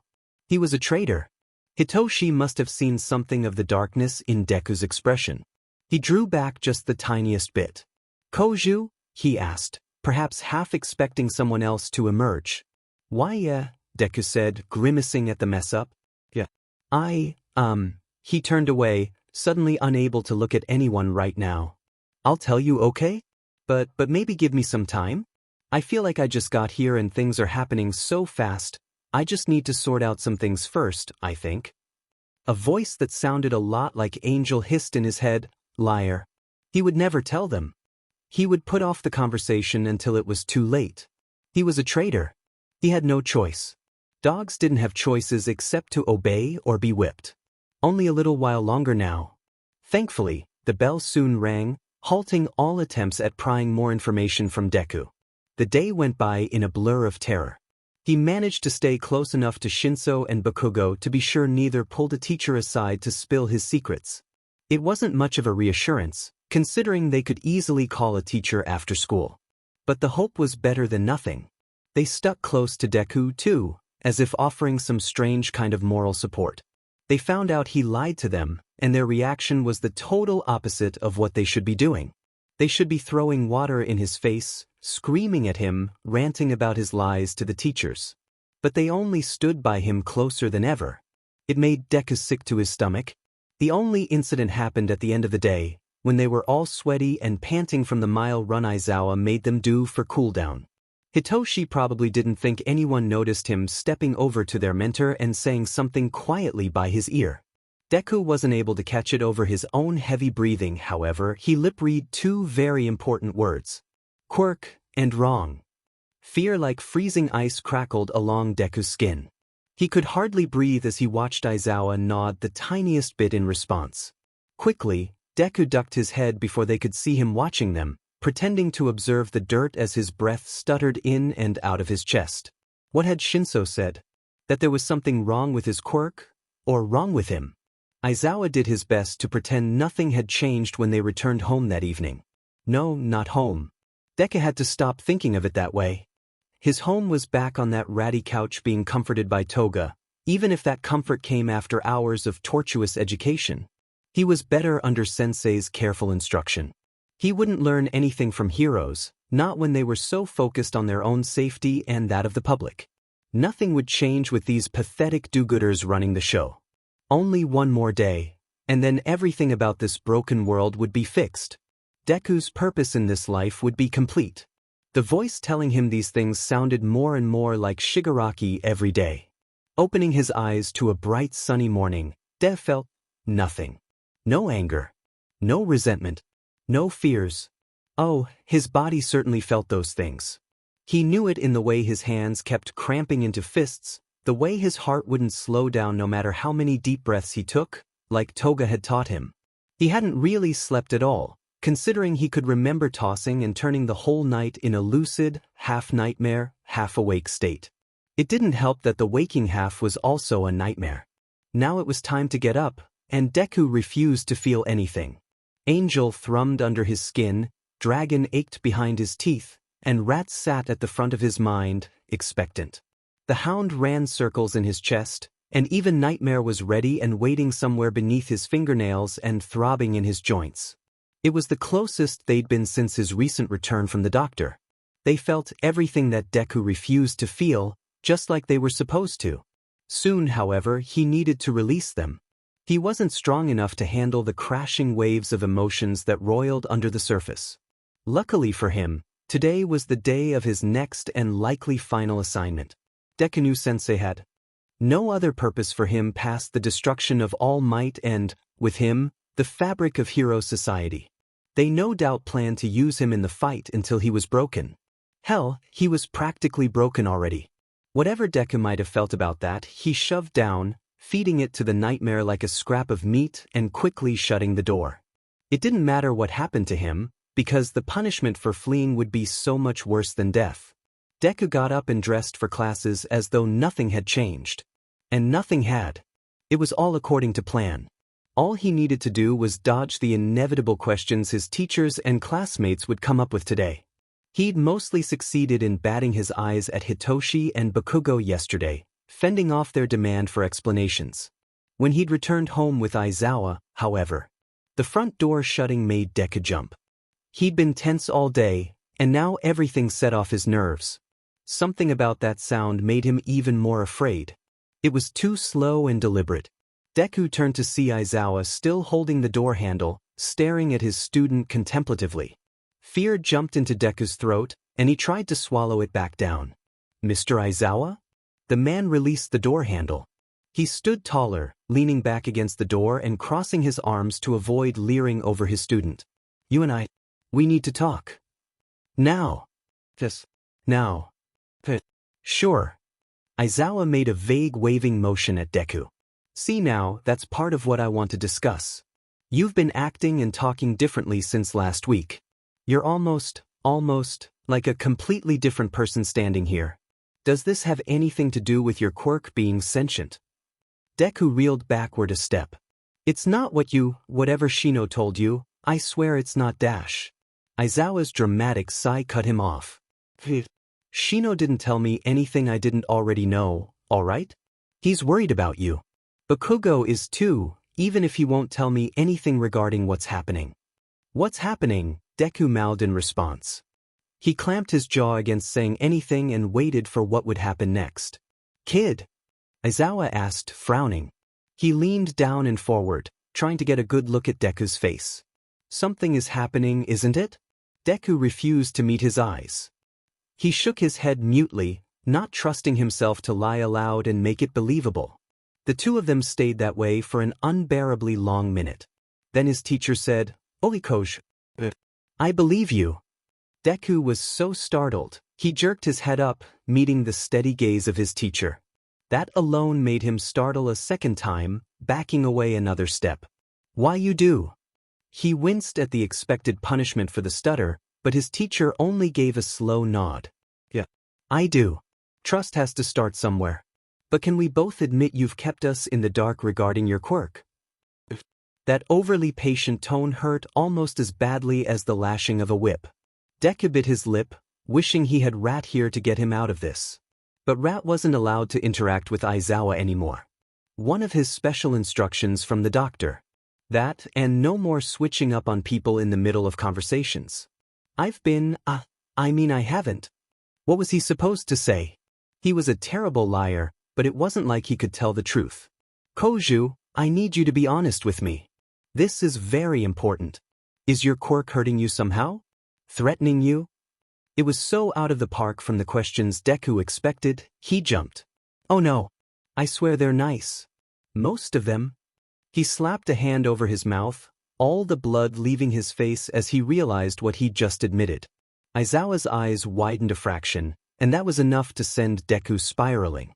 He twisted around and sprinted for his room, the only place in the world he felt safe, the only place no one had ever hurt him. He ignored Hisashi's enthusiastic hello from the kitchen and shut his room. He hid under his bed and ignored Aizawa's soft voice beyond the door. It's all right, kid. I already knew. There's nothing to be afraid of. We just want to help you. Deku expected an invasion upon his sanctuary at any moment, but the man never opened the door. He left and came back an hour or so later, saying, "There's a tray of food by the door. I'll come back in a little while to check on you. If it's not gone by then, I'll assume the worst and come inside." It wasn't supposed to be a threat. Still, Deku didn't want anyone invading his safe place, so he cracked open the door once his teacher had left and dragged the tray inside. The smell made him almost vomit right there. Peanut noodle soup. That smell sent him back to the cage, eating salty bagged peanuts and overly sweet granola bars as his only sustenance. He hugged his knees and keened and rocked himself through the flashback. Then he stumbled to the bathroom when the adults in the kitchen weren't paying attention to him and flushed the soup down the toilet alongside his stomach bile. The memories made Deku grimace.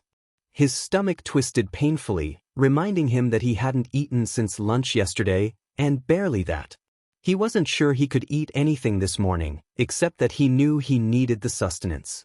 The plans for today were bigger than a little setback like a fussy stomach would allow. Sighing, Deku reached for the handle to his room, mentally steeling himself to lie away whatever he had said to Aizawa last night. It hadn't been that bad, right? Aizawa had said through the door that he already knew. Deku's legs felt like peanut brittle as he walked into the kitchen. Aizawa was doing the dishes, cleaning up from breakfast. Hisashi sat at the table on his computer, drinking coffee. Both men were in the opposite place than usual, making Deku pause and blink his eyes, wondering if they were playing a trick on him. Hisashi looked up from his mug and offered Deku a brilliant smile. "Morning there, little listener." Deku made a vague wave in return. Aizawa looked over his shoulder at him, hands still scrubbing away at the dishes. "Good morning, Koju. Those onion pancakes on the table are for you, and there's more in the fridge if you want them. Eat as much as you can. We have a field trip today." The smell made Deku's stomach release a long, low groan. Ducking his head in embarrassment, he began devouring the pancakes, trying to suppress the rising nausea. A field trip today. They continued in a peaceful silence for a little while, Deku eating, Hisashi reading on his computer, and Aizawa finishing cleaning. When the sounds of water stopped, and, drying his hands, Aizawa came over to the table and sat down. Deku immediately stopped eating and set his hands in his lap, staring at the abandoned chopsticks sullenly.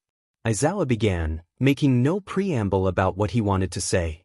"You've been running away from us a lot, kid," he said matter-of-factly. "We've been trying to respect your space, because you're practically still a stranger to us, but your behavior is decidedly concerning." He paused, fingers tapping away on the table in thought. He and his husband exchanged looks, the meaning behind it uninterpretable. He continued, "We aren't your parents or guardians. However, because we've been unable to contact them, we've decided to step in until that comes to pass. That means you won't be returning home for the foreseeable future." "Oh," was all Deku could think to say. He felt oddly ashamed. This was all his fault after all. Aizawa set his mouth. "Oh, isn't the kind of response a well-adjusted teenager would say. Don't you see why we're concerned? A well-adjusted teenager would be furious at that. You should want to go home and study or play video games, or whatever else kids your age like to do.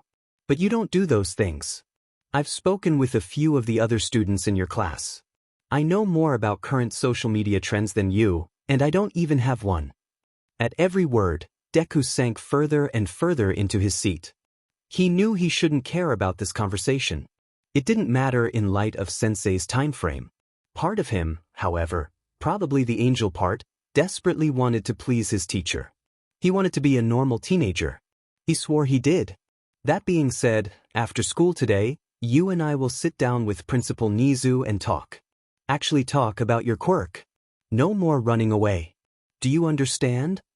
Deku sniffed, resisting the urge to wipe his nose on his sleeve. He nodded sullenly. Can I get a real response, please? Yes, sir. I understand. Aizawa sighed through his nose, once again looking to his husband. You aren't in trouble, Hisashi added. Rather uselessly, Deku thought. Of course, he was in trouble. The husbands were oddly cheery on the way to school that morning. Hisashi commented about new donut shops and renovations around the city, and Aizawa grunted in response. Neither of them expected Deku to partake in the conversation, and that was possibly the kindest thing they could have done. Everyone got suited up in their hero outfits for the rescue practice field trip. Deku and a few other students didn't have theirs, so they suited up in the school's tactical gear. The more he got dressed, the more constricted he felt, until his breath stuttered in and out of his lungs and sweat gathered on his neck. He swallowed convulsively against the sudden heat. Get it together, he thought furiously. The suit isn't even tight. Let me help you with that, idiot, said a voice so subdued that Deku didn't recognize it as Bakugo's until the much taller boy stepped over to him. He pushed aside Deku's hands, where he had repeatedly failed to line up the zipper for the front vest.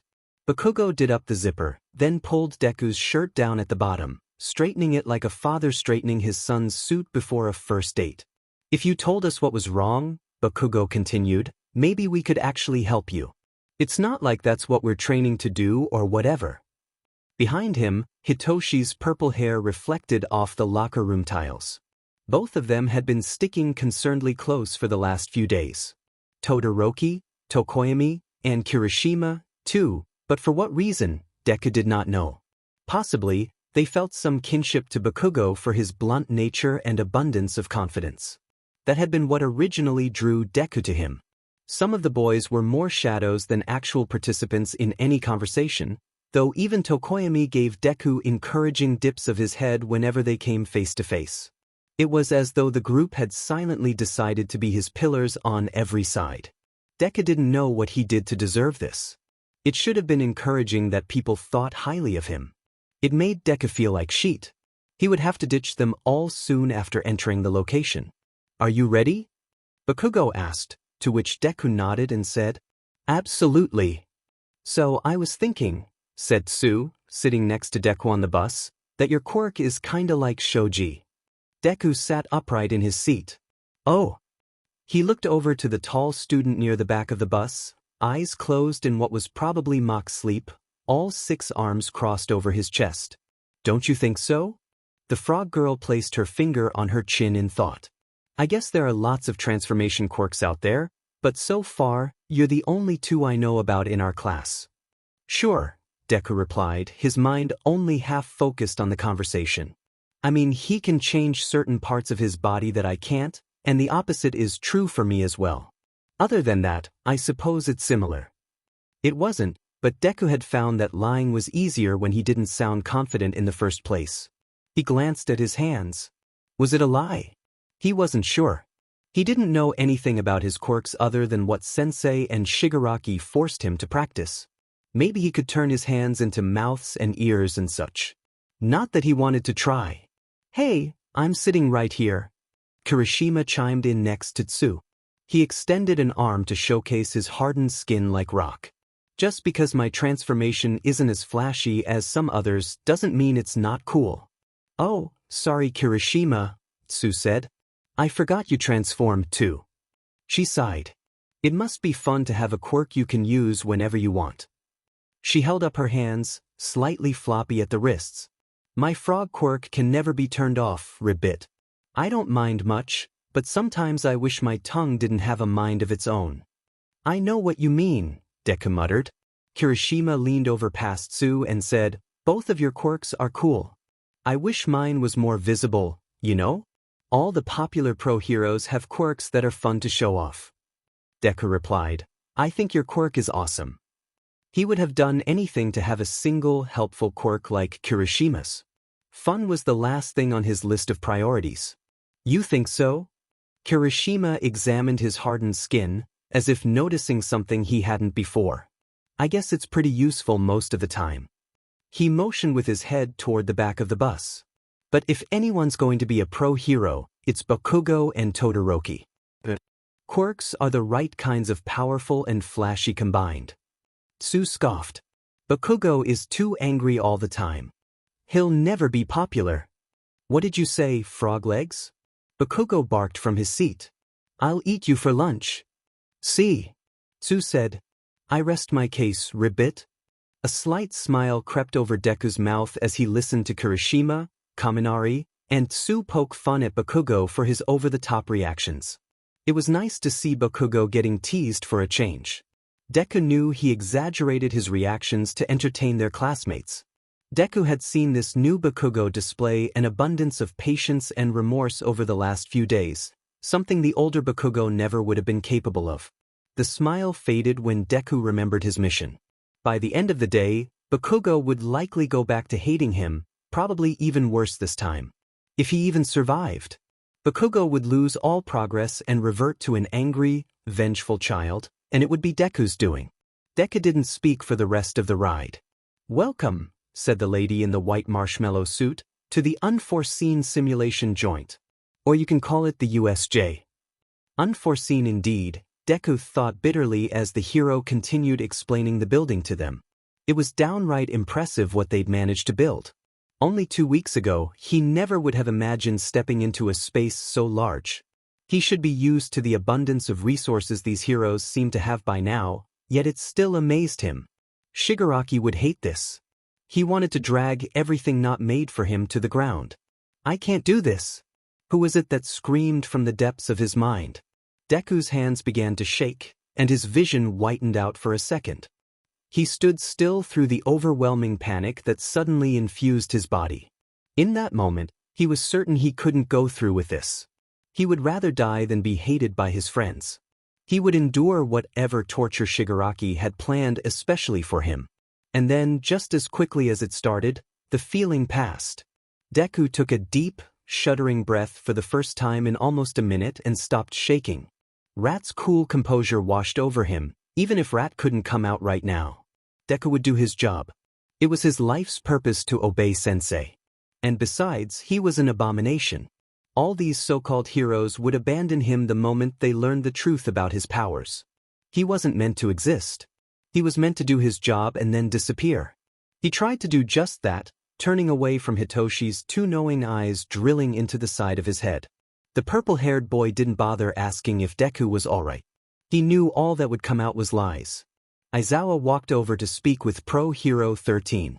Deku sharpened his hearing just enough to catch their conversation. Shouldn't All Might be here already? Actually, 13 stepped forward to speak more quietly. He did too much hero work this morning and used all his powers. He's resting in the hero lounge at school until he's powered back up. She held up 3 fingers as she spoke.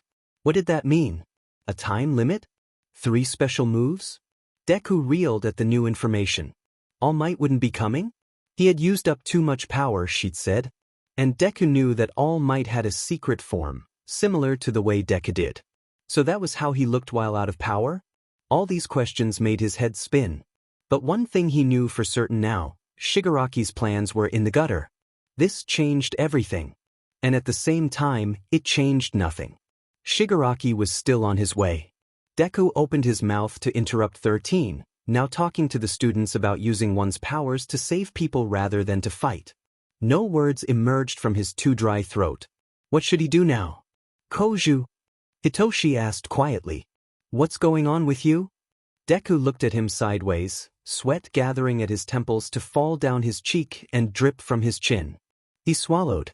I think the lights along the inside of the domed ceiling flickered, then went out. Deku caught sight of a purple haze slowly overtaking the fountain at the center of the building. Too late. Whatever was going to happen, Deku couldn't do anything about it now. Aizawa immediately sensed the danger and wheeled around. He held out an arm to the band of curious teenagers starting to advance on the strange sight. Don't move. 13. Protect the students. Figures began to emerge from the growing darkness. Deku recognized Shigaraki in the middle, standing beside a huge, hulking black body. He recalled the exposed red brain from the doctor's lab and thought he might be sick. That must be Shigaraki's special project, meant to beat All Might. But if All Might wasn't here, what damage would that creature do instead? Has the training started already? Asked Kirishima. I thought we weren't fighting anyone. Stay back. Aizawa shouted. This is real. Those are villains. There was genuine panic in his voice under that air of command. Deku had done this. He had made his teacher afraid. So you used the press to sneak onto campus, Aizawa muttered under his breath. Deku flinched at his words. What? Real villains? Kirishima demanded. How could they sneak onto a facility this secure? No one answered. Deku kept his gaze trained on the growing pool of villains below them, but from the corner of his eye, he saw Hitoshi watching him. And past him, Bakugo was looking between Hitoshi and Deku, trying to understand the situation. If only they knew it was so much worse than what they suspected. Yaoyorozu jumped in. Hey 13, why aren't the alarms going off? That's a good question, said the rescue hero, looking around at the darkened building. It's possible they have a quirk among them that's causing the interference. Quick, we need to get to the exit. Just as the group began to turn toward the door they had arrived by not 10 minutes prior, a dark purple shape shimmered in the air between them and the exit. Kurogiri's face appeared amongst the swirling mass. Hello, children, he said. Then, the kids around Deku began to scream as their whole world was encased in purple. Deku closed his eyes tightly and clenched his stomach to prepare for that awful tug. It lifted him up off his feet and pulled him through the vacuum of space. He gasped as he emerged, nothing under his feet to support himself. He pinwheeled his arms. He was falling, then splash. Deku opened his eyes just in time to witness the expanse of water enclose around him. Then he immediately began to sink. Nothing so far had gone to plan like Deku had been told. He was supposed to be taken to a secure location where he could transform, not the freaking water. Maybe Shigaraki wanted Dragon after all. It was the only thing that made sense. Either let Dragon take over or drown. Not much of an option there. Deku quickly allowed the smooth sensation of Dragon's scales to wash over him. It would burn and itch like hell when they melted away, but for now, they were a welcome barrier from the chill water. The water was Dragon's happy place. Though he lacked a tail, his whole body was lithe and flexible. He easily kicked out with his elongated feet and rose toward the surface. Sensing a shift in the water, Dragon turned to find a man with a shark quirk approaching him head-on, all his many teeth bared to bite. Dragon snorted out a torrent of bubbles. Didn't these idiots know which side they were supposed to attack? Dragon bared his equally sharp teeth and prepared for an easy fight. Then out of nowhere, Tsu rocketed through the water, slamming feet first into the shark guy's face and sending him flying. Tsu and Dragon faced one another. Dragon grinned at her, trying to scare her off. He didn't want to hurt Tsu, but he wasn't afraid of roughing her up a little. Tsu didn't seem to notice the threat. She motioned toward the surface and began to swim. Dragon followed. He could stay underwater longer without needing air, but curiosity got the better of him. He sped up and emerged at the surface alongside the frog girl. He opened his mouth to threaten her when she immediately cried out. Wow, Koju, that's some quirk you have. Dragon stalled. Ah, crap. She knew it was him, which meant she'd seen him transform. He should have checked that he was alone in the water first. His body didn't change so dramatically with Dragon as with the others, but he did look very different. Most of his hair was replaced by bluish-green scales, with only a strip of short green hair starting at his head and traveling down his back like a long mohawk. His nose and ears were reduced while his fingers and toes elongated into nasty claws. His sharp teeth fit together in a neat, intimidating sneer. Then again he'd kicked off his shoes, but he was still wearing his tactical suit from the school. It wasn't that hard to put two and two together. I'm going to throw you up to the boat, okay? Tsu said. Before Dragon could ask how she intended to accomplish this, her tongue shot out of her mouth. The slimy appendage circled his body, wrapping him up tight.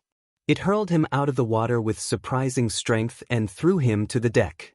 He sailed through the air and landed heavily, rolling to reduce any injuries. Glad you could join us. It was just his luck that Tsu was an exceptional rescuer. 2 students were already waiting for Dragon on the boat. They were also some of the last people Dragon wanted to see right now. Hitoshi and Kirishima. Dragon was completely out of his element. It wasn't the lack of water on the boat. Dragon didn't know what to do here. He wasn't a tactical expert like Rat or a talker like Angel. He was a fighter, but here and now he had no enemies. Could someone else replace him? None of the others seemed particularly eager to take control of the driver's seat. He stood awkwardly on the deck, claws hanging at his sides, Deku's too big shirt and pants practically sagging off his lither frame. Technically, he was there to fight the students. Dragon didn't know if that was a good plan anymore. Koju? Kirishima asked. He turned toward Dragon from where he'd been watching the waters below. Is that you? Dragon knocked on the side of his head, getting water out of his ear. No. I'm Dragon. Kirishima opened his mouth in confusion, probably to ask if Tsu had accidentally pulled up one of their enemies instead of an ally. However much that might have been true, Hitoshi waved off the confusion. It's Koju. His quirk's sentient. He's someone else right now. Sentient? But that's crazy, was what Kirishima was going to finish with. Looking at Dragon, he seemed to lose track of his words. Dragon turned back toward the lake below them. A half-dozen guys with water quirks had gathered near the boat's base. Dragon removed his soaking shirt and threw it to the side, readying himself to dive into the water. Whoa there, Kirishima said, grabbing Dragon's arm to keep him on deck. Are you that eager to kill yourself? Dragon snarled and jerked free the grip on his arm. Don't touch me. Kirishima held up his hands as he backed away. Hey, chillman. I'm just trying to save your skinny butt. You don't know what's at stake. Dragon hissed at the redhead. They will dismember us one by one, until All Might decides to show up. They don't care how old you are. You'll die. Hitoshi stepped forward and asked, How much do you know about all this, Koju? What's going on? Dragon tried to hide his flinch with a bout of anger. I know I don't want my head smashed in. I'm Dragon, shitstain. I'm not that little wimp, or else I'd be psing myself in a corner right now. Do you want to die so badly? What are we arguing about again? Said a croaking voice from below the boat's side. Tsu came crawling up and onto the deck. Confused, she tilted her head at them, tongue sticking out of her mouth. Don't we have better things to fight? Exactly, cried Hitoshi and Dragon at once. They glared at one another. I have no idea what's going on, Kirishima told Tsu. I'm over this. Dragon turned toward the water. I'm going to fight these rejects, and then I'll rescue our teachers.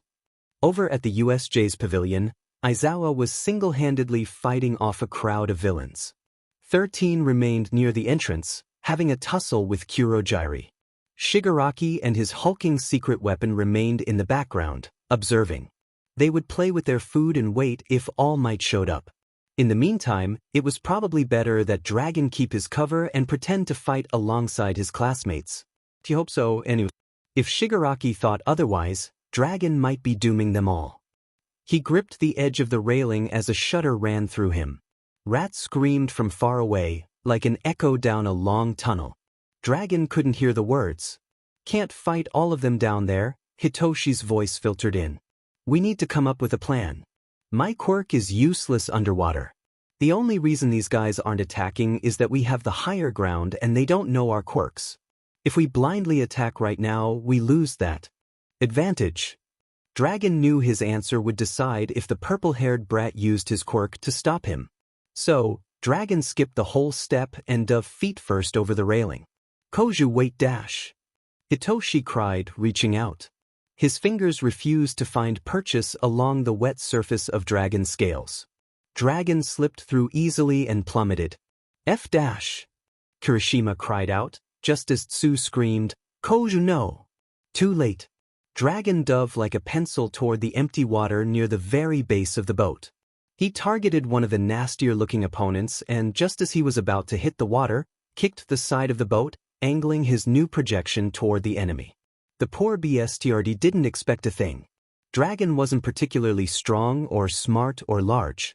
He didn't have a special power like the others unless holding his breath for a long time counted. He didn't have much to his name at all, and that gave him an even greater power. Rage. Dragon embraced rage like a friend, warm and comforting under his skin. Dabi had known this well. He'd used insults and jibes to stoke Dragon's rage. Dragon learned to HRSS its power to his advantage, ignoring physical limitations to overwhelm opponents. He struck like lightning and slipped through his opponent's grips better than an eel. One guy tried to grab Dragon's wrist, and he yanked it out, using that momentum to spin up and sock his opponent in the jaw with his foot. Another fast swimmer crept up on his back. But Dragon was still spinning, and as he came around again, he slammed his fist hard onto the shark guy's stupid head. Ouch! Shark guy gurgled again, bubbles spewing from his mouth. No claws. Dragon still wasn't sure about Shigaraki's new strategy. So long as he fended off this army of poorly trained hooligans underwater, maybe he'd get away with it. People dropped into the water behind Dragon with two large whooshing sounds, followed by a third. The minute had all three of the students jumped in to fight. Dragon couldn't pay attention to them as more of Shigaraki's horde converged on him from all directions. He dodged two sets of claws when an unexpected pair of teeth came up from behind and got him by the shoulder. "I got you," mumbled Shark Guy triumphantly, digging in his teeth. Damn if this dude wasn't persistent. Dragon roared through the pain. He reached behind himself and grabbed Shark Guy by the gills. "Gawk!" Shark Guy screamed, immediately letting go. Dragon flipped around and got the other gill in his grip, holding it there. Had Dabi or Shigaraki had been watching, he wouldn't have hesitated to rip this annoying shithead from ear to ear. He would have enjoyed watching the lifeless body drift slowly downward, followed by a bloody trail in the water. But the students were watching this time around. He tempered the rage somewhat and only mildly ripped the dude apart. Not enough to kill him instantly, but enough he swam away holding his bleeding face, a new fear in his eyes. Someone got a hit on his back, and Dragon turned to face a new opponent, a red lady with tentacles coming off her head like a squid. The tentacles fanned out around him, blocking his exits. A black cloud of ink spread from behind her in the water to block his view. Squid Girl took longer to beat than the other dude, but she went down with more satisfaction. Dragon wasn't afraid to rip tentacles off in their fight. She had enough to spare. Squid Girl finally ran off after getting a kick to the face. Around this time, Dragon realized he needed oxygen soon if he wanted to continue fighting. He could last hours if he didn't move, but this was far from staying still. He was almost halfway to the bottom of the lake right now. He began to kick upward, reaching for the light above. Two large shadows blocked his way. One of them was a villain with webbed hands and feet and a quirk that grew spikes from anywhere on his body. He was currently aiming too directly at Dragon. The second shadow was Kirishima, chasing the guy down. He was much slower without any webbed feet, but as the villain turned to aim at Dragon, Kirishima caught up and socked him in the side. Spiky Guy let out all his air bubbles in a gasp of pain. Dragon continued swimming, remembering his own need for air. The light of the surface was slowly approaching. Almost there, almost there. Something snagged Dragon's leg. He looked down to see none other than Shark Guy below him with a grip on his ankle. He didn't look so good, but Dragon recognized that glint in his eyes. This guy wanted revenge. Dragon snarled and kicked, and Shark Guy fought to pull him down. They tussled for less than 30 seconds, but it was 30 seconds too long. Dragon felt a strain in his chest. His movements were slowing down. Shark Guy grinned triumphantly as he began to gain ground. He pulled Dragon further into the dark water, and Dragon could do nothing but reach for the fading light, the last of his bubbles dribbling up toward the surface. Another shadow blocked his view. Dragon's vision was fading, but he could just make out the outline of purple hair fanned out amidst the water. Stupid Hitoshi wouldn't be here, Dragon thought absently, his quirks useless underwater. Someone grabbed onto his reaching hands and pulled. Shark Guy snarled from below and began pulling harder, swimming with all his might. Hitoshi was dragged along for a moment before he turned himself around, getting his feet below him. He jerked upward hard on Dragon's hands, yanking him up and putting them at the same level in the water. Then Hitoshi kicked Shark Guy directly in the nose. Dragon would have found the sight highly entertaining if he had any oxygen to spare. All he could do was float uselessly and watch Shark Guy swim off holding a different part of his face, hopefully having learned his lesson. Another tug. Hitoshi was struggling to haul Dragon toward the surface. Dragon wished he could help, but his vision was fading. He wanted to tell Hitoshi to let him go, save himself, but his body refused movement. He heard a gentle rushing in his ears. A back-and-forth whooshing, like the rocking of waves. He was certain it would be the last sound he ever heard. Then, Dragon's head broke the surface of the water. He didn't know what to do at first or even what had happened. Someone shook him and a voice shouted, "Breathe!" Oxygen burst into his lungs for the first time in what felt like an eternity. He coughed and sputtered while Hitoshi held him above the surface. "Idiot," Hitoshi scowled, sounding madder than Dragon had ever heard him. "You could have died." Dragon was too busy hacking out his lungs to rise to the jab. He was madder at himself. Hitoshi was right. Dragon's job was to protect everyone, and his frustration had led them into even more danger. If he'd lost any more oxygen down there, Nightmare might have shown up and tried to solve the problem. That would have been a disaster for everyone. Hitoshi was still scolding him in between gasps for air. Dragon ignored it. He would have made a snide remark about the pot lecturing the kettle, but he didn't want to risk Hitoshi using his quirk. It would be a stupid thing to do while Dragon was trying to swim. Still, Hitoshi was the kind of moron who would do it and try to keep Dragon afloat all on his own, if he thought it would stop Dragon from what he was going to do next. "Don't you even think about it," Hitoshi said, also looking at what held Dragon's gaze. His grip tightened on Dragon's arm. "Did you forget you almost drowned a few seconds ago? And you're bleeding badly. You need immediate medical attention dash." Hitoshi tried to touch the shoulder with a bite out of it, but Dragon snapped at him, making him draw back. Dragon hissed, long and low in his throat. He met Hitoshi's eyes. The boy drew back further, seeing that rage that simmered there, likely to burn. He didn't have to say a word for Hitoshi to know he was dangerous. A danger to him. A danger to everyone. Without another sound, Dragon whipped around and sped toward the shore, to where his teachers currently fought for their lives. He heard a command to stop behind him, but Hitoshi's quirk couldn't catch without a response. Dragon was much quicker than his friend in the water. By the time Hitoshi flailed his way into a pursuit, Dragon left him far, far behind. At the designated meeting spot, Dragon found a change of clothes. He quickly switched into padded black boots and pants, forgoing the too big shirt. He hesitated with the rest of his assignment. He was compromised. And also late. He couldn't possibly go out there now. His hesitation lasted too long. Soon enough, a dark purple shadow glinted in the corner of his eye. "What is the hold-up?" Kurogyri hissed impatiently. "You were supposed to be dealing with the more problematic students from the inside." Dragon winced. "I was seen changing in the water. Dragon is compromised. I must become someone else." The mass of purple writhed with displeasure. "You stupid dash. No, I'll deal with you later. Being compromised doesn't matter. None of what you've done in that school will mean anything if we can't kill All Might today. You'll be useless. You're practically useless now. All Might isn't here," Dragon said, holding out his arms to the huge space around them. "But I haven't been seen attacking anyone yet. Dragon can stay known to them, and I can be someone else. I don't have time for this." Kurogyri snapped. "I must deal with 13 and the remaining students by the door. Do whatever you want so long as you help us fight. I'll transport you into a battle where you can be helpful." "No," Dragon said, holding up his hand to stop the transport villain from using his quirk.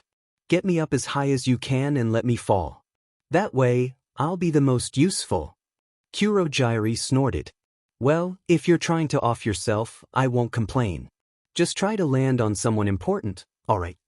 With that, the purple swept him up by the legs and tossed him headfirst into its depths. Dragon was prepared this time around. He held tight to his stomach as his atoms were sucked through the portal and spat out on the other side. The darkness cleared to the whole of the USJ below him. Dragon spread his arms for a moment and enjoyed being in the air and free. It was a lot like being in water. Then Dragon sighed and gave in to the golden tug inside his chest. "I'm counting on you," Dragon hissed as he sank below the waves. "You're the only other one who can fight. Don't you if he screw this up?" Angel burst from Dragon's skin with a loud hiss of steam, his heat burning off the water still on Dragon's skin and hair. He spread out his arms as he changed. At first, it only mildly slowed his fall. As Angel's feathers grew from his elongated arms with little pricks of pain, his fall gradually turned into a glide. The bite on his shoulder hadn't healed with the change. That wouldn't happen unless Nightmare came around, and the rush of air on the wound and use of that muscle for flying made it strain and spill out more blood than was probably healthy. Angel did his best to pretend the bite didn't exist. He made a full circle of the USJ and observed the situation from above. Little pockets of students were fighting all around the building. Most of them seemed to be doing perfectly fine on their own. Whoever Shigaraki recruited, they were far from professionals. They were likely bodies to stand behind once All Might showed, the most disposable of anyone on the streets with a bone to pick with a hero. Angel found that sad. These people should be Shigaraki's allies and potential recruits. Instead, he sent them to die. The Hero 13 was engaging her quirk with Kurogiri. As Angel watched, a portal opened behind the hero, causing her to vacuum herself. It was a smart move on the villain's part. Angel felt bad for her, sure, but it wasn't like he knew her personally. Aizawa, on the other hand, anyone could see the underground hero was flagging. His punches were becoming slow and uncoordinated, even as they still took down villain after villain. Only a few were left standing around the hero. Unfortunately, those few included Shigaraki and his massive new pet. Shigaraki engaged Aizawa and landed a hit to his elbow. The underground hero's arm was limp and lifeless as he jumped away. Angel dove in that direction. He needed to get down there ASAP. But to do what exactly? Fight Aizawa? Angel scoffed at the idea. He couldn't fight his teacher. That would be too immoral for him to even consider. But he couldn't fight Shigaraki either. That was equally as dead-end of an option. Angel pivoted. He flew toward the city section of the USJ instead, aiming toward a particularly familiar explosion in the middle of a tall building. He skirted the building twice, and by the second flyby, the smoke had cleared enough for him to see Bakugo standing amidst a crowd of villains. Fortunately, they were all groaning at the high schooler's feet. Bakugo was grinning and punching one fist into the flat of his hand, clearly revving for more. Well, Angel would give him plenty. Aizawa's in trouble. Angel called. He wasn't coordinated enough to land inside the torn-up building without damaging his wings, so he did his best with tight circles outside. Hurry! Huh? Bakugo asked in his threatening voice. Who the hell are Dash? He stopped when he noticed the direction Angel frantically gestured. His eyes widened when he saw the mess his teacher was in. Go help him, he yelled. He ran toward the missing wall of the building, and for a moment, Angel thought he wanted him to catch Bakugo. Bakugo didn't aim for him, however, but jumped into the open air, hands letting off little explosions that slowed his fall toward the ground. Angel then did as ordered and swerved back toward the fight in the pavilion. Bakugo would have to catch up. Angel needed a plan. He had to help save his teacher without appearing to do so. He plucked a few feathers as he neared the fight. He called out, "It is I, Firebird," and threw the feathers, which were sent flaming toward Aizawa's head. His strategy worked. Aizawa heard the warning and easily dodged the projectiles, putting an even greater distance between him and Shigaraki. He looked up with pain and confusion written over his face. Firebird, he called. What are you doing here? Yes, said Shigaraki. Please do explain why you are here. I would dearly like to know. I am here to end this battle. Angel declared. Let me do the honors of defeating the great Eraserhead, Shigaraki. I won't let you down.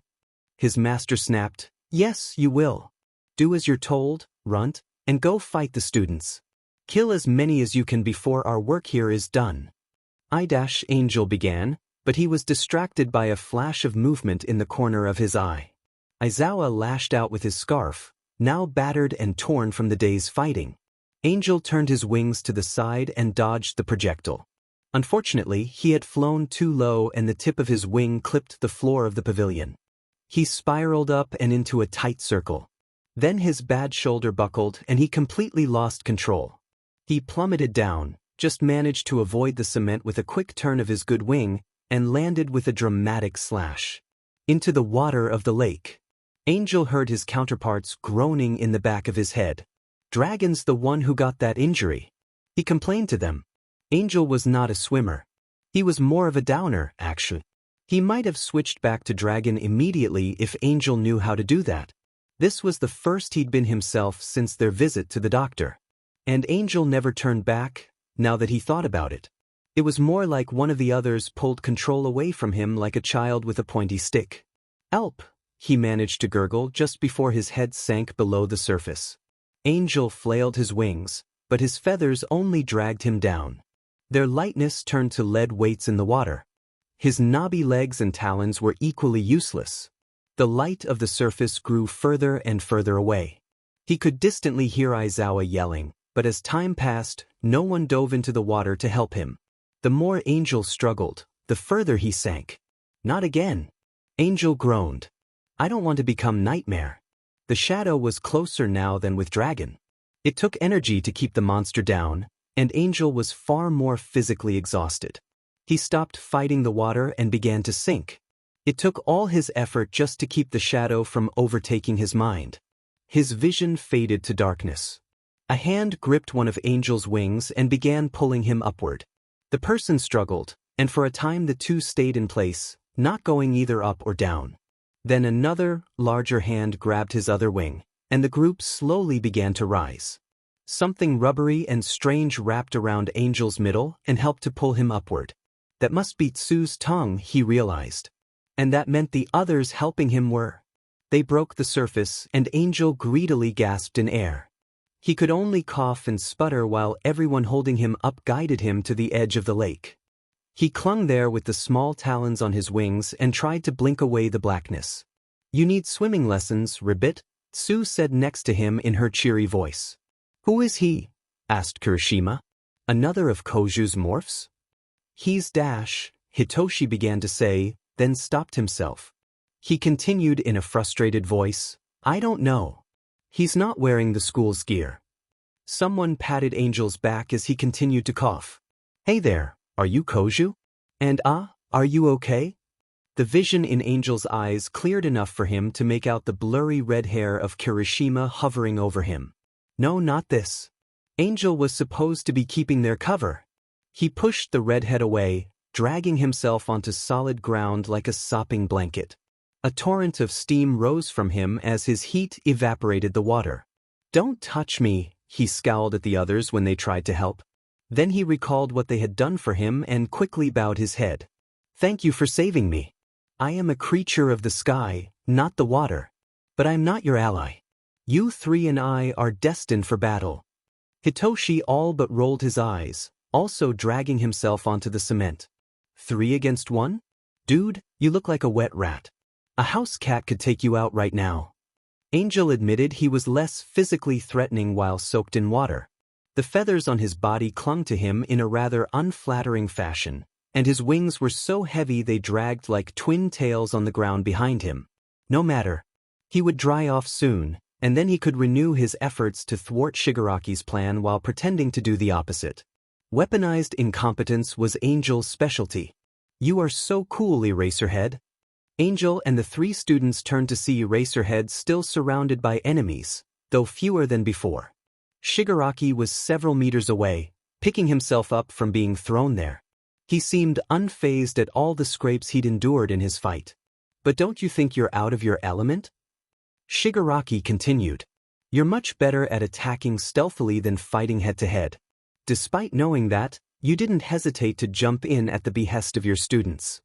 Even while Shigaraki spoke, Eraserhead, exhausted and injured though he was, continued to fight off the villains attacking him. He used his quirk again and again to gain the upper hand. Soon enough, No one stood between the panting hero and the villain covered in disembodied hands, arms spread wide. You really are so cool, Eraserhead. I would expect nothing less from the best in the business. But you've made two mistakes. The first is showing your weakness. I know how to hit you where it hurts. Now, the second mistake? I am not the final boss. A large shadow moved in the background. Watch out! Angel called. In all the chaos, he had forgotten about the doctor's creation. The thing moved much, much faster than what should have been possible. Aizawa turned immediately at Angel's warning, hair floating, eyes burning red with power. His quirk did nothing to slow the monster approaching. Angel expected to watch his teacher and caretaker for the last few weeks be crushed right before his eyes. It was exactly the thing Shigaraki would do to punish him, give him a tiny breath of freedom, then yank the leash back so hard he would never stray again. To Shigaraki, it would be as easy as sneering. Angel did not know if he could survive the betrayal. The Noma did not touch Eraserhead, though it easily could have. It swept past him, coming straight at Angel and the three students. No! Angel screamed. All he could think at that moment was this is my doing, and so he took the only option available. Flinging around his useless wings, he jumped before the monster's path. Somewhere far away, Angel heard Shigaraki chuckle, and he knew everything had played right into the villain's hands.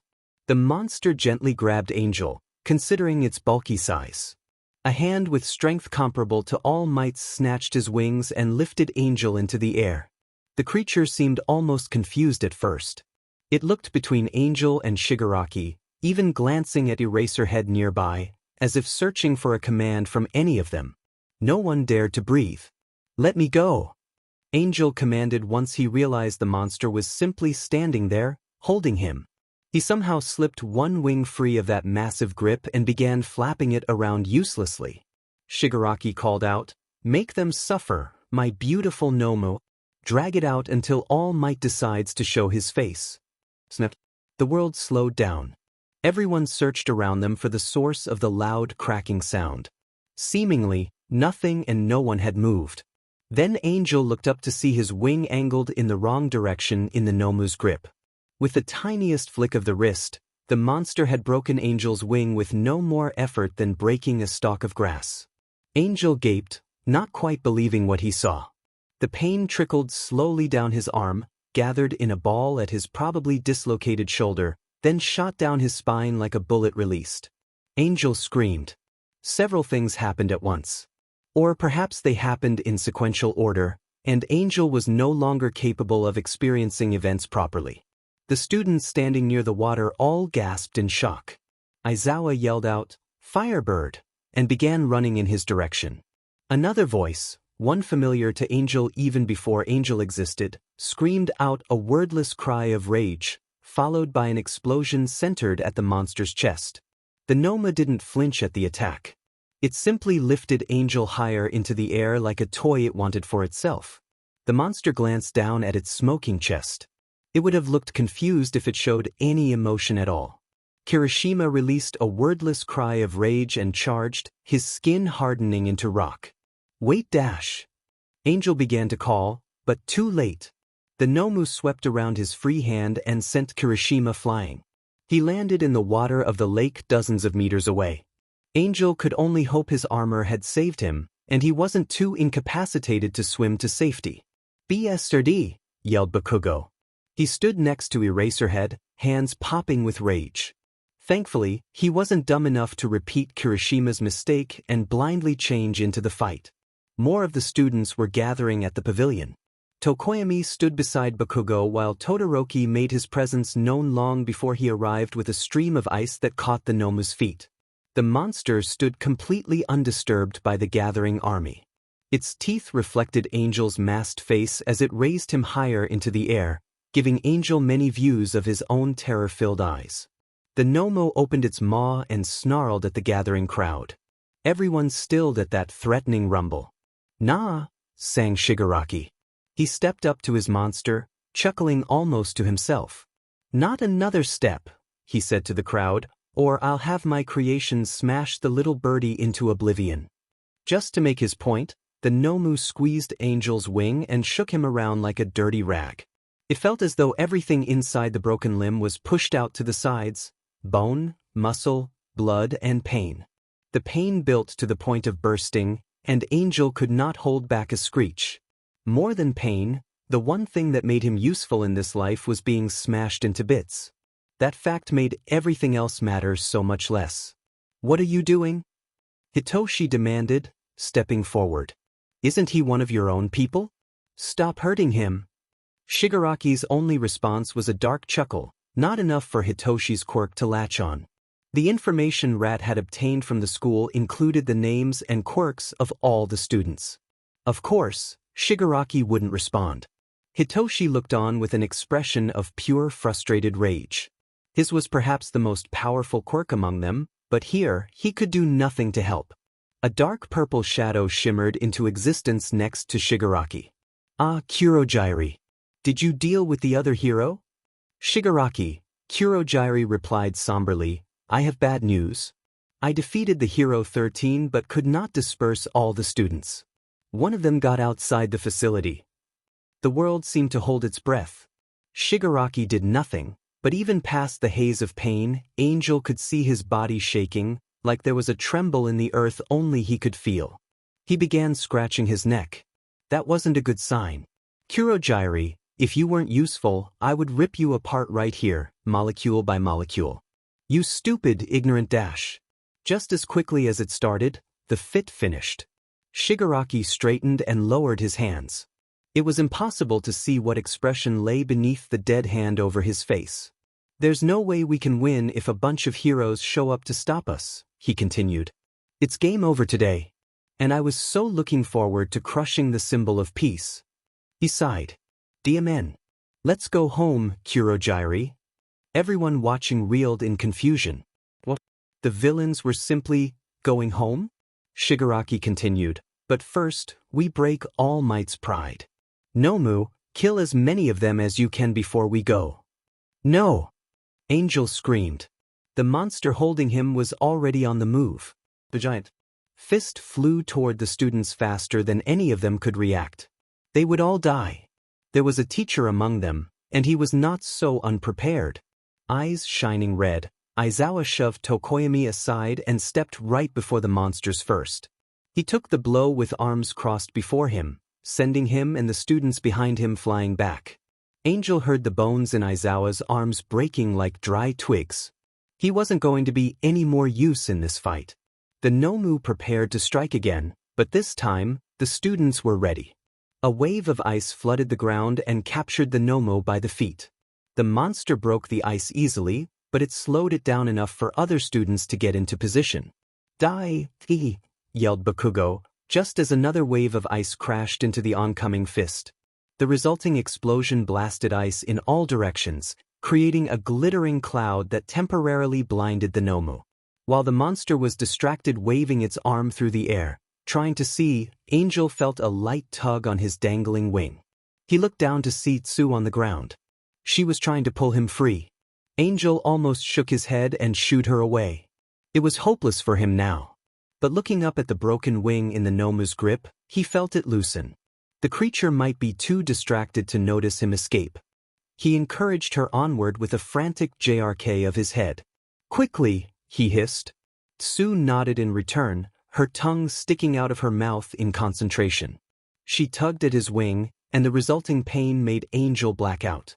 He came back to himself when an even worse pain jolted through him. The Nomu had noticed the attempted escape and tightened his grip once more. Tsu pulled as hard as she could from the other side, which was surprisingly a lot, considering her suctioned feet stuck firmly to the floor. "Stop!" Angel croaked. He felt the fibers in his shoulder rib and pop. If this continued, she would tear his whole goddamn arm off. "Run!" There was a look of utter sorrow in Tsu's normally neutral expression as she released Angel's wing. She jumped away, just avoiding the giant fist that swung around to snatch her. The Nomu stuck again, and again, Tsu dodged his attack, disappearing with a little plop into the lake. "At least one is safe," Angel breathed out in a sigh. With that thought, he felt the edges of his vision grow dim again. He thought firmly, pushing away the blackness. No, I can't let the nightmare free. Shigaraki and the doctor thought Nightmare was just another one of their pets. They were wrong. The nightmare festered in the back of Deku's mind, the keeper of all his unwanted emotions. It feasted on his every trauma and regret, taking the memories of his daily bad dreams, growing stronger the more Deku pretended it wasn't there. Normally, Angel was the expert at stuffing down unwanted emotions. He feared the nightmare more than any of the others, and so he pretended hardest of all that it did not exist. Of course, he knew better. His light was one of the only things that could drive the shadow away. So, he took in a huge breath and refused to black out. He blasted the shadow with such a brilliant display of light and heat that it was but a tiny smudge of dark in comparison. The Nomu looked at its smoldering hand, not certain what to do about it. More ice froze it momentarily in its confusion. Die! Die! Bakugo called out as he jumped forward to pepper the monster with dozens of tiny explosions. It regarded Bakugo's attacks like an annoying fly buzzing around its chest. Watch out! Angel screamed. The Nomu retaliated with lightning speed. Bakugo just had time to jump back before a huge black hand passed through the air where he'd been standing. The tip of the Nomu's finger caught his chest and sent him spinning sideways. The monster pressed the attack, and Bakugo had no defenses. Just as Angel was sure he would be crushed, a black, snake-like thing shot out of nowhere and wrapped around Bakugo's arm. Tokoyami's shadow dragged Bakugo out of danger. The Nomu's fist made a crater deep in the empty concrete. Angel was flung like a rag doll. The pain in his wing made concentrating on anything virtually impossible. This latest attack bashed his head against the concrete, and so he lay there, gasping for air, trying to remember who he was supposed to be. He was Angel, right? Why were they fighting? Careful, Shigaraki cautioned from not too far away. As much as it's been fun playing with our defiant little bird here, I'd prefer to keep such valuable property intact. Kurogyri, if you would. Purple shimmered at the edges of Angel's vision. He thought frantically. I can't go with them. But at his back was the shadow. Nightmare wanted to play with the Nomu and the portal, the things Angel feared the most right now. He knew the shadow was incapable of stopping there. It would consume everyone in the whole building before it finished. Angel was halfway through the portal when he decided what to do. He took the nightmare with him and used it like a springboard. The moment the Nomu's grip on him loosened, he pushed off the ground with his good wing, dragging his legs out of the portal. Adrenaline pounded in his head, making the pain of his injured wing less noticeable. He propelled himself up and forward, feet first, toward the Nomu's head. The creature's eye rolled to look at him just as Angel's talons grabbed its face and began to rip. The Nomu's scream outmatched Shigaraki's cry of outrage. Angel ignored everything but the pink flesh in front of him. He used the finger on his good wing to pull himself further on top of the Nomu's head, digging his claws deep into the monster's exposed brain and shredding it like so much putty. A giant hand raised to crush Angel, but a wave of ice stopped it long enough for him to move to the side, causing the Nomu to strike itself in the face. It roared in frustration. Angel carried the shadow's momentum to the very end. He couldn't hear his screams as the Nomu's hand finally found his bad wing and attempted to pull him away. He held on with everything he could, grabbing at anything solid within that cold mass of meat. When the Nomu finally jerked him free, gray brain matter sprayed. A rumble shook the air. A crash from the other side of the building. Could that finally be? The ground hit Angel with the power of a mountain, and he was gone. Angel mingled in a distant dream of light and dark, distant voices, and the beginning of what was to be a monumental headache.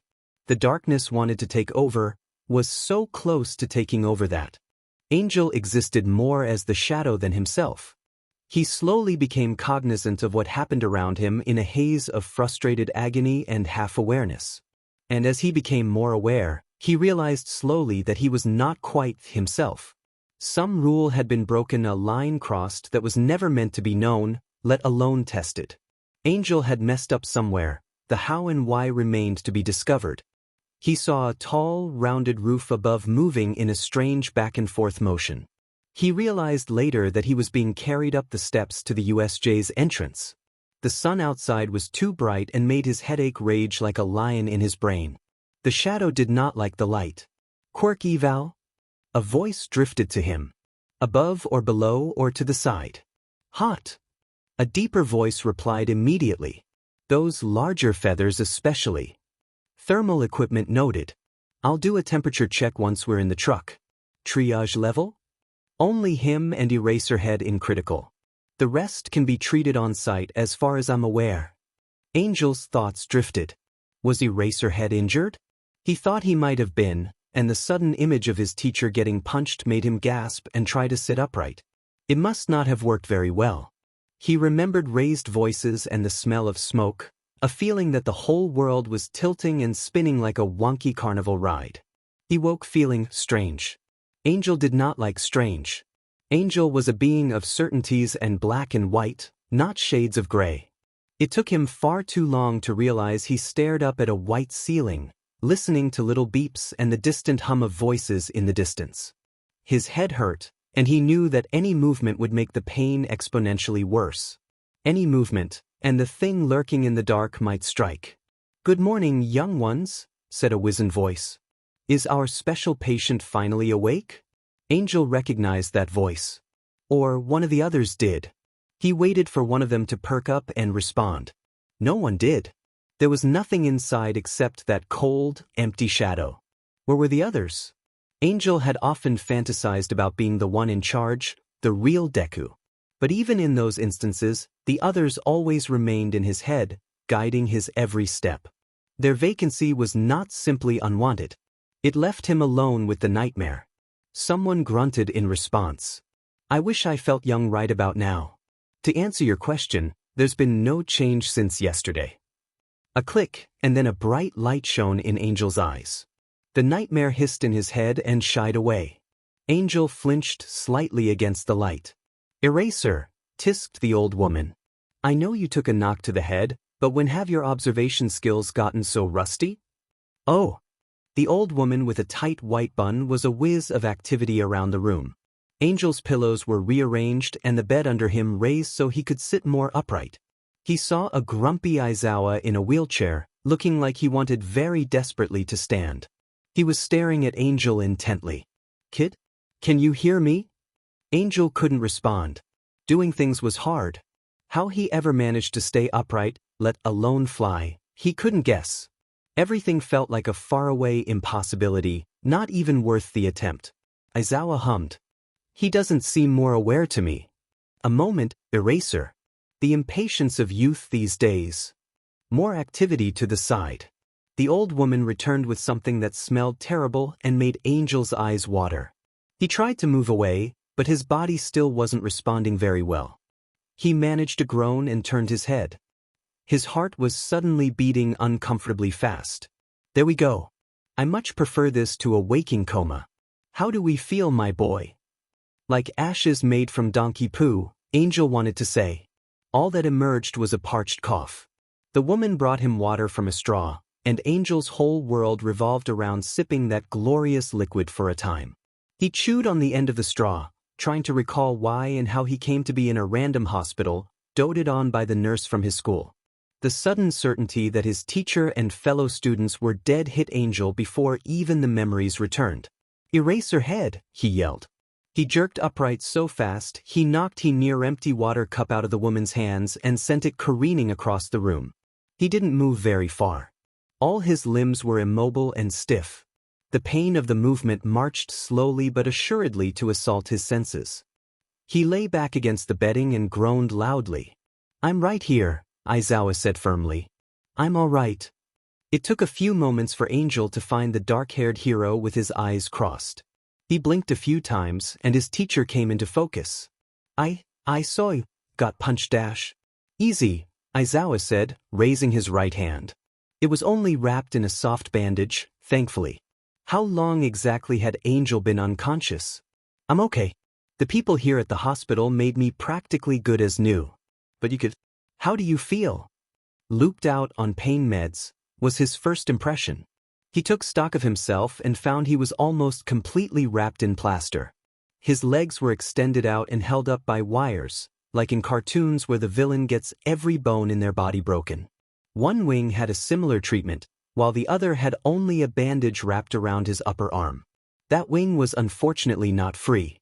In addition to the 4 trailing from the limb, the fingers making up the bones of his wing were bound by a cuff to his wrist and chained to the bedpost. The position bunched up his flight feathers uncomfortably against his wrist. Both of his wings looked far smaller than they should be, bound up and plastered. "Really?" Angel asked, rattling the cuff on his good wing. "What, you think I'll fly out of here? I'm an invalid now." Aizawa almost rolled his eyes. "You're not an invalid. You've been unresponsive for days," Recovery Girl said. "With the amount of healing you need, we've had to work slowly or risk using all your energy and killing you. What do you remember? That angel was supposed to have outlived his usefulness. But now he was here, alive. I'd prefer to keep such valuable property intact," Shigaraki's voice echoed in his head. Maybe they needed him again after all. Angel had gone against Shigaraki's instructions more times than he could count. He'd even tried to kill his Nomu. If they intended to keep him alive, then the punishment for his transgressions was destined to be far, far worse than anything they'd done before. "Kid?" Aizawa asked. Angel bit his lip. "I have to go back," he said. "Well, I promise you. Won't get very far." Angel slowly shook his head, and even that motion made him want to throw up. "You don't understand.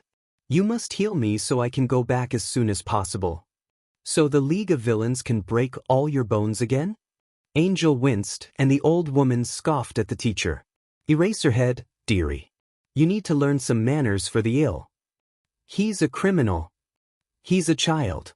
Children can be the worst criminals. You and I both know that option doesn't help anyone." Aizawa's turned to wince. He took a deep breath through the nose and asked, "Why do you need to go back to the League so badly?"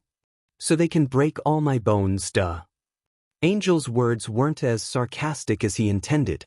He sounded more scared than anything, because he wasn't lying. Aizawa raised an eyebrow. "You didn't seem so eager to return when that portal villain was about to take you away. You're scared, kid?" "I know you're scared, but we can protect you. You don't have to go back." "You can't help me," Angel hissed, and some of the shadow must have leaked through, because both the teacher and the nurse reeled backward, startled by the ferocity. "You don't know what I've done. I'm a bad guy. I'm not some stupid side project to boost your approval rating." "You saved people," Aizawa said, eyes hardening to the ridicule in Angel's voice. "I was there, remember? You jumped in front of the Nomu's attack. You warned me when I was about to be killed. My students attested that you helped warn them as well. You don't have to put up this act, kid. Whatever you are, you certainly aren't a villain. I'd say you're more of a hero." His words struck Angel deeper than he had ever dared to reach himself. He lowered his eyes, suddenly holding back tears. Aizawa tried to press his point, but Angel shook his head and refused to listen, sniffling like a 5-year-old. Recovery Girl shooed the teacher away, promising he could return once Angel was in a better mood.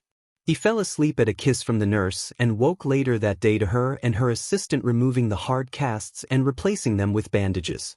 Angel's legs were still badly swollen, but he could move his talons without too much pain. "They looked better than expected," the nurse said. "Whatever. Angel just wanted to be healed fully so he could figure out a way to escape. The longer he lingered here, the bigger the punishment would be when he finally returned."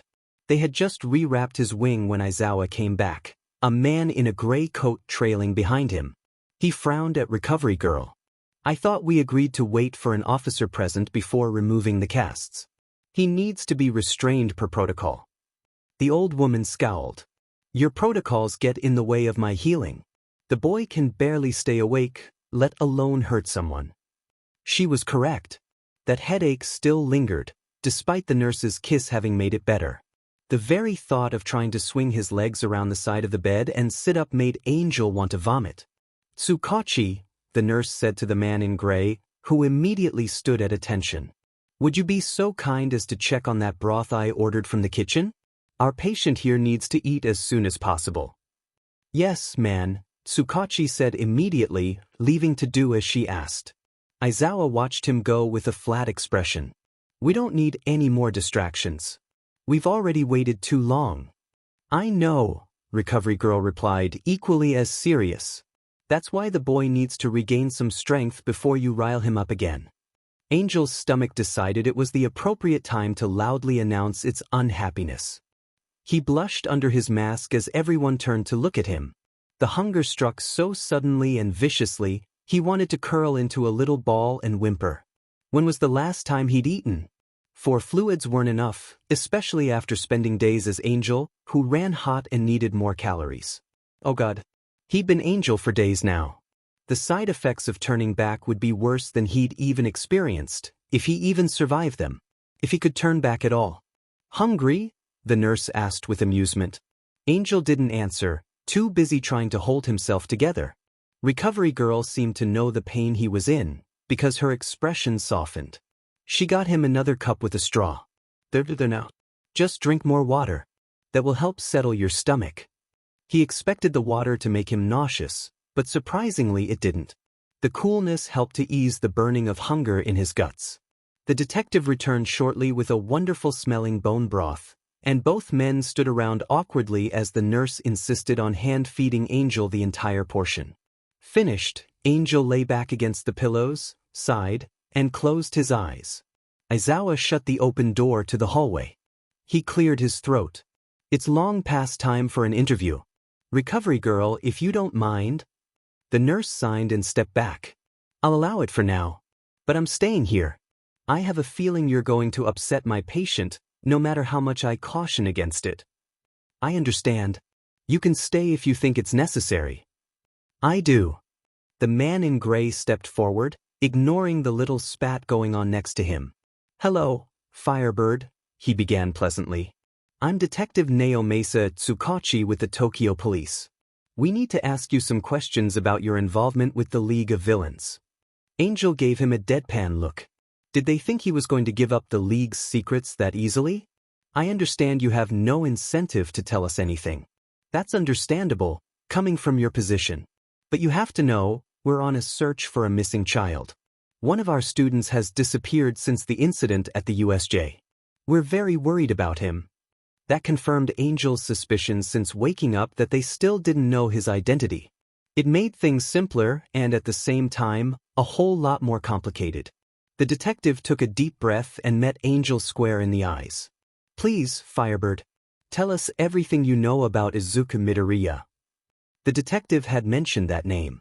Angel jerked and let out a raspy laugh that was more of a strangled cough. Aizawa stepped up to stand beside Detective whatever his name, his eyes piercing into Angel like twin spears of ice. You aren't him, are you? No. Angel said immediately, aghast at the suggestion. True, said the detective. He didn't look surprised. But based on your reaction, you know the person we're talking about. Angel turned his face away. No. The minute he hated lying. Aizawa set his lips. Kid, come on. You need to remember that we're the good guys here. We're up against evil scum willing to hurt children to get at All Might. You could help us to stop them. You'll have to try harder than that. Angel snorted. Those children deserved it, probably. False, said the detective. His demeanor was so calm and composed compared to the looming Aizawa that Angel couldn't help but feel they were in some kind of good cop, bad cop situation. You don't believe that, kid? Yeah, I do. No, you don't. One of those children is sitting right in front of me. You don't know anything about me. That's not true either. You know, just like you did at the USJ, that Shigaraki and his group are wrong. They're not going to succeed. They never were. The only question is how many people will get hurt before we stop them. You can help us. Please, Firebird. You can help us save them. He sounded so genuine. Angel couldn't seem to pry his eyes away from the sheets covering his broken legs. What was he supposed to do here? If Rat had been around, surely he would have come up with a solution. But they weren't allowed to change into Rat in front of someone. Not that Angel could have if he'd wanted to. A memory of the doctor looming over him raked Angel's mind like acid on a raw cut. You're not the smart one, you're not the one who makes decisions. Angel shuddered, ridding himself of that awful feeling. The shadow was more than happy to snap up the emotion and scarf it down. It was bigger, now, looming at the back of his shoulder, breathing a hot breath into his ear. I'm not the one who makes decisions, he said automatically. The detective and Aizawa exchanged looks. Whatever passed between them seemed like a question of some kind. Who makes decisions then? The detective asked cautiously. Angel only shook his head, refusing to answer. Aizawa said, You mentioned when we first met, you know a villain we've been looking for. If you could tell us how you know this person, that would be helpful. Anything you tell us would be a great help. He sounded as though he was trying to suppress his anger and channel empathy and understanding. Angel could still clearly hear that undertone of a threat. He wondered, would Aizawa be so stern if he knew Angel's real identity? Did he care about Angel at all? I can't talk about them, he muttered. I'm not allowed. The detective looked sad as he said, That's true. Aizawa looked at the man, startled, then back at Angel. But you've gone against orders before, haven't you, Firebird? You spoke of that person on the night we met. You went against your orders to help us fight the monster at the USJ. If you spoke now, how would they know? We can protect you, kid. They can't get to you anymore. There was a difference between Shigaraki's orders and those from the doctor. One of them, he physically couldn't disobey. The doctor would know what went on in this room. As soon as Angel returned, he would sit Angel down and pry every tiny secret out of his head. The doctor would know exactly what he'd done to get stuck in this form. He'd fix Angel up so he could feel like himself again and not like this. Whatever this was. Kid. Aizawa said, inching closer. You still with us? Angel didn't know how to answer that question. Instead, he asked, Do you honestly think I would feel safe with you guys? I mean, Shigaraki's got a living portal on his side. Not in here. The detective jumped in, gesturing to the ceiling. This room is specially made to suppress certain quirks. You had an allergic reaction, I'm told, to the quirk suppressants they used to subdue your heat on the way to the hospital. We've had to use different methods to safely treat and protect you. No one's getting out of here with the use of quirks, I promise you that. It sounded like a challenge. Angel looked around the room, trying to determine how it could be used to suppress his quirks. His first impression was that the detective was lying, considering Angel needed his base quirk to keep his form. But maybe he didn't? At least not right now.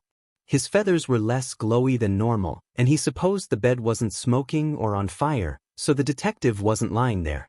But if his quirks were being suppressed, why was the shadow so close behind him, leaning into him, hands tickling the back of his neck? Was Angel being suppressed too? I don't believe you, Angel frankly told the man. I don't trust cops. That is also true, the man sighed in defeat.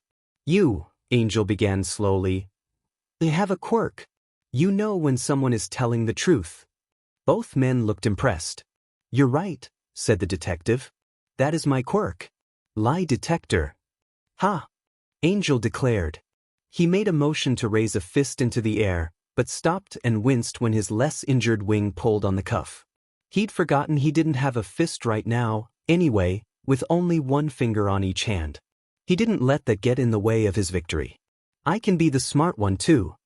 Aizawa sounded angrier as he asked, Who said you weren't smart, kid? You seem very intelligent to me. I'm the one. Angel looked between both men, suddenly lost. Who was he supposed to be? Who was Angel in the first place? I don't understand. There was sound and motion around him, and Angel realized blearily that the adults were still trying to talk to him. He had gotten lost in his head and didn't feel like finding his way back. The nurse made the two men move away as she put a hand on his neck, feeling for his temperature. She couldn't use his forehead with the mask stuck in place. Firebird? What's wrong, dearie? Are you feeling sick? Angel didn't know how he was feeling except for that awful emptiness. The nightmare was like a black hole inside his chest, sking in all the stress and worry for what was to come. He didn't answer, too stuck in that mud of numbness. The nurse flashed a light in his eyes, then made him drink more water before adjusting his bed back to a semi-lying position. He's just overwhelmed, the nurse said, a scowl in her voice. No doubt the men knew who she blamed for it. He needs more rest before you go any further. Can you bring him around again? Aizawa insisted. We're searching for a missing child here. He's a child lying right here, clearly traumatized by whatever it is you want to know. If you want to help anyone, you can start with him. And you can start by leaving this room until I say so. There was more arguing, but the woman ultimately won, and the men both left.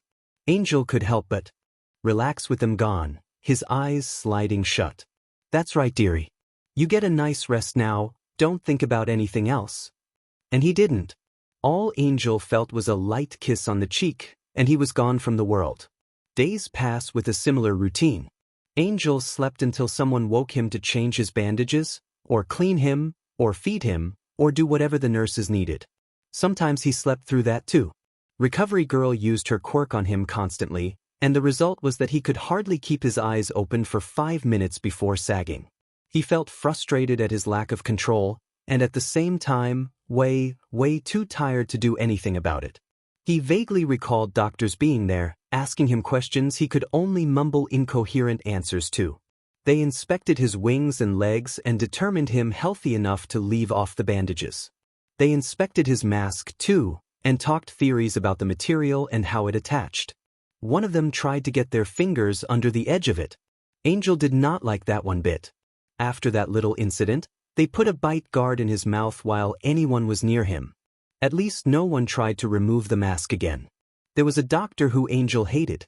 He had been the one to get too close that one time, but the bite to his finger only seemed to make him more determined to torment Angel.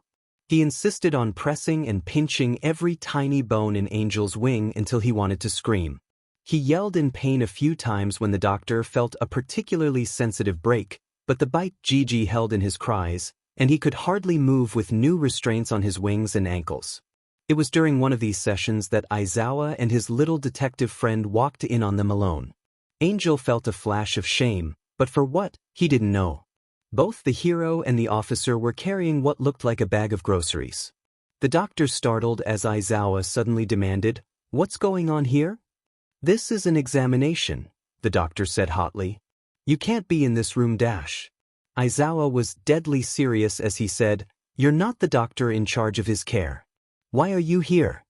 "I am today," said the man, giving Aizawa the tiniest of head bows. "My name is Dr. Matsuo. I am conducting an examination, as I said. I respect the justice system, but you, out of anyone, must understand I have medical authority over this patient. You cannot simply barge in whenever you wish to conduct an interview." "I had permission from his doctor to be here," Aizawa said between tightly pressed lips, his tone low and deadly. "I got permission 5 minutes ago. I believe you are the one who's trespassing." "I see." The doctor straightened. "This is news to me. I will have to talk with Dr. Kame about this. If you will excuse me." The doctor stepped from the room, looking for all the world like a man frustrated at his coworker for a miscommunication. Before the man passed the hero and the detective, however, he flashed a peace sign at Angel behind his back. Angel felt his stomach plummet. It didn't take him many guesses to figure out who wore that man's skin. Toga had stopped in to remind Angel exactly who he worked for. Strangely, the suppressants didn't affect her quirk. Everything about hers just wasn't fair. Aizawa watched the fake doctor like a hawk until he vanished into the hallway. He turned on Angel suddenly. What was going on? "Did he hurt you?" "Eraser," the detective said, motioning to the bite guard around Angel's mouth. Aizawa swore, then proceeded to undo the guard at the back of Angel's neck and pull it out of his mouth. Angel liked his parched lips. "That man should be arrested," Aizawa said, and he turned, as though going to do just that. "No, wait," Angel said, halting him in his tracks. He didn't want the real Dr. Matsuo to get in trouble for something he didn't do. "It was me. I bit him. I did the bad thing and I deserved it." "Kid, you didn't look." Aizawa closed his eyes, seeming to center himself. "You don't deserve to be hurt unnecessarily. No one deserves that, even bad guys." "He didn't hurt me." The detective shook his head. "Not true." Angel felt like smacking himself in the head. He'd forgotten about this guy's annoying quirk. "Everyone hurts me, don't they? The nurses and the doctors, and... "Calm down," Aizawa said. "No one is going to hurt you here, I promise. We want to help you."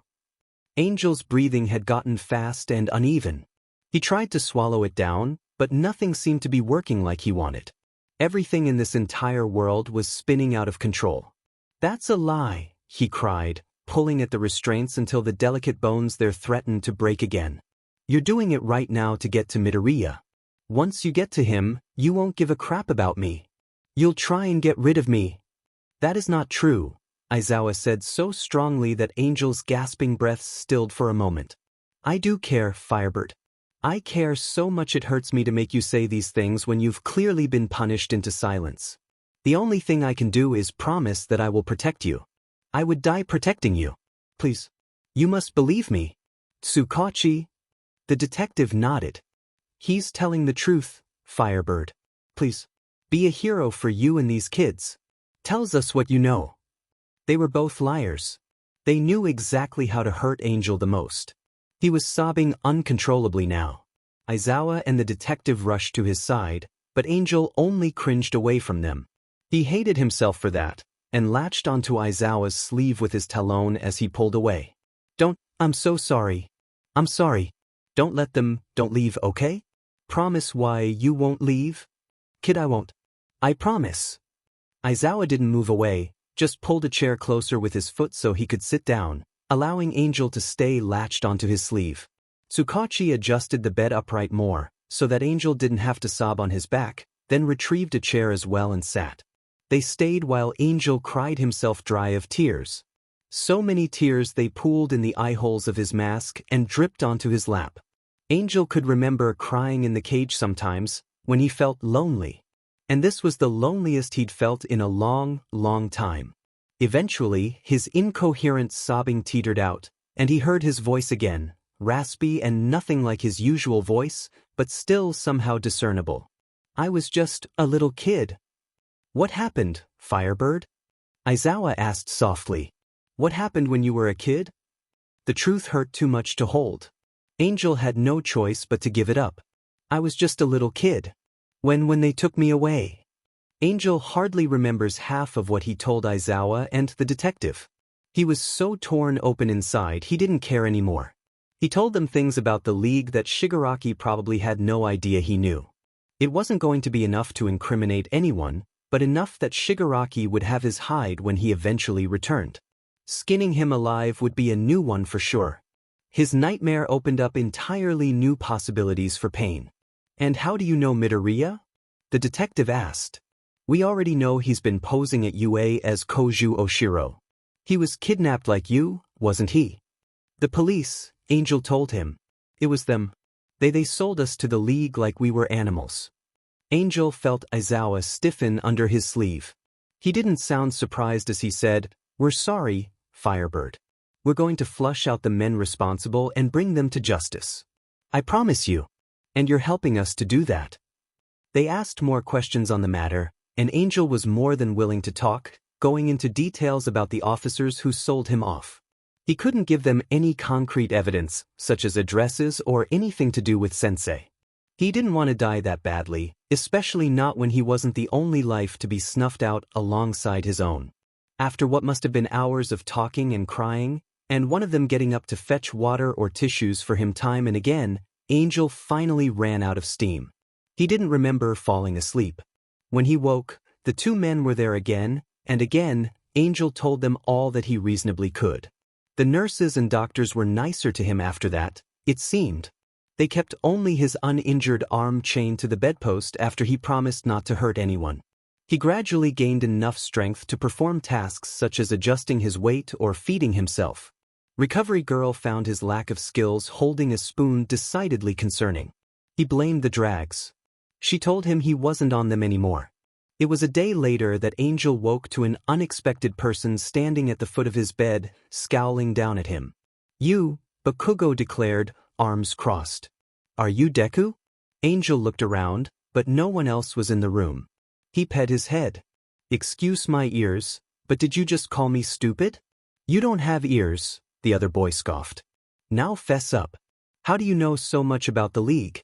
Is that where you've been all this time? Angel stuck his beak into the air. I don't know what you mean. I don't talk to snitches. What did you do? Go tattle to Eraserhead the second your little friend disappeared? I did, Bakugo confirmed grimly. Because I understand better now what kind of sheet we're in. And I know that you know the truth better than anyone. And how do you know so much about Firebird? Came a stern voice from the hallway. Aizawa appeared in civilian clothes with a grocery bag, which he set at the foot of Angel's bed. You and your loud but husband, that's how. You shouldn't be eavesdropping on private conversations. Bakugo threw up his hands. If you want them private, don't announce them to the entire school. Jesus. Aizawa signed. He is louder than he realizes, sometimes. Yeah. So, I know that this phony here is either hiding my friend, or he is him, and he's more of a coward than I thought. Angel sputtered. I resent that. Deku's the bravest out of anyone, and you know it. That made Bakugo pause long enough for Aizawa to say, it's not him, Bakugo. He's passed both a DNA test and a lie detector. He's not Midoriya. The taller boy gritted his teeth. Well then, that only means he's a coward for not telling us where to find him.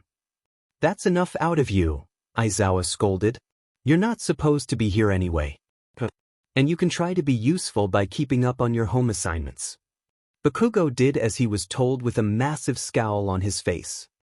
Here. Aizawa rummaged through the grocery bag and pulled out a few packages of food.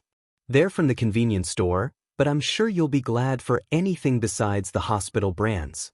Angel took the yogurt, but scowled at the healthy labeled peanut protein cookie. He likewise turned down the cup of pre-made oatmeal and a chocolate bar. You don't like the same things as Midoriya? Aizawa noted while he unwrapped a plastic spoon from the bag. Well yeah, Firebird said. He couldn't help leaking his annoyance into his words. He had been excited to eat the convenience store food. Too bad Aizawa went out of his way to pick the things he knew Angel wouldn't like. You would too if you ate the same oatmeal peanut bars every meal for, 6 years. He said it rather offhandedly, but regretted it as Aizawa clenched up, holding the spoon like he wanted to snap it in half. Angel only wished he could actually set this hero in the right direction. It wasn't so bad, Angel backtracked. They were nice, sometimes. He winced. I mean, we got more food than just that. We got ramen if we were well-behaved and lots of fruit snacks. He shrugged, gesturing at his teacher to hand him the spoon. Aizawa did, looking a little shell-shocked. You should have gotten scurvy. Serve a what no? Aizawa rubbed at the space between his eyes. Just eat your yogurt kit. We're going to have some long conversations later about that kind of thing, but you don't have to worry about it now. Just eat. Okay. He didn't have to tell Angel twice. As his strength returned, so did his appetite, and the hospital kitchens weren't prepared for his required calories. He wrapped his finger awkwardly around the plastic spoon, taking almost a minute to get the position right. He only realized afterward that he still needed to remove the yogurt cup's top. Resolve this.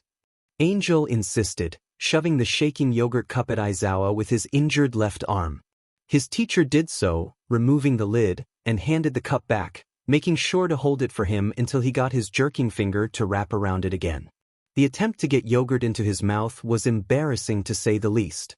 He kept splattering food across his mask or flicking it onto the bed sheets. His larger finger didn't want to do fine things like holding a spoon. Then again, he didn't think he had ever tried before now. Aizawa didn't say anything as he helped Angel clean himself. He'd probably done this whole spoon thing on purpose anyway, to confirm what recovery girl told him.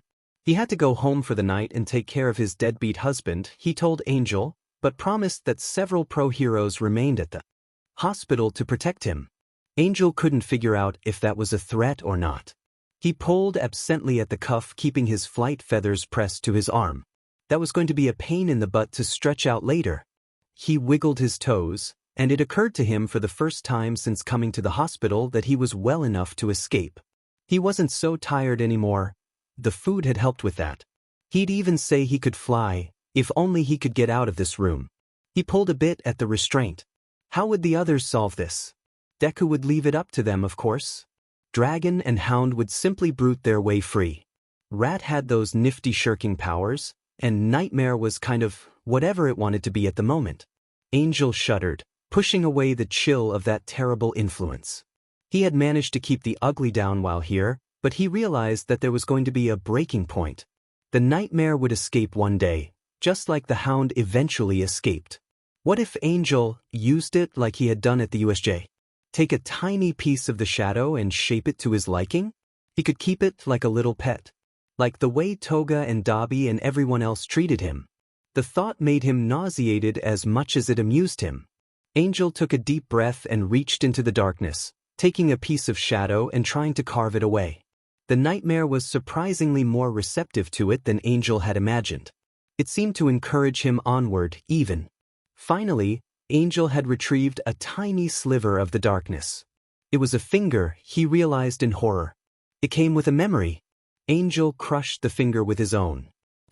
He was Angel. He was not some coward to let a little incident from his past stop his escape right now. He absorbed the dark energy it gave him and twisted it. Forced it to relocate into his restrained arm. The darkness reshaped the arm until it was shriveled and disgusting, a mummified carcass of flesh. Horrified, Angel drew away, but the arm only followed him, still attached to his body. It slipped free of the cuff and flopped lifeless against the bed. Angel took in a huge, shuddering breath, and the arm returned to life like a mattress filling with air. Rust-red feathers sprang forth from the appendage and grew out again, much like they did when he changed into Angel. Angel couldn't believe it. He was free. He moved the wing a few times to make certain it was his own. It felt strange to him, as though it didn't fit quite right. It moved like he wanted it to, but slower than normal. Almost like the shadow was still in the arm, weighing it down. He had given the nightmare a tiny inch of space, and it wasn't going to give that up easily. Determined to figure out how to subdue the shadow later, Angel began the surprisingly difficult process of untangling himself from the sheets. It was then that he began to smell something strange. Was that burning? Angel yelped and leaped from the bed when he realized it was smoking. He sprang upright only to collapse to the ground, groaning. His bones and joints felt brittle under their thin layer of skin. He examined his wings and found that the feathers there had regained their shiny luster. He didn't need to test them to know his fire powers had returned. That meant it was the cuff and not the room subduing his quirk. Had the lie detector detective lied to him? He used his trembling wings to get back to his feet. He was moving too slowly. He knew cameras were watching him, meaning any moment a person might barge in and tie him back to the bed. He stumbled over to the hospital window and looked out. He was maybe on the 6th story or so. Perfect for a takeoff. If only he weren't wearing a hospital gown and nothing else. Well, he'd just have to hope no pro-heroes were watching from directly below. He was struggling with the inside lock with his 2 knobby fingers when the door opened behind him. What the dash? Angel turned. The people who entered the room were not pro-heroes, as he expected. Thinking on it, he honestly should have expected them to show up at some point.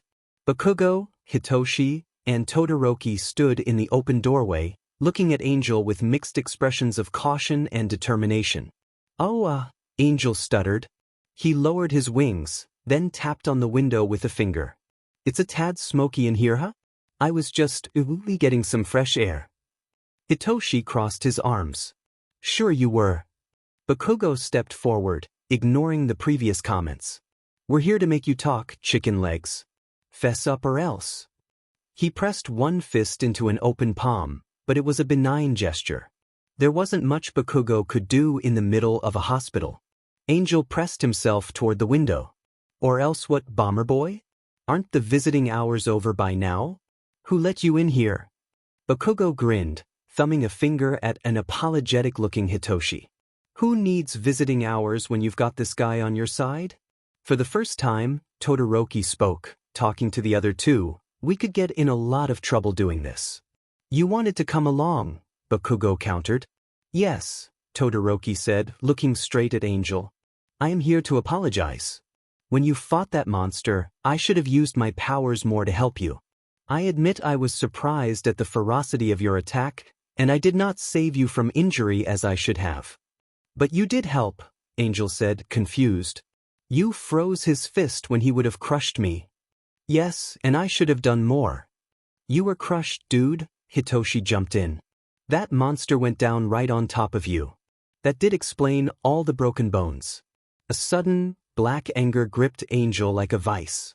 He gasped and clutched at his chest. The others stepped forward, Bakugo reaching out a hand, but a deep growl from Angel stopped him. "Stay back," he gasped.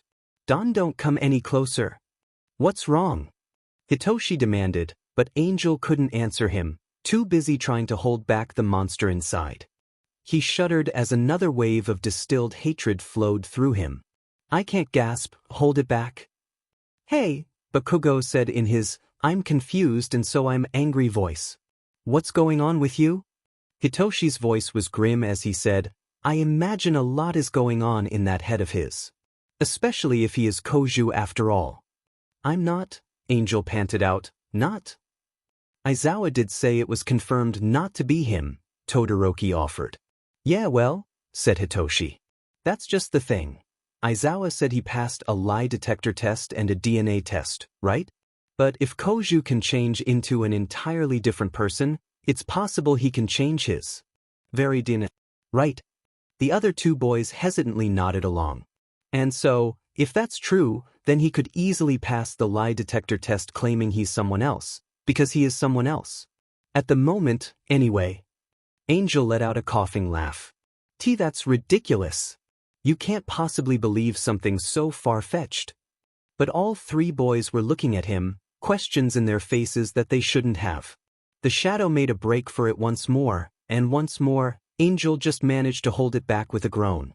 "Listen," he said between heavy pants. "I'm a danger to everyone in this hospital right now. You have to let me go or I could. "You could what?" Bakugo scoffed. "You don't think the three of us could stop you?" "No. I really don't." That made all of them pause. Hitoshi stepped forward and said, "I could use my powers on you. Would that stop whatever is happening?" Angel opened his mouth to respond, but something black and sticky clogged up his throat. The shadow was doing everything it could to protect itself. Angel shook his head at Hitoshi mutely. "What about Aizawa?" Todoroki said, holding out his cell phone. "He'll be here in only a few minutes if I call him Dash." "No!" Angel shook his head vehemently. "He can't help me. I have to get out." His vision was fading, covered by a thick veil of swirling darkness. Could he fly like this? He would have to try. He blindly reached for the lock of the window again, fumbling with his fingers. Damn it, why was everything so hard? A hand slammed onto the window next to his. Bakugo growled, "Give me one good reason to trust you, and not throw you to the heroes right now." Angel glared at him. It was more the shadow and not him that said, "Oh, Bakugo. I would have thought you wanted me to jump." Bakugo withdrew his hand from the window as though burned, taking a step back. His face darkened. He turned to the others. "It's him. That's Deku for certain." "You're sure?" asked Todoroki. "Yeah. I am. You have to trust me on this." Todoroki still wasn't convinced, but Hitoshi gave Angel a look of bitter satisfaction. He'd known the whole time. Whatever. Angel didn't care anymore, so long as he got out of this place before the nightmare emerged. He went back to scrambling for the window. This time around, two normal human hands joined him in opening the window. Bakugo stood by his side, refusing to look at him. Angel gasped as the chilly night air pooled into the room. He grinned, relief flooding him, pushing the shadow back enough that he could see straight again. He turned to send a quick goodbye to the boys standing behind him. He froze. The grin slipped from his face. Another person had joined the group in the hospital room, one who was not a student. Shoto Aizawa stood in the open doorway. No, it was Eraserhead, a dark look of horror in his eyes. But that wasn't the worst part. His eyes started glowing red. "Sheet," Angel said. Aizawa just managed to say, "What is going Dash?" Angel screamed. The sound started in his gut and gurgled out of him in a sick, building wail. The sound silenced his teacher, who startled but did not blink. It shocked the three students into silence, staring at Angel with a mixture of horror and confusion. Then Angel began to change. It felt as if the base quirk that kept his form had been torn away, leaving him fractured and unstable. Rat, Dragon, Deku, the Hound, and Nightmare emerged on the surface as the pool drained around them. Angel coughed, and blood bubbled out of his nose and mouth. Except he wasn't Angel anymore. Not exclusively.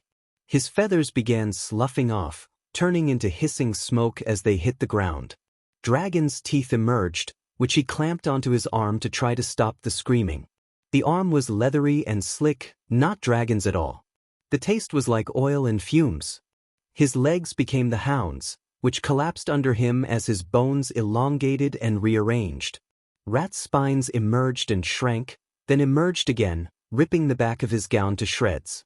The pain was indescribable. Deku felt his core barely holding on amidst the horror of his body. He clutched at Angel's mask as it started to slip away, desperately clinging to whatever secrets he had left. He couldn't let his teacher see. He couldn't.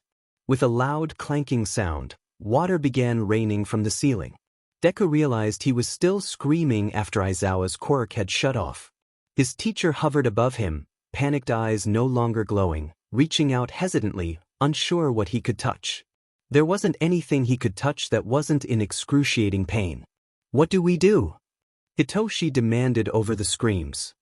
He and the other boys looked down at Deku as water poured onto their heads and soaked their clothes.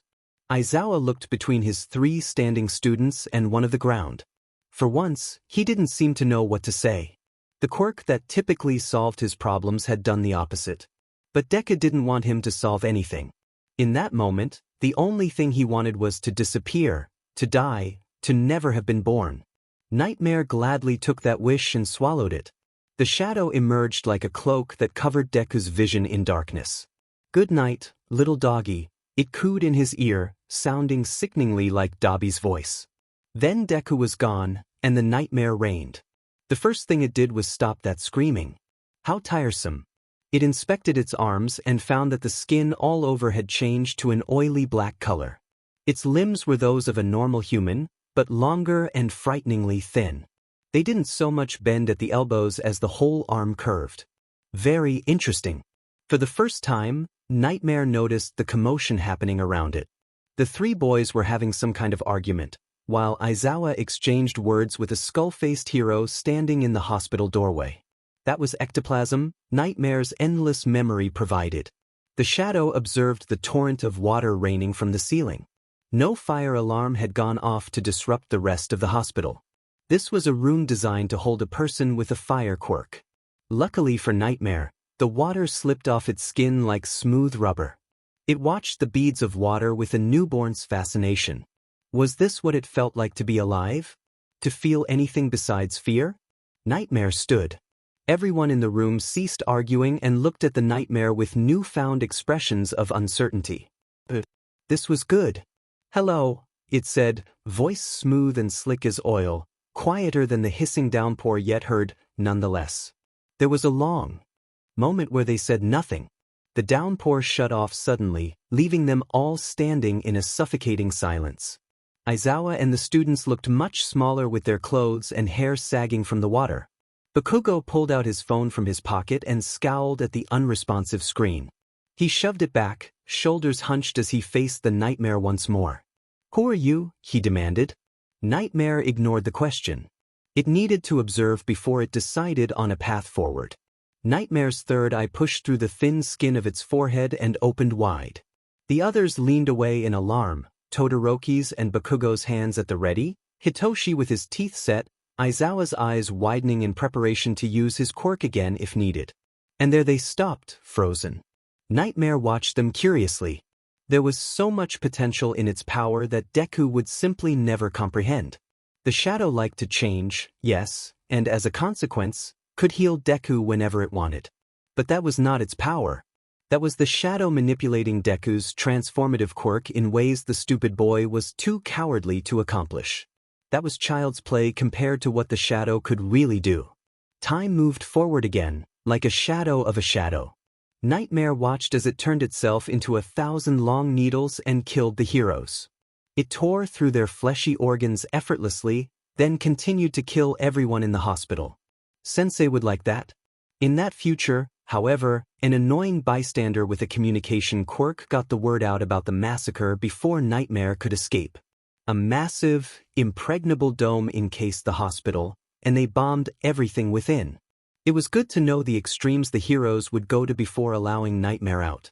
They were commendable, even. It required a different strategy to escape.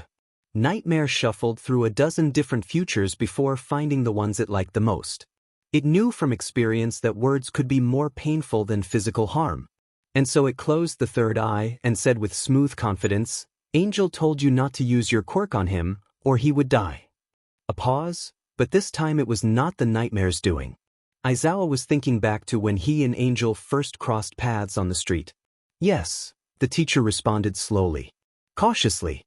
"I do. Are you telling me he's gone?" Nightmare smiled widely, not showing any teeth.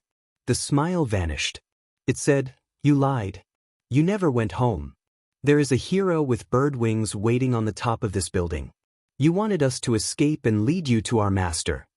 "No, that's not true," Aizawa said in a firm voice. "I never wanted you to go back to the League. Never. If there really is a hero outside with wings, he has nothing to do with my team. We knew you were trying to get out, and that the students were intervening. We thought jumping in would cause you to attempt something stupid. I didn't expect Bakugo to help you out the window in such a state."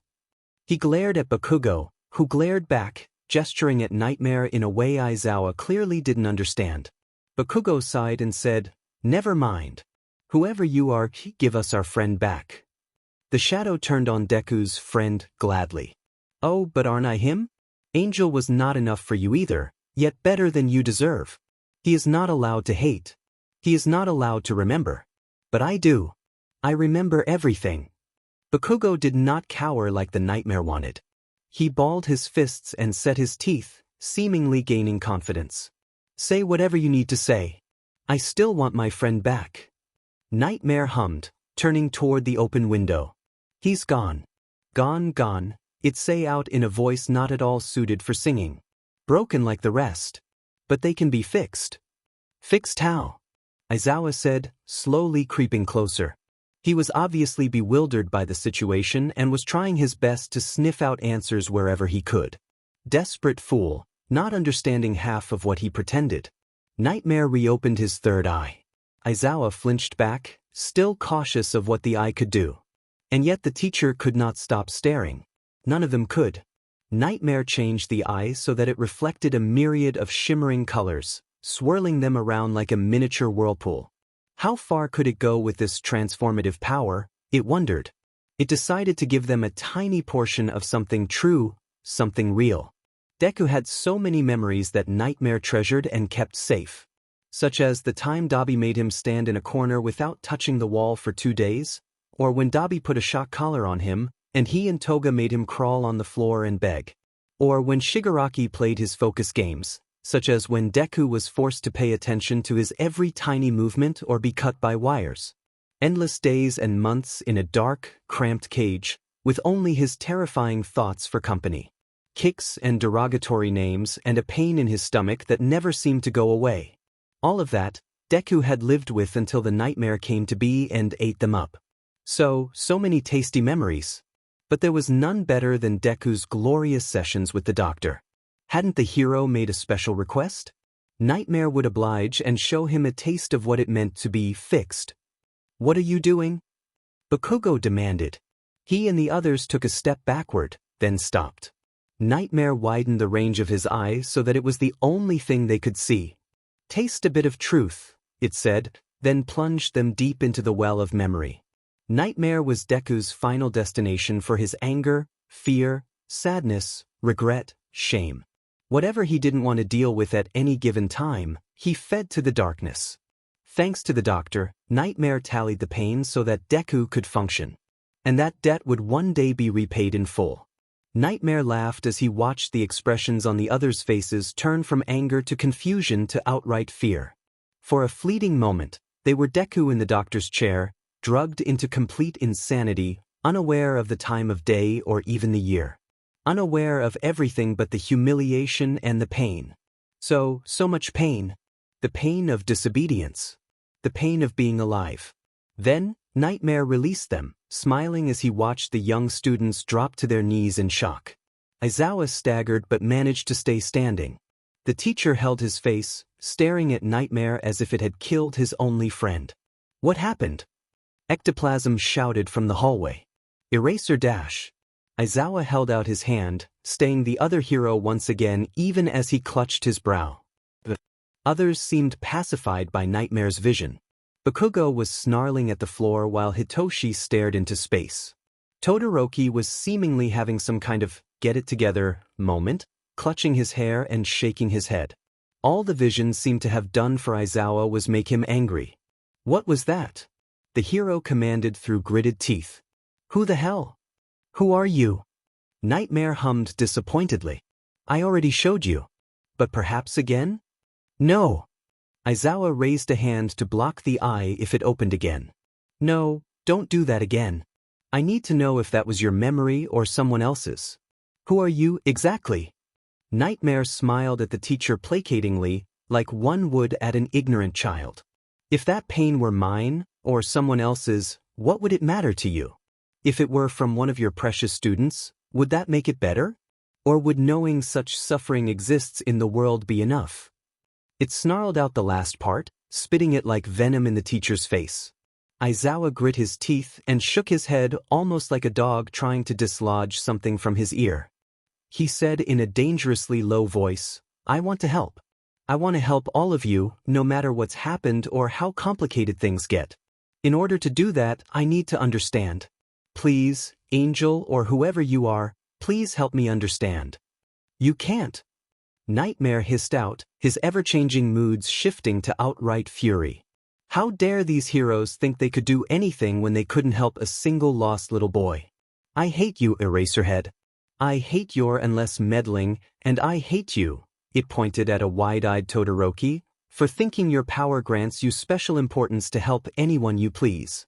And you, it pointed to Hitoshi, for playing at a friendship you pretend you're too good for. And you. It stopped at Bakugo, narrowing its eyes. I hate you the most. You are the entire reason I exist. Did you know? Bakugo trembled, his teeth still grinding together and his fists clenched. He seemed to be trying to say something but couldn't get it past the imagined clamp around his jaw. None of the other boys seemed capable of much or anything, let alone speech. Deku's memory had disturbed them far more than Nightmare anticipated. It took a step forward, intending to mock Bakugo further, but stopped at a shimmer of red. Aizawa stepped in front of his students protectively. His eyes began to glow again. This was not something Nightmare's eye had shown happening in this timeline. It flinched backward, screeching out a sound so terrible it made Aizawa pause, just for a moment. That was all Nightmare needed. It warped and manipulated its very molecules until it was nothing more than a vaguely human-shaped patch of fog in the air. Then, the shadow fled out the open window. No! Aizawa shouted from inside, but it was too late. The shadow knew how to remain undetected. No one among the pro-hero's allies could help him here. Nightmare was gone from the vicinity of the hospital long before the red-winged hero on the top of the building knew what was going on. Nightmare flew, sensing the world around it intuitively rather than by its senses. It knew where it needed to go. Through the streets of Tokyo, it drifted until it came to a particularly nasty part of town, where the air was filled with smog and gray hopelessness. This was where Nightmare belonged.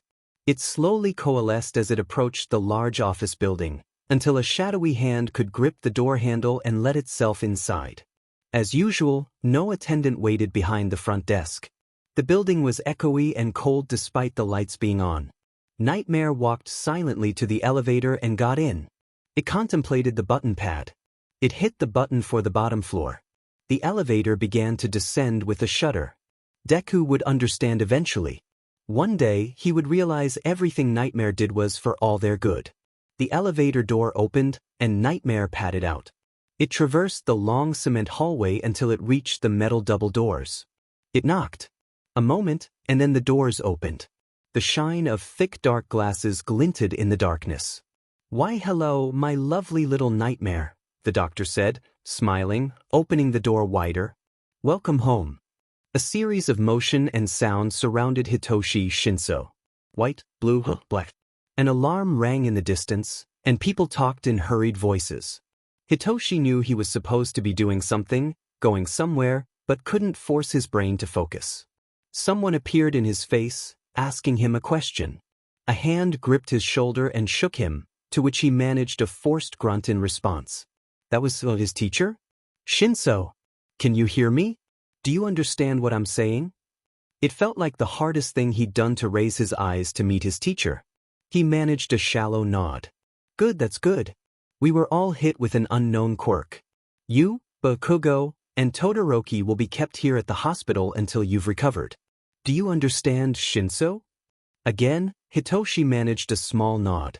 Satisfied, his teacher let go of his shoulder and took a step back. Hitoshi swayed, but managed to stay, sitting? He was sitting on the floor of a hospital room. That was strange. He shouldn't be on the floor. There were nasty viruses on the floors of hospitals. His hair and clothes were also soaking wet. He looked around. His teacher was standing in front of Bakugo, explaining the same thing to him. The blonde-haired student looked ready to punch someone's lights out. Todoroki was sitting in a chair, staring off into space.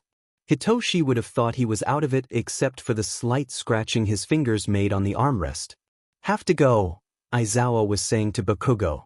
I have to try and find Firebird. You will let the hospital take care of you. Hitoshi expected Bakugo to scoff and insist on going with him. He didn't. His perpetual scowl deepened, but other than that, it was as if he were lost in his own head. Aizawa shook his shoulder like he had done with Hitoshi until he received confirmation in the form of a nod. Aizawa spoke to a nurse standing worriedly at the door to the hospital room. Then he turned back to the three boys and said, I'm going now. We'll talk about your involvement in this when I get back, but until then, do everything the staff tells you. Report your symptoms to them as best you can. With that, Aizawa turned and began to leave. Two separate thoughts hit Hitoshi then, the first being, symptoms? And the second, but doesn't he also need to stay? Whatever grasp on reality he had, managed with the help of his teacher, was quickly washed away by a whirlwind of medical care. They put him in a wheelchair and brought him to an examination room, where Hitoshi let his thoughts drift on the sparse edge of consciousness. They took his vitals and gave him N4, mentioning the same things about malnutrition that his parents always scolded him about. He answered any questions he was asked, but couldn't even muster a smile at a kind nurse's joking remark about his hair. It occurred to him after a while that he'd been drifting for a long time, and he looked up to find Bakugo and Todoroki on beds across from him. They stared at him with intense eyes. He scowled and said, What?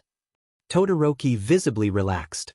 I was worried you would not come around, like Bakugo. Like you're one to talk, Bakugo scowled. You were just as whacked out as the rest of us. Not for very long, Todoroki said, unconcerned for his classmate's outburst. I was less impacted by the memory. I have a few theories as to why that is the case. The usually steadfast student lowered his eyes, fists crumpling the bedsheet lying over his legs. Memory? Hitoshi looked down. He was likewise seated in a bed with the back raised as high as it would go, wearing a hospital gown he didn't recall putting on. An four-line connected him to a saline bag above his head, and a towel was draped around his neck, soaking in the water from his still damp hair. The three of them shared a hospital room with a few additional empty beds, curtains all pulled back so they could see each other. The door to the room was barely propped open, allowing sounds from the hallway to drift through. Hitoshi's clothes were folded in a pile on the window seat with his phone set neatly on top. The other boy's stuff was there as well. Shinso. Hitoshi looked over to see Todoroki examining him closely. He ignored the question, shoving his legs out from under the bedsheet and throwing them over the side. The second his feet touched the too-cold tile flooring, his knees decided they weren't up for the job of supporting him. He sagged against the side of the bed. "I'm fine," he grunted out before anyone could ask, seeing both boys prepare to help from the corner of his eye. He clawed his way back to sitting on the bed. He suddenly realized just how terrible he felt. His neck hurt. His eyes throbbed like they'd grown too big for his skull. His heart was beating too fast, causing his stomach to clench up and acid to burn his esophagus. He cleared his throat and said, "You mentioned a quirk?" "Yes," Todoroki said in his thinking voice. "I don't know how to describe it properly. We were looking at that strange eye, and then, I was someone else." He almost didn't seem to notice the shiver that ran over him. It felt like it would never end. The memory from that freak, Bakugo said with a scowl. The freak who's apparently also chicken legs and my childhood friend. And some kind of moody reptile. I don't know about you guys, but this is weirding me the hell out. There must be another quirk involved in this somehow. That's the only explanation. Freak. An image of something dark and lanky fizzled in the back of Hitoshi's mind, like through a bad connection on an old TV set. A pinprick of light sat at the shadowy figure's forehead. What was it that he couldn't bring himself to remember? Hitoshi pressed slightly at the memory and gasped. It took only a tiny push to send him tumbling headfirst into a thunderstorm of visions. He recalled their botched rescue of Angel confirming the thing Hitoshi had suspected for a long time. He knew something was wrong from the beginning, from the second that passionate kid fighting with Bakugo had so suddenly switched to the personality he would come to know as Koju.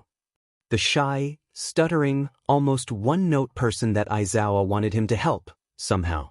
It quickly became clear, once the second personality appeared after the press break-in, that Koju had sectioned off parts of himself. Koju emitted only a sort of jittery nervousness, while the others were angry, dramatic, cynical, and obsessive. He told this to Aizawa, who took the information in as if he already knew it and refused to add anything to clear up the confusion. There was no doubt in Hitoshi's mind whose memory that monster had shown them. No one could have gone through that and come out a whole person.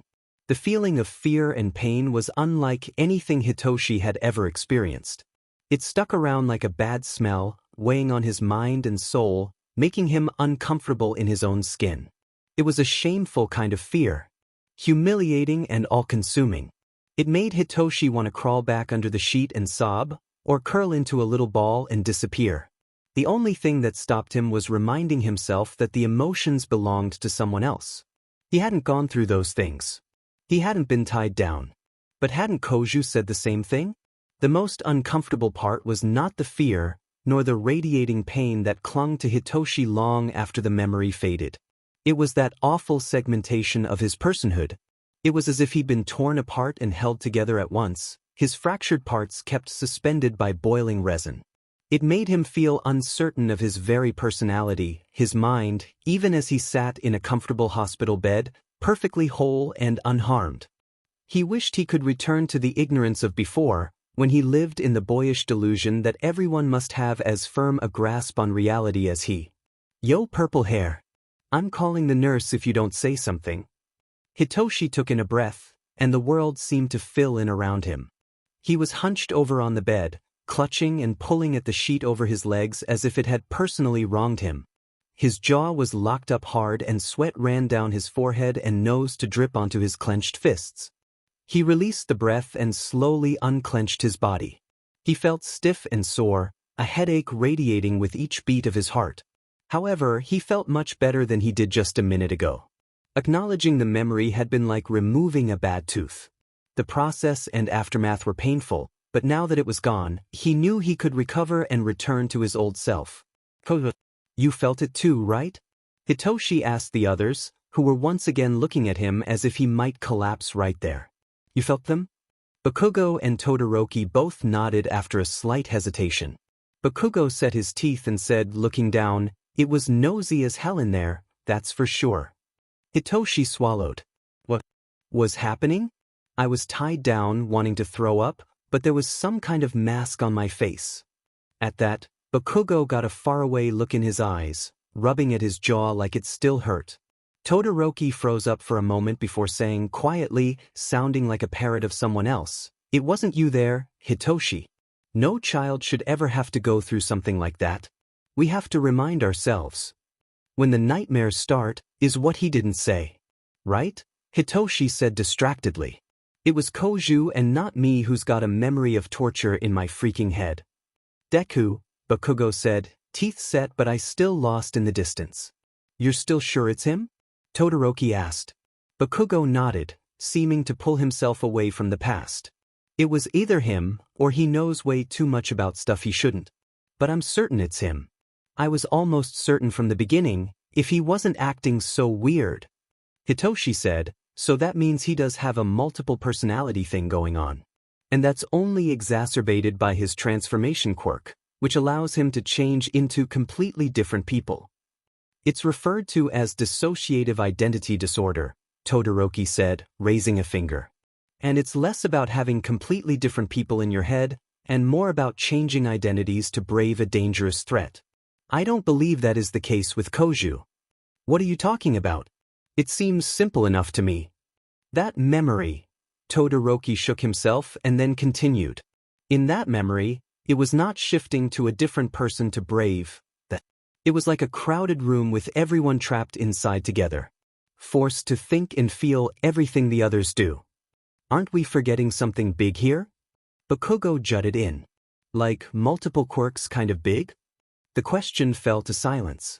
Each of them looked from one to the other, none of them wanting to explore those implications. Could those fire powers we saw from Angel not have been a result of his transformation quirk? Todoroki suggested at last. If he has the power to change matters so dramatically, there's no telling what else Koju might be capable of. Again, no one knew the answer, so no one did. If Hitoshi had to make a guess, he would say Koju was the result of some effed-up experiment, where a bunch of people had been mashed together into one. But that didn't exactly fit the clues. Everyone inside Koju's head felt like a bunch of shattered pieces of something still in the same shape, desperately trying to be like they were before. They'd been united in their fear, like a singular person. That awful pain and terror had compelled them to do and think exactly what their tormentor wanted. No, that memory wasn't of an experiment, though it didn't reduce the possibility of there having been one at some point. That memory had been about pain and compliance. Obedience. He's a spy, Hitoshi said. The villains planted him here. He's not a stupid villain, Bakugo snapped. I didn't say that. I said they planted him. Koju is being forced to help them against his will. Deku, Bakugo repeated.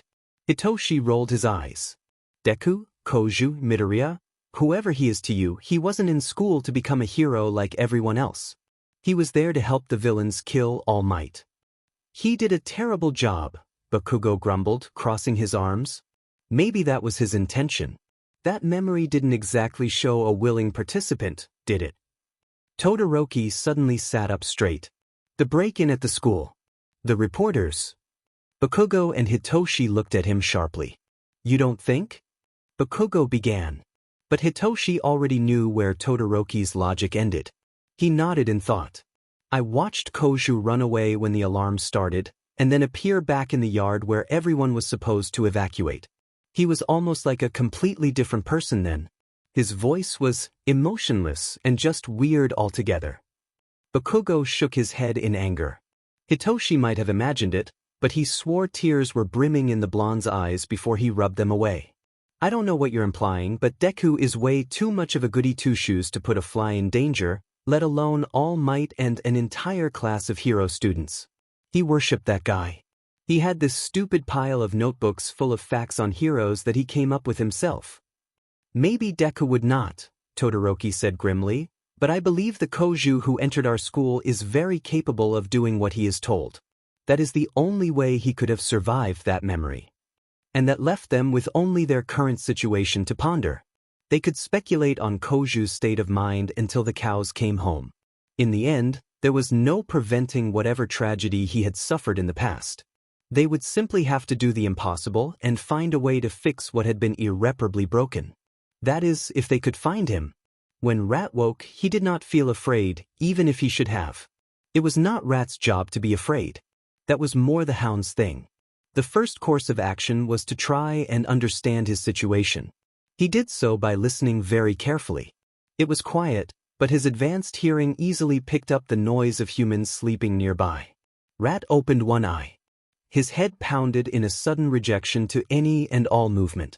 The room was dark, and it spun in sickening loops around his head.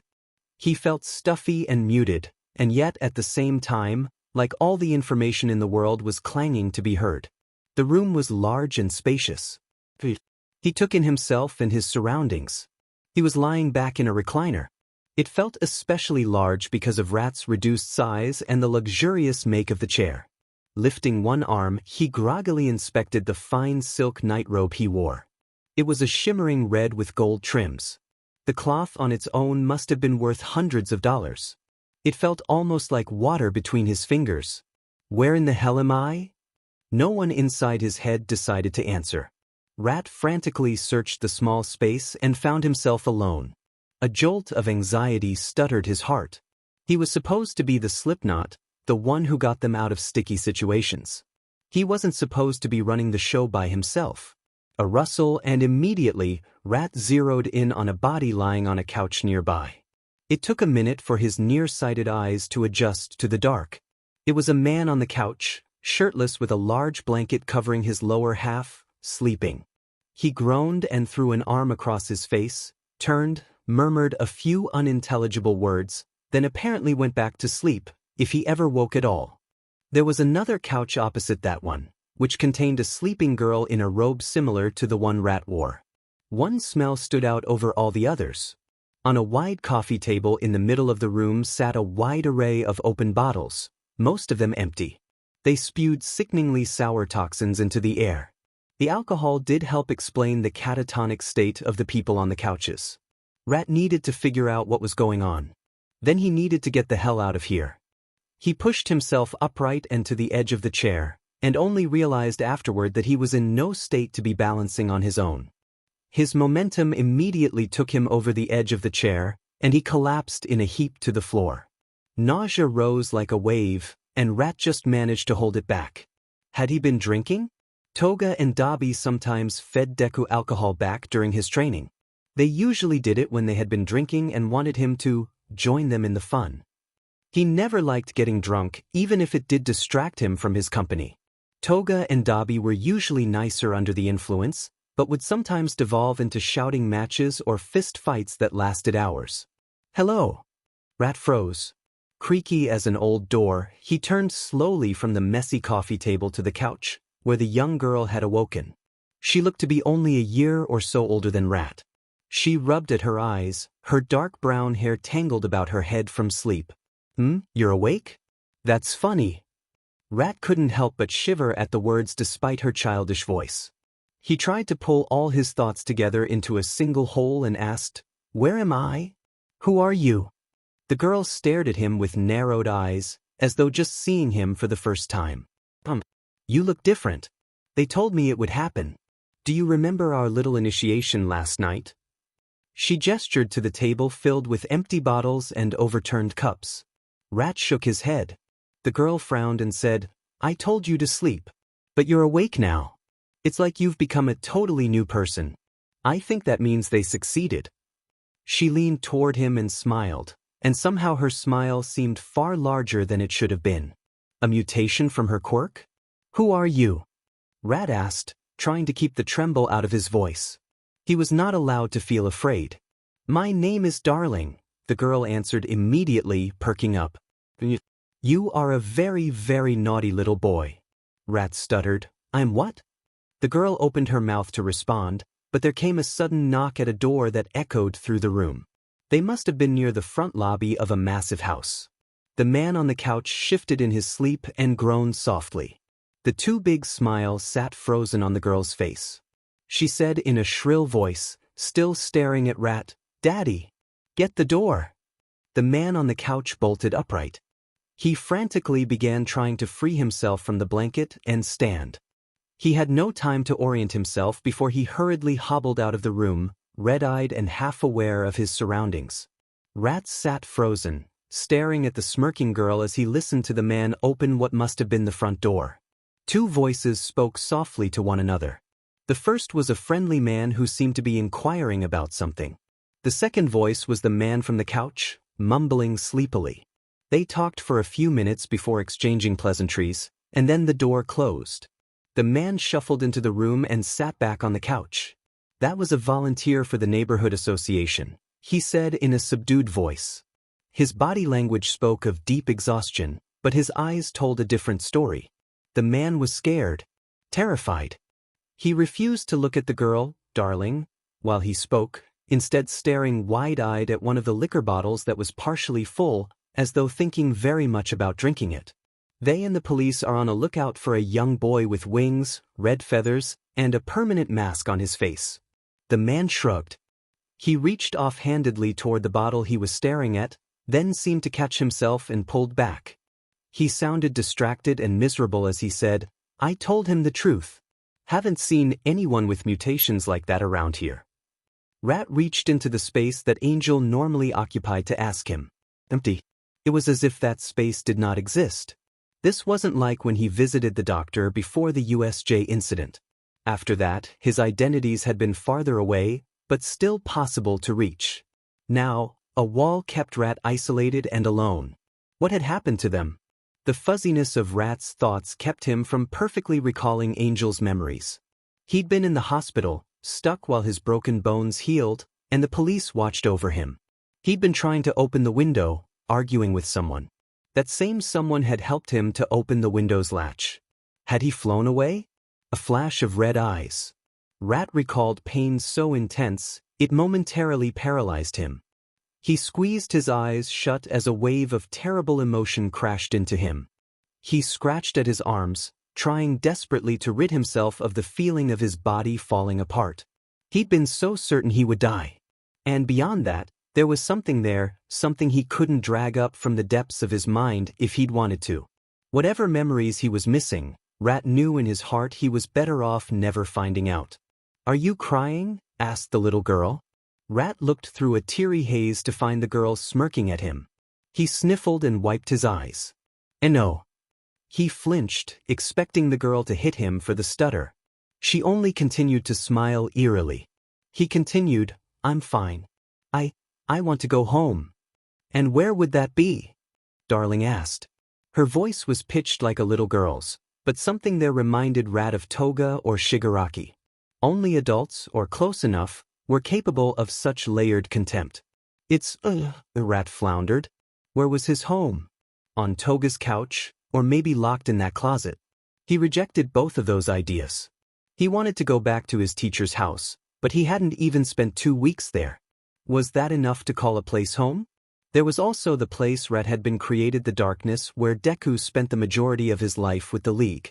It sickened Rat that the cage brought up such conflicting feelings within him. That place had tormented him. It had warped his mind and his body. Rat's eyes and ears were the ones used in that darkness, making his eyes dull and his ears too sharp.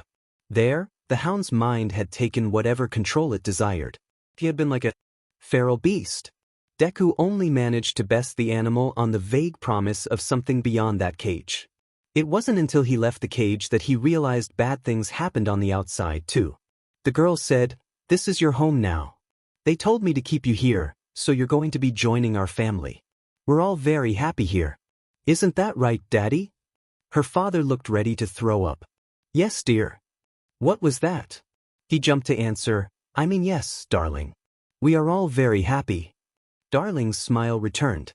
She said to Rat, "Master lets people stay here when they've been naughty. I'm good at making people happy right where they are. Don't you want to be happy?" Rat found himself leaning away from the girl, who had gotten progressively closer while she spoke. I'm not the one who's happy?" Rat bit his lip. If he wasn't the happy one, then who was it? Because it wasn't any of them that he could think of. Angel maybe? Passion didn't make someone happy, no matter how hard they pretended that it did. Darling said, "I think our initiation from last night needs redoing." "Daddy." Rat heard the rush of movement and spun to find the older man bearing down on him. He turned to run, but the man snatched his robe and yanked him backward. Rat immediately began to shrink. He slipped from the silky material of the robe like a fish through oil and hit the ground running. "A sheet," the man cursed. "Grab him," shrilled Darling. Rat's bare paws scrabbled at the smooth wood flooring. He got onto all fours to help his momentum, but it was too late. A shadow quickly descended over Rat, the robe he had just shed. It trapped his small form like a heavy net, and then what must have been the man tried to grab at him from the outside. Rat tried to shoot out his quills, but a spike of pain shot through his back, making him cry out. He quickly abandoned what must have been his greatest defense. Rat continued to shrink and shrink until he couldn't anymore. He must have been no larger than a bread loaf, but the man still managed to hold him thanks to the robe. "Got him," the man said excitedly. "Slippery little sheet." The girl shrilled, "Do it already." The hands holding Rat froze. Then, ever so carefully, the man picked up Rat and the robe together. He wrapped the struggling Rat snugly in the robe so that only his head was sticking out. Rat continued to struggle, staring wide-eyed at the huge man looking down on him with an expression that could only be described as miserable. "It's okay, kid," the man said quietly. "It's better if you don't resist. Trust me on that." He walked with Rat to the coffee table and picked up one of the half-filled bottles of rum. Rat panicked once he realized what they were planning to do. The man adjusted Rat so that he was caught snug in the man's left arm. Then he began lifting the bottle toward Rat's mouth. "No, no," Rat said, struggling harder still. It was useless. This small, he was no stronger than a newborn kitten. He held his mouth firmly shut against the cool touch of the bottle to his lips. The fumes of the liquor stung his nose and made his eyes water. "Do I have to do everything?" the little girl scowled. "Let me help." The man lowered Rat so that Darling had access.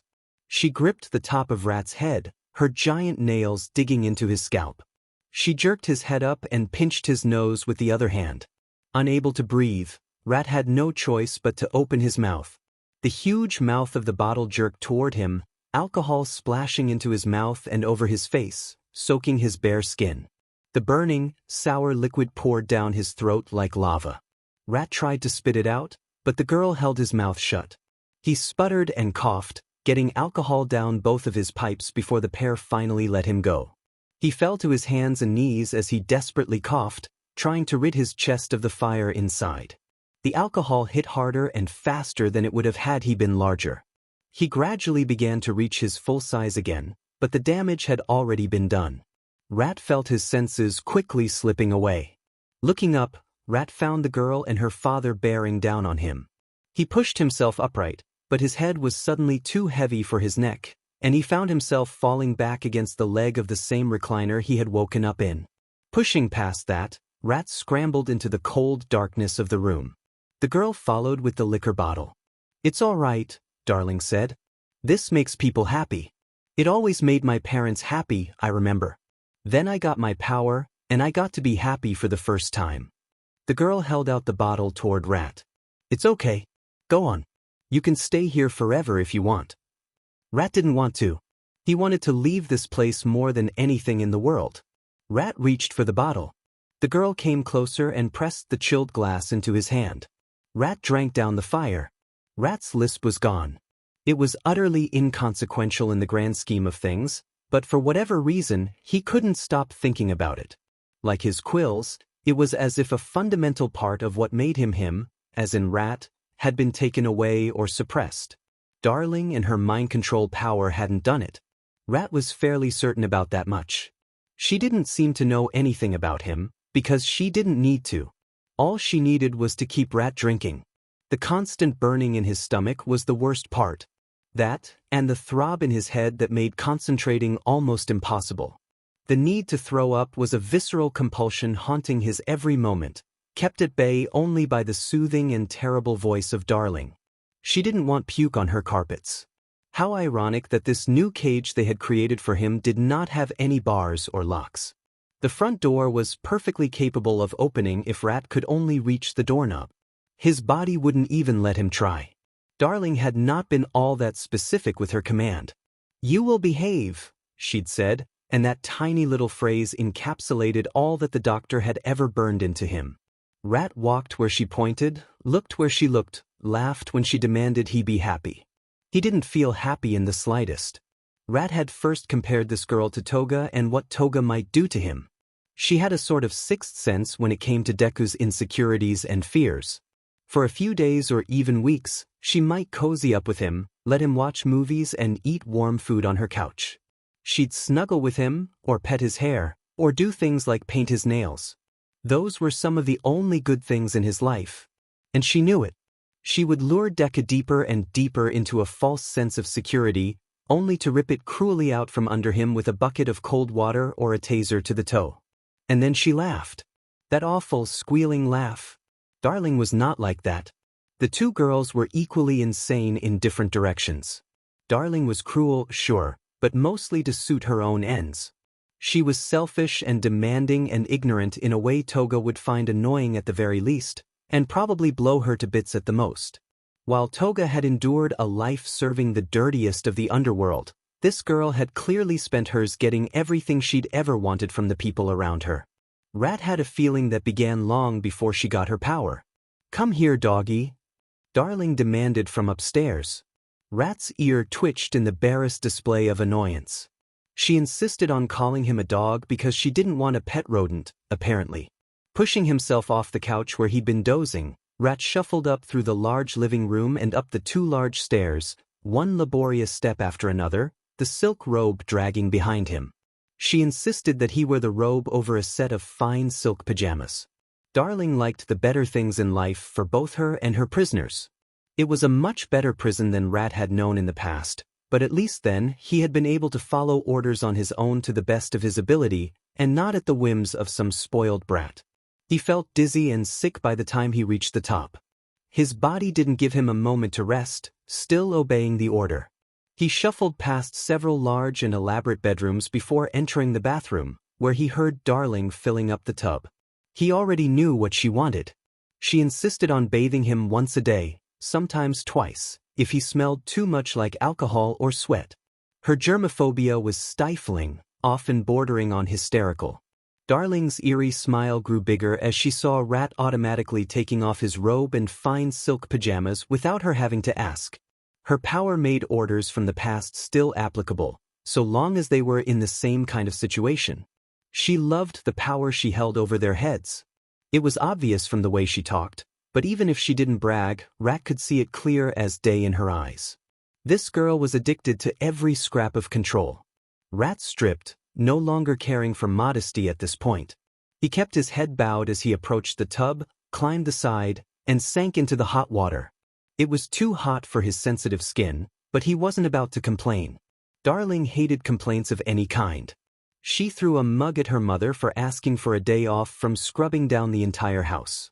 When Rat told her he felt sick from all the alcohol, she made him drink twice as much, telling him that more only made things better. It didn't. Darling cleaned Rat's entire body from head to foot.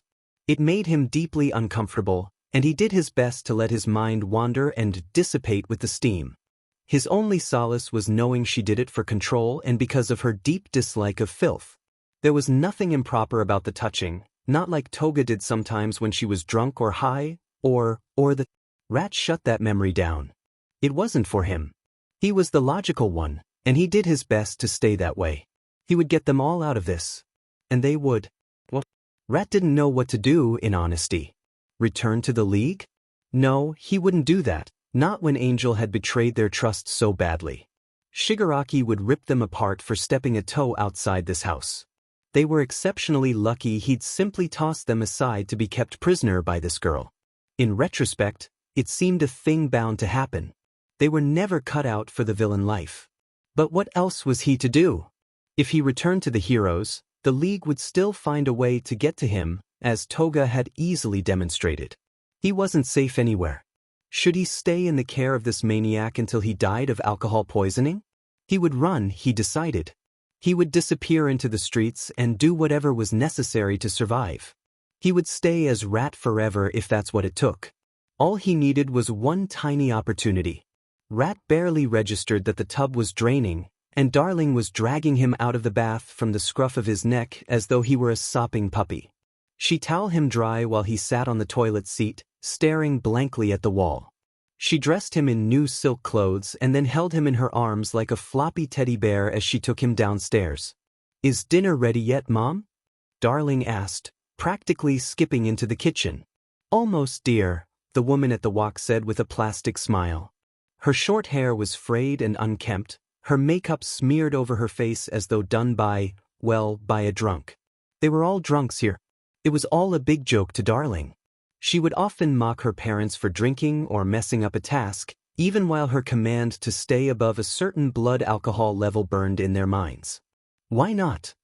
There was such a drastic difference in Darling's tone that it instantly sank the mood in the room. She sounded beyond deadly. Rat tensed, as did the mother, her smile faltering. The vegetables are still a little tough, dearie, I mean darling. But that's okay. We can eat them now if you're hungry. Let's do that, Darling said, her tone now upbeat and excited. Her mood changes were giving Rat whiplash. She carried Rat into the dining room, where the dad was sitting before his customary large beer glass full of rum. He looked tired as always, his eyes red and sunken. He'd gotten visibly skinnier and less active while Rat had been here, he didn't know how long. He didn't want to count the days. Darling seemed to have a soft spot for her father. She still mocked him and ordered him around. But she didn't make him work all hours of the day, grinding his fingers to the bone, as Darling did with her mother. The lack of attention to his needs didn't seem to do him any favors. Well. There was a guest at the table. Rat hadn't noticed him. His senses had gotten awfully dull under the influence of the alcohol. He should have. Now that he was paying attention, the smell of smoke in the air was undeniable. Rat tensed, but had to relax as Darling barked at him, "Stop that." She walked with him to the dining room table and plopped down in the seat, Rat in her lap. Dobby pulled out a cigarette and started smoking. Darling looked outraged. She opened her mouth to yell, but stopped at Dobby's sneer. Something changed behind her eyes.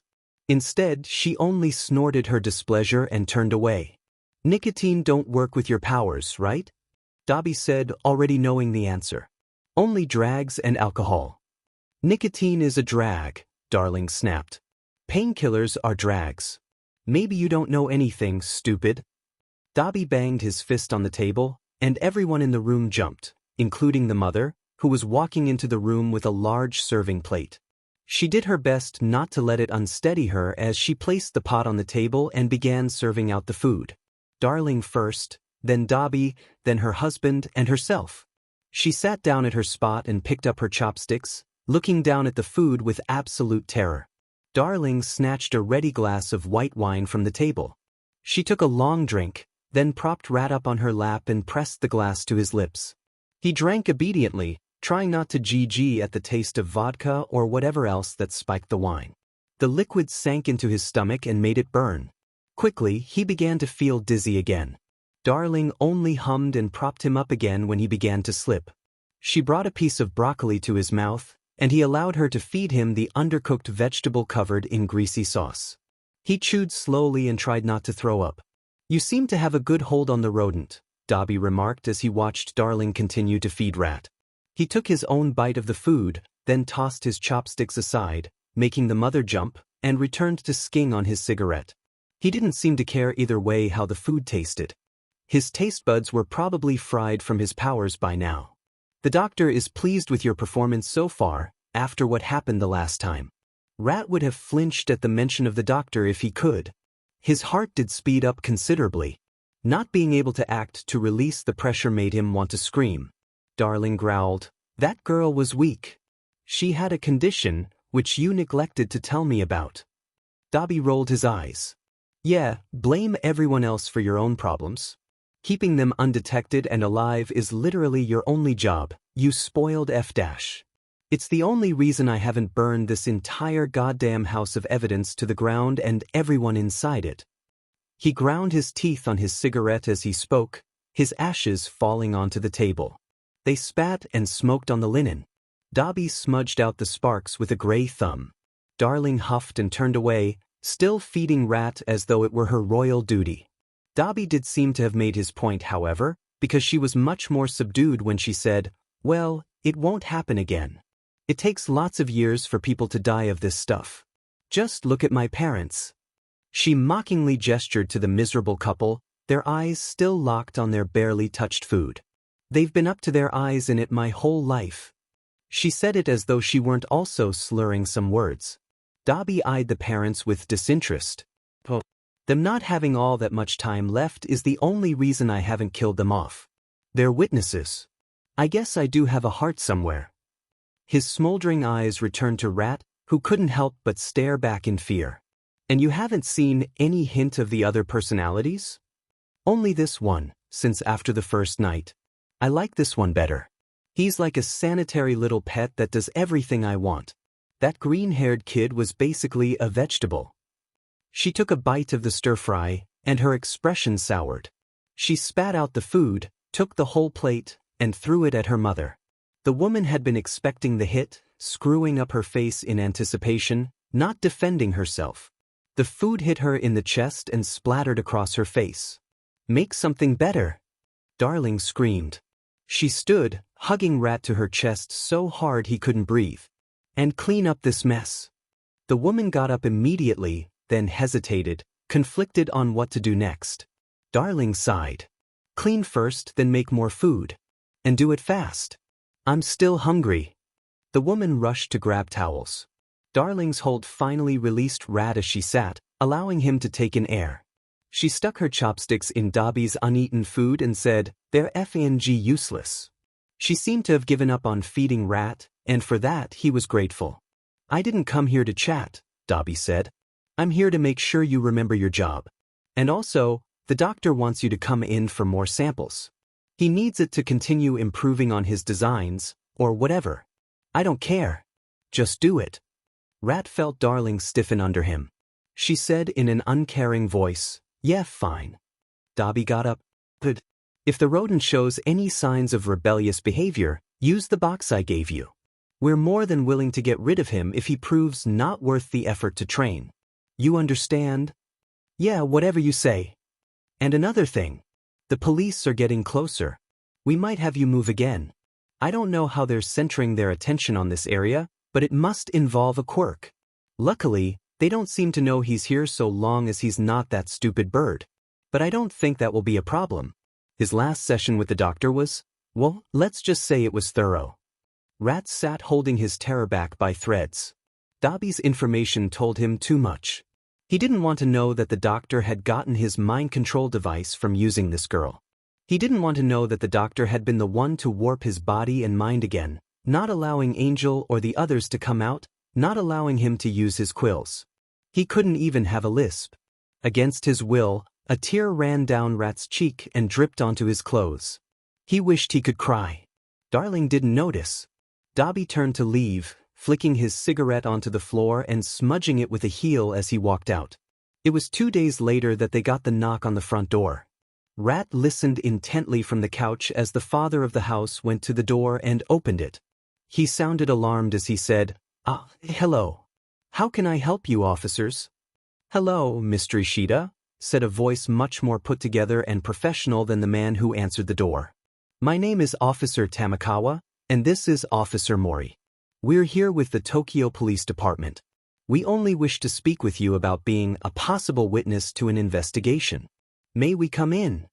It was then that Rat felt a stirring within him. A slight rumble of someone or something far underwater. Was that? Did Rat dare to hope? Dragon? Just as quickly as Rat felt the rumble, it was gone. As though nothing had been there in the first place. Had he imagined hearing dragon? Was it only wishful thinking? Well, give me a moment, would you, officers? The door shut before either of the men outside could answer. The dad immediately sprinted into the living room, panic on his face. "Darling," he called. "Darling." "I heard," Darling said, emerging from the kitchen. She was stretching her arms above her head as though nothing were amiss. "Don't worry about them. Let them in. We'll show them they have nothing to find here." "But," he glanced around at several open bottles of liquor. "I'll just put these away then. And, maybe put on some pants?" The man muttered to himself, working at a speed Rat had never seen from him. He put away the most incriminating evidence and ran upstairs with an impressive grace for someone who hadn't been sober in years. While he did that, Darling went to the TV and lowered the volume. She normally didn't allow any news to play, but today was special. Today, they were doing shows in preparation for the upcoming sports festival. Even Darling didn't want to miss it. Rat hadn't thought much about the festival despite the buzz for it at school, never thinking that Deku would make it that far. The festival still held little interest for him, seeing it as another mindless distraction from this hellhole. Rat expected Angel to jump into his mind at any moment, gushing over costumes and cool powers. Nothing. Not even the tiniest spark from the darkness. Shigaraki and the doctor must have been very, very angry with Angel. What had been done to Deku, Rat wondered, to shut down all the parts of himself except him, the cynical one, the conniving one. He was not someone who cared about fun or joy or respect. His only purpose was to keep them alive, to solve their most pressing problems.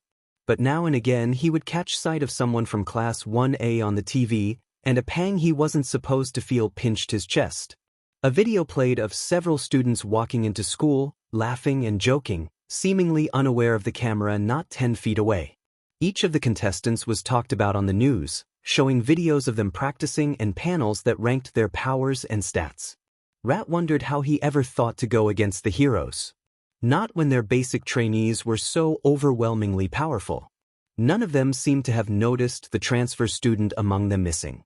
It was like he'd never existed at all. The only two who were any different were Bakugo and Hitoshi.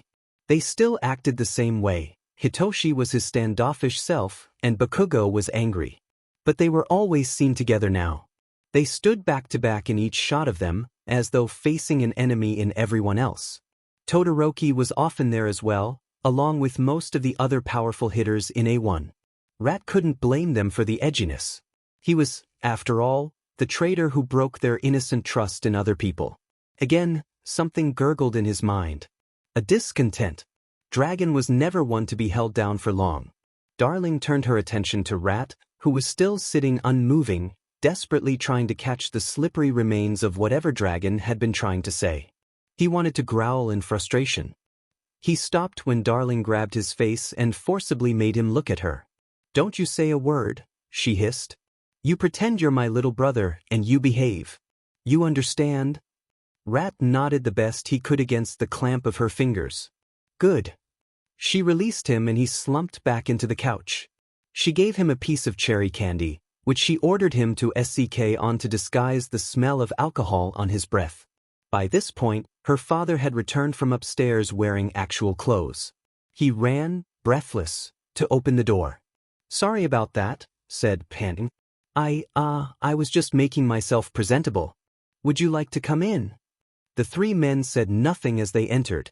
In the lobby, the first officer said again, "We would like to speak with you about a missing child. We have good reason to believe he's been spotted in this neighborhood. On this very street, in fact. We were hoping you might have seen him." That was a lie. No one, besides possibly the doctor, had seen Angel since the hospital. There was a rustle which Rat assumed was them pulling out a picture. He wondered when they had ever gotten a picture of Angel. Probably asleep in the hospital. He didn't like that at all. "No, sorry. I haven't. The neighborhood association was here a few weeks ago, I think. Or maybe a month ago, but I haven't seen anyone with a mutation quite like that. I'd know if I saw it." The man did his best to sound oblivious to the situation, but anyone in the world could have guessed him for a very stressed and tired individual. Darling didn't know what she was getting herself into, inviting the police into the house. He knew from lectures with Shigaraki that the police couldn't get inside a home without a warrant, but that allowing them inside if they politely asked was basically the same thing. "We understand you have more members of the family. Is it all right if we ask them a few questions about the missing child? We promise to be as cordial as possible." "Well, I wouldn't mind at all. Please follow me."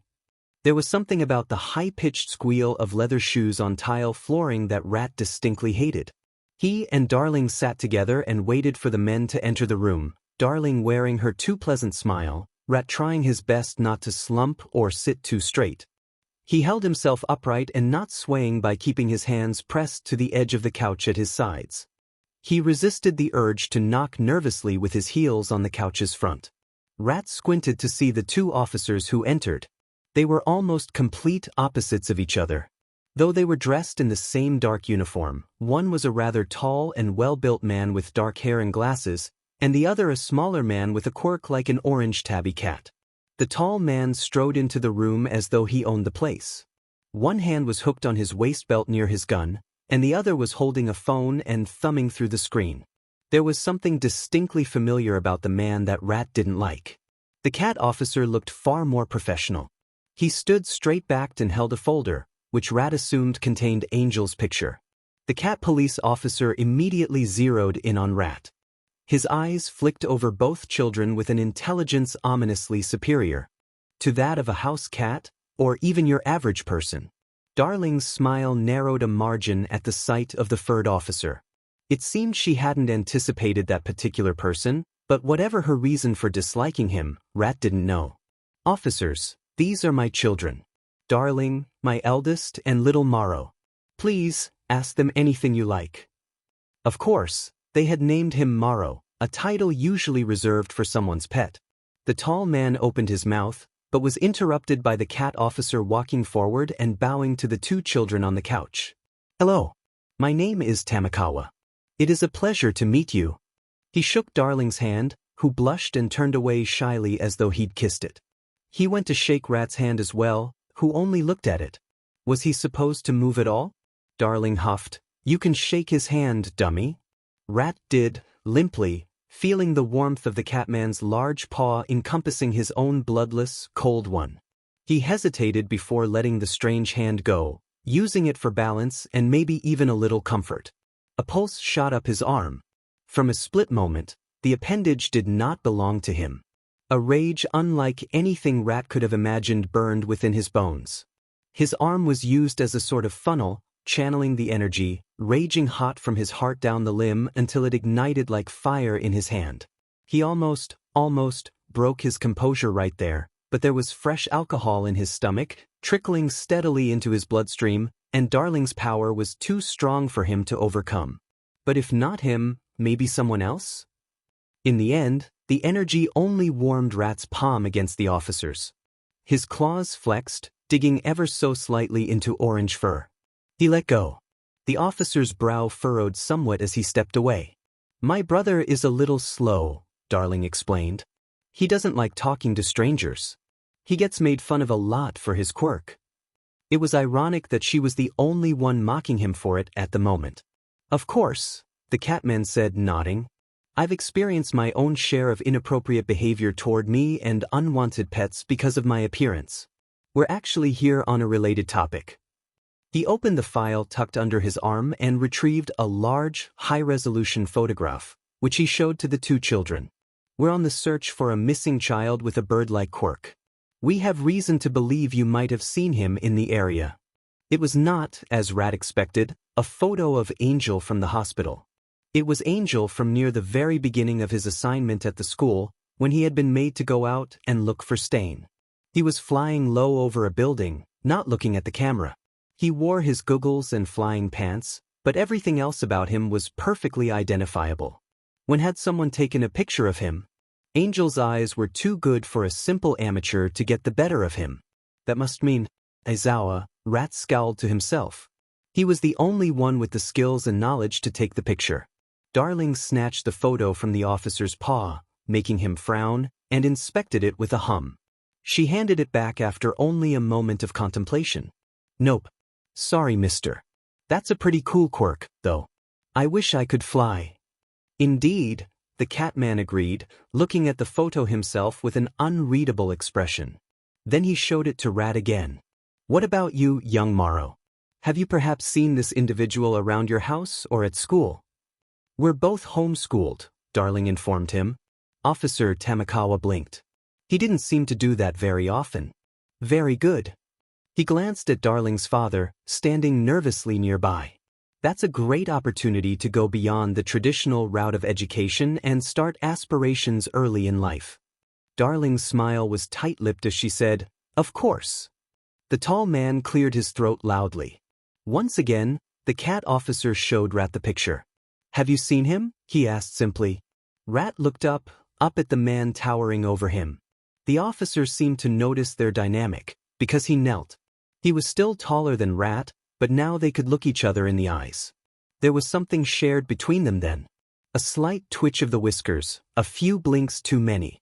It was something only people with animal quirks could know, even better if they were in the same animal taxonomy, like mammals.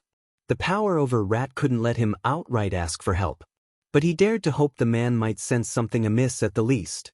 Rat pretended to examine the photo, leaning forward to see better. Eventually, he pulled back and shook his head. The cherry-flavored candy crunched between his teeth. He tucked his chin against his chest shyly. "Oh, don't be nervous," Darling cooed, grabbing Rat and pulling him into a stifling hug. "You've made him upset," she scowled at the officer. "Didn't he say no?" Officer Tamakawa blinked again. He stood. "Yes. I apologize for pushing the subject. Please forgive me." He'd barely pushed at all. The Catman returned to Darling's father. "Would you mind if we spoke to your wife about this matter? Is she home at the moment?" "She's upstairs vacuuming," the father of the house said with a polite, wobbly smile. "I'll go get her." While the man returned upstairs, the tall officer said to his subordinate, "Don't you think we're done here? What could the wife know more than the kids? They're way more likely to have interacted with the bird boy than the mother." "I'm just doing my duty and being thorough," Officer Tamakawa said stiffly. He looked to the two children again, frown deepening. Darling was playing with the scruffy gray hair on Rat's head, but Rat was looking at the officer intently, still pleading behind the obedient mask Darling had forced on him. "Please, please, get me away from here." "From her?" "Let me ask a question then," the tall officer huffed. The Catman made a surprised yowl as his file was snatched from his hands. "Excuse you, you can't just dash." The officer ignored him. He approached the two kids and knelt before them as Tamakawa had done, but somehow, the gesture only made him more imposing. He held out the photo to them, thumb pinching a crease into the top. "Look at the photo again, huh?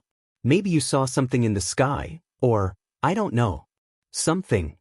A sudden smell of chewing tobacco hit Rat, and a memory washed over him like a tidal wave of filth. He was sitting in a clean little room, on a bed, in a place sort of like a prison and sort of not. He was Izuku Midoriya. He was shivering and shirtless. A man he didn't know stood over.